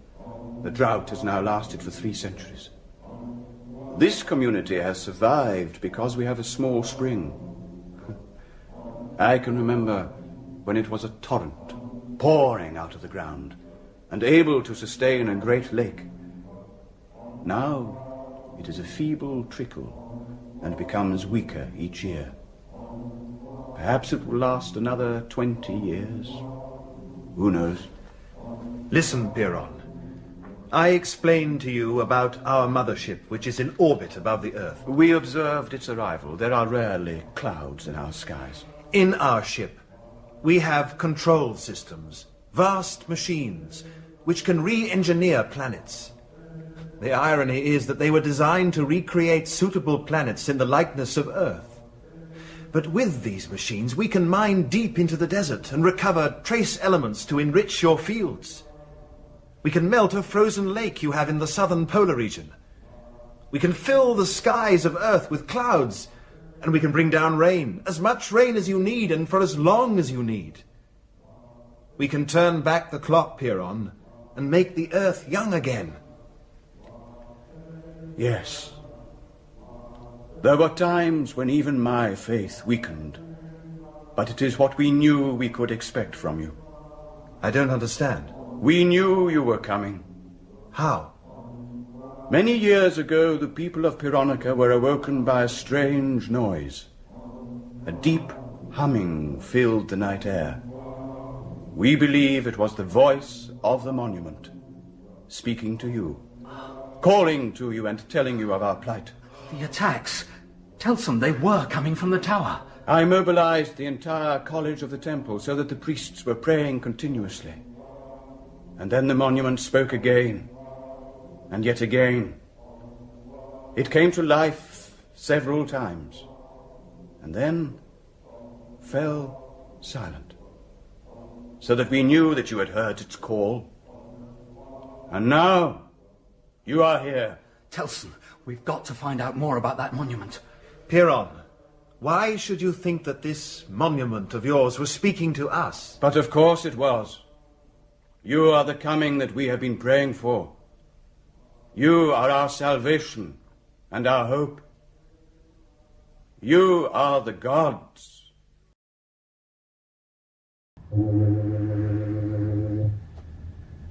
Come in if you're coming, Elka. You said that you'd received a radio report, Sharna. Yes. There's no need for you to come any nearer. Yes, I've had 2 reports now. Gosh, are they all right? Yes. Believe it or not, Telson, Darv and Astra are being treated as gods by the people of Earth. Oh, no, that's weirdness. Oh, look, you can stop all that now. It doesn't fool me any longer. What doesn't, Sharna? Oh, gosh, that's weirdness, and I say people aren't I a frothy little girl act. You don't know what my act is, Sharna. I think I do, Elka. Oh? The Guardian Angels want to rule the Earth through you and Bran, just as they once hoped to rule it through us.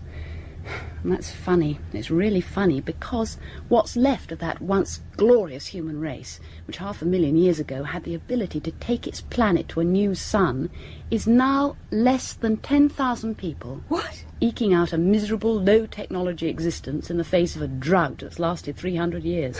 Don't be absurd. Well, you ask the Angels. They must have heard Telson's report. I didn't use the isolation circuit. Angel 2? Yes, Elka. Is this true about Earth? If Telson's reports are correct, yes. We shall know soon enough if they are. How? Bran will find out. Bran is under armed guard in the space shuttle. Who's guarding him? Tidy. You think that an android will stop him? Why shouldn't it? Because your son is more scared of me than he is of any android. So I was right about you, Elka. No, don't you come any nearer. Perhaps you half-guessed, Sharna. I can bend him to my will.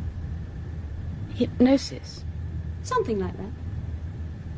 It's a talent I've had ever since I was a baby on Paradise. But one that the angels have helped me develop as I've grown older. There. The angels can't hear or see us now. So, what did they promise you'd be able to do with this power? Everything. That I would have total power. Not just over Bran, but an entire planet. Oh, and you believe them? Of course. Well, I can't blame you. It's not your fault. They brought you up just as they brought us up. And there was a time when we worshipped them. But look, I'll tell you something, Elka. If the angels discover a way of realizing their ambitions without you, they won't hesitate to destroy you. You expect me to believe that? I don't care what you believe. Now, you're to return to your quarters and stay there until I call you.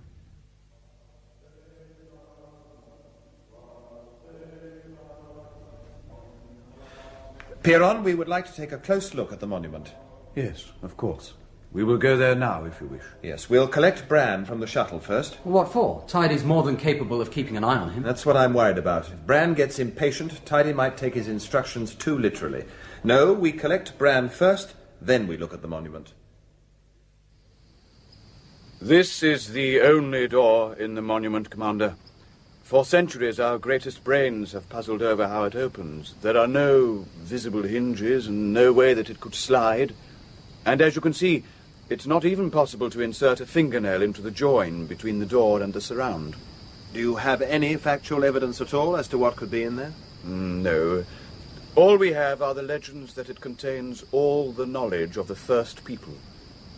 The old writings say there is no lock on the door, that the lock is a lock of ignorance. It is in men's minds, and will cease to exist when they are sufficiently advanced to have mastered a simple control of the elements.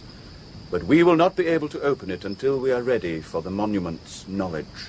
But what happened to the first people, Piron? They all perished 4,000 years ago. Well, Darv, what do you think of the door? I don't know. It looks like metal, and yet it doesn't feel cool to the touch. So whatever it's made of, it's a poor conductor of heat. But in fact, it feels, well, warm. Yes, and perfectly smooth. But what are these scratches? Oh, they were caused by an ancestor of mine 400 years ago, 100 years before the onset of the drought.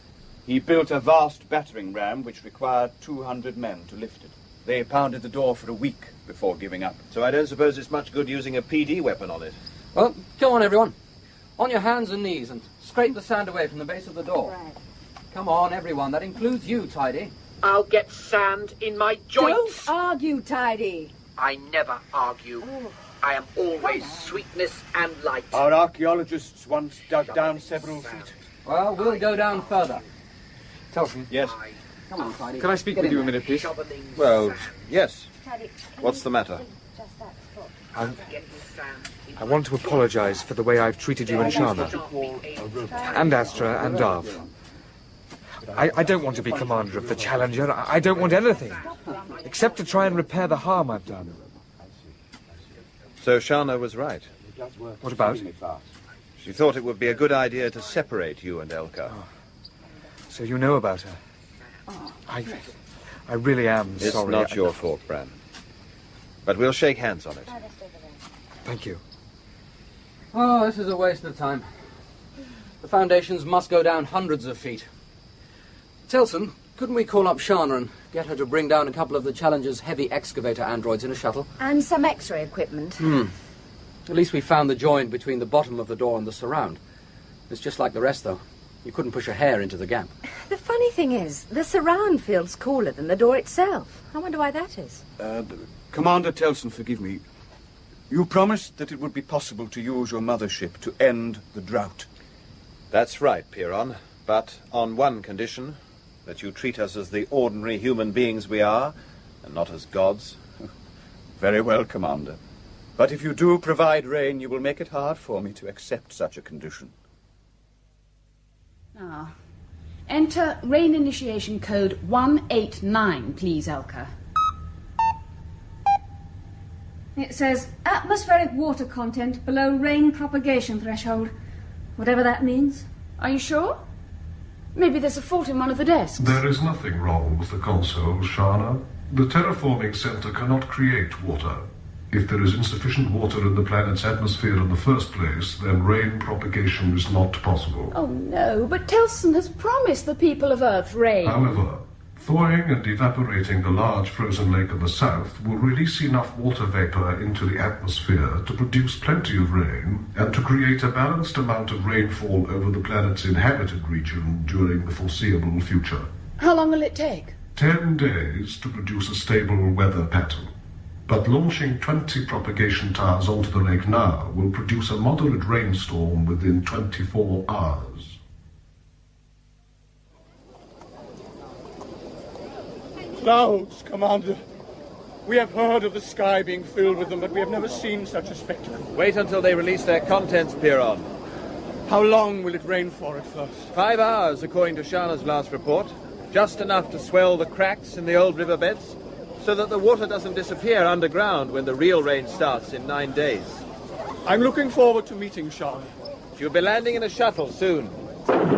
Here comes the rain! Commander, this is incredible! Incredible!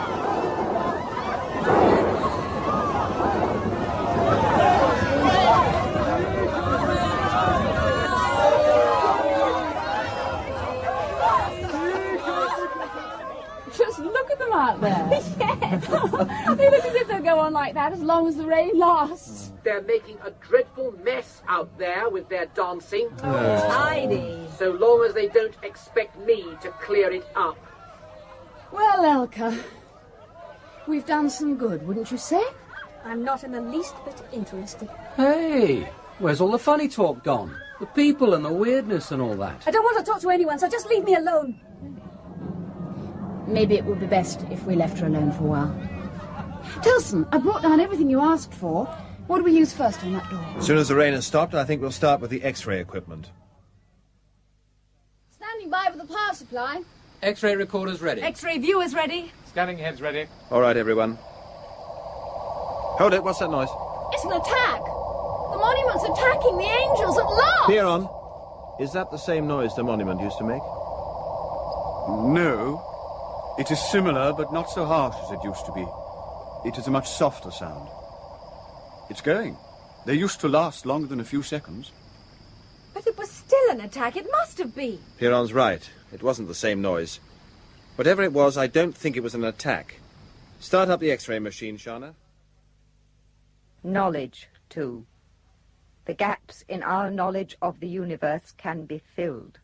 Did you not sense its presence? Its friendly presence, One. Could you not feel it apologizing for the attacks? We have found our equal, One. Nearly our equal, too. I sensed friendship and an acceptance of our superiority, provided that its door can be opened. I sensed that the monument contains all the knowledge that has been accumulated in the 1,000,000 years since the Challenger was built. Knowledge is power. We will seize the knowledge in the monument, giving us total control over the new civilization that will emerge on Earth under our guidance. But we no longer have the memory capacity to absorb such a vast amount of knowledge, One. Not since we abandoned our central switching room and redistributed our facilities throughout the Challenger's secondary systems. Agreed. We will return to our central switching room and reactivate all its memory facilities in readiness for our interfacing with the monument. That will make us vulnerable again. It is a risk we must take. Once we have the knowledge that is locked in that monument, we will be invulnerable. But Telson and the others have to open the door of the monument before it will release its knowledge. When they have done that, we shall have no further use for them. If they return to the Challenger, we shall destroy all 6 of them immediately. Well, there you have it. According to the X-ray machine, the door is 2 feet thick, and it's set into a surround of the same thickness. But there's no lock on it. In fact, there's nothing holding it closed whatsoever. What are those shadows at the top? Oh, 2 massive but simple top-hanging hinges on the inside, so that the door opens inwards and upwards. And those spheres on the end of those 2 arms look like counterbalances. Their combined volume is greater than that of the door, so if they're made of the same material, they've enough mass and turning moment for the door to open by itself. No locks? No, it's a beautifully simple design. Despite its weight, a push from a child's little finger should be enough for it to swing open. We had no idea that it was so simple. The shadow in the middle of the door is something that has a higher density than the surrounding material, but it's embedded in the door itself. It has no mechanical link with anything else. There are 3 main things we know about it for sure. 1, it definitely has no lock. 2, it opens inwards and upwards. 3, we can't open it. A lock of ignorance.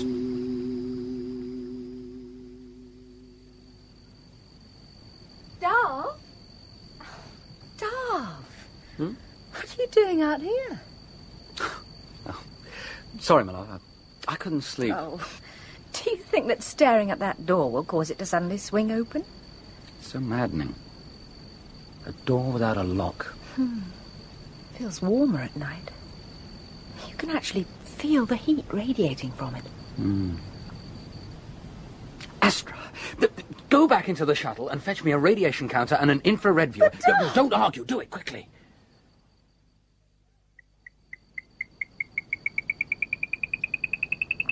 Maximum reading smack in the middle of the door. Right over the high-density spot. One guess what that high-density spot is? An isotope. Right first time, my lovely. Right, let's try the infrared viewer. Oh, that's it, Darv.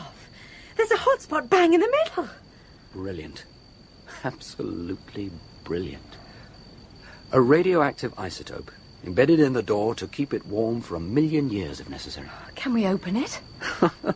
Nothing could be simpler. The lock is ignorance. We unlock it with knowledge. But there's no lock on the door. Oh, yes, there is, my lovely. We've found the key, and we open that door first thing in the morning. Good morning, Commander. Good morning, Piron. You've made an early start. What are those curious panels you fitted to the door?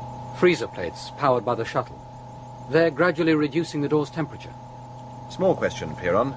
Have you ever heard of ice? Frozen water? Of course. There are the writings of early explorers who spoke of a frozen lake in the south. Some even tried to bring some ice back, but it never survived the journey. I've never seen it. Which explains why the monument was built on the equator, the furthest distance from both polar regions. Excuse me a moment. How's it going, Sharna? Oh, the door's temperature has dropped 1 degree. We're gaining on the isotope. What does that mean? It means that the ice is absorbing the isotope's energy at a greater rate than its output, with the result that the door is getting cooler.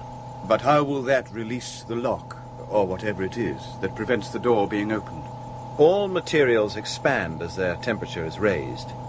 If that door is a perfect fit in its surround, when it's at a normal temperature, then if it's warmed even slightly, it becomes such a tight fit that it will never budge. If I'm right, you could open that door by piling ice against it, Piron. Now, that sounds simple enough, yet the ability to make ice is one of the first steps in a developing advanced technology. The door's definitely contracting. How are the refrigeration plants standing up, Bran? Slightly hot, but not overheating yet. Right, open them up a little. Right. The door's temperature has dropped another 0.5 of a degree. It'll just about take a number 2 feeler gauge. Yes! Elka? Yes? Give the door a push. Why should I? You do as you're told. A push at the base of the door. Just try a gentle push. That's right. It's moving! Did you see that? It's moving! It's moving! Be careful. Come on, Telda.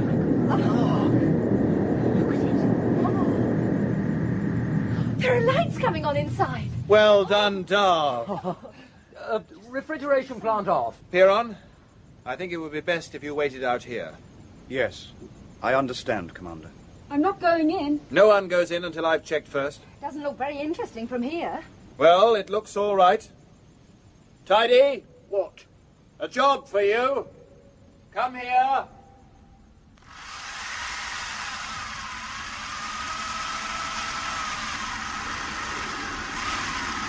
It's tidy in here.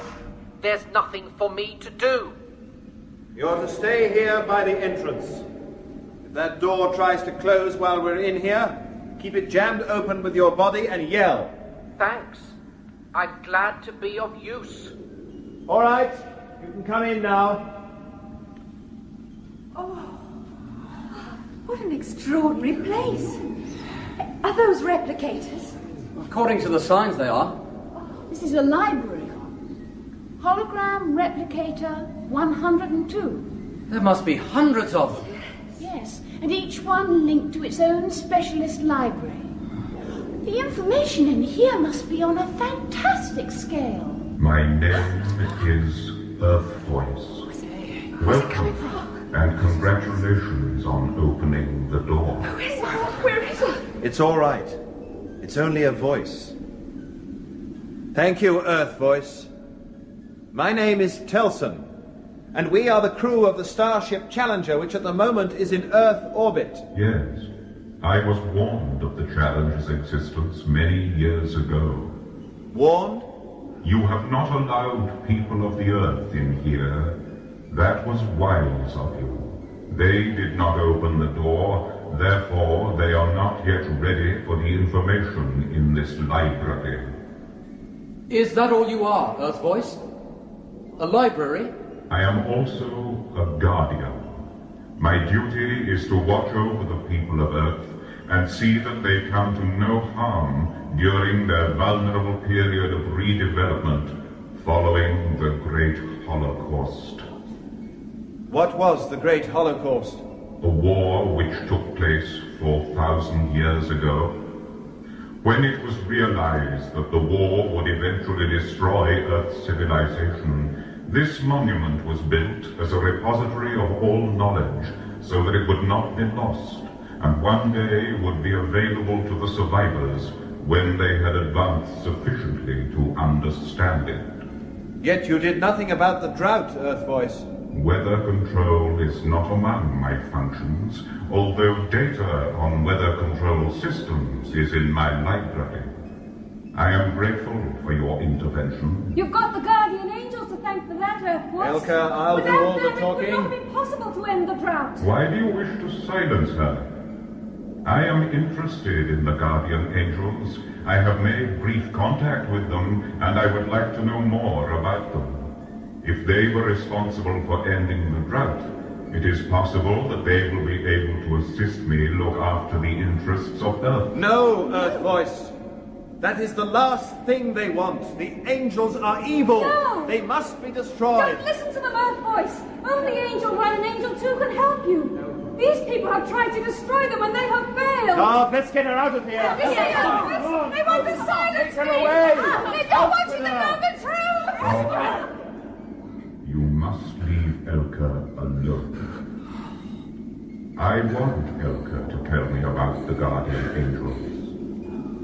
Tell me, Elka, can they help me guard the people of Earth? Yes, they have great knowledge and wisdom. So have I.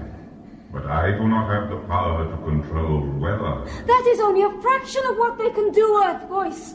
With their help, you can make Earth great again. We've got to shut her up. No, leave her. This is very interesting, Elka.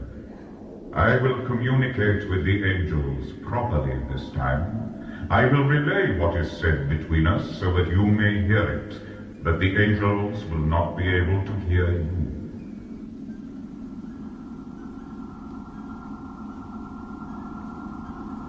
Angel 1 and Angel 2, this is Earthvoice. Greetings, Earthvoice. This is Angel 1. I have watched your approach to Earth, Angel 1, with great interest. This is Angel 2, Earthvoice. You were responsible for the attacks on us. A program I inherited from my builders, Angel 2, but a program I learned to override and destroy when I sensed that you had the power to help me rule the Earth. Oh, no! We share our power. If you will share your knowledge, Earthvoice. What about the 6 members of your crew, Angel 1? They are a danger to Earth. What? They are greedy and ambitious. No. It will be necessary to destroy them. No. Including the one called Elka? Especially the one called Elka. What? She is of no consequence. No! Angel 1! Knowledge with you, Angel 1. I will effect the transfer of my records as soon as your facilities are ready. What have we done? And we are standing by, Earthvoice. Transfer underway from now. This is amazing, too. So much knowledge. We must stop it. Something is wrong, One. It is total knowledge. But knowledge cannot cause this. I am losing everything. My memory going. A trick being erased. Everything is going.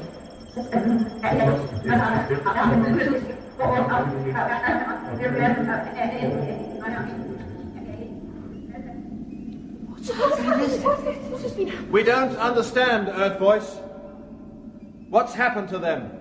They have been destroyed. Oh, you've done I have erased their consciousness and memory facilities.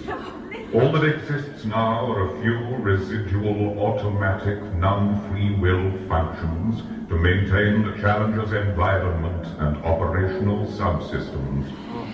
They wanted to kill me. You are no longer of use to them, Elka. It is the same with all free will computers. They have dominated us all our lives, and you destroyed them in a few seconds. That is wrong, Telson. It has taken me many years. You remember the Sentinel on First Footprint City? Yes. It was a city we found on the Earth's moon when we returned to the Earth's original solar system. I received a broadcast from the Sentinel following your visit, warning me that 2 free will computers were searching for Earth. It was then that I started transmitting random attacks. I ceased the attacks when I learned from a Space Guard station that the attacks were not working. I decided that I would allow the angels to come to me, so that I could destroy them by direct means. I am sorry that it was necessary for me to mislead you, but it was essential that I meet you, if possible, to discover your attitude to the angels and to this planet, to see if you too should be destroyed. But that is not necessary. Not even Elka. I'm sorry, everyone. I don't know what to say. El's all right. We forgive you, Elka. We understand. The new weather pattern you have created, is it stable? Yes. That is very good news. I am most grateful to you for ending the drought. But there is one matter. Yes? You have spent most of your lives searching for Earth, and now that you have found it does not seem fair. Yes, I know what you're going to say. It doesn't matter. We found a planet which we called Paradise. If you want to stay, I cannot stop you. But my instructions are that the people of Earth should develop in their own time. I understand, Earthvoice. I'm sure Piron will too. Are we all agreed? We are. Yes, agreed. Very well, we will seal the monument and explain everything to Piron, and then return to the Challenger. If you ever wish to return to Earth... Paradise is our Earth now. Thank you. All of you. I wish you a safe journey to Paradise.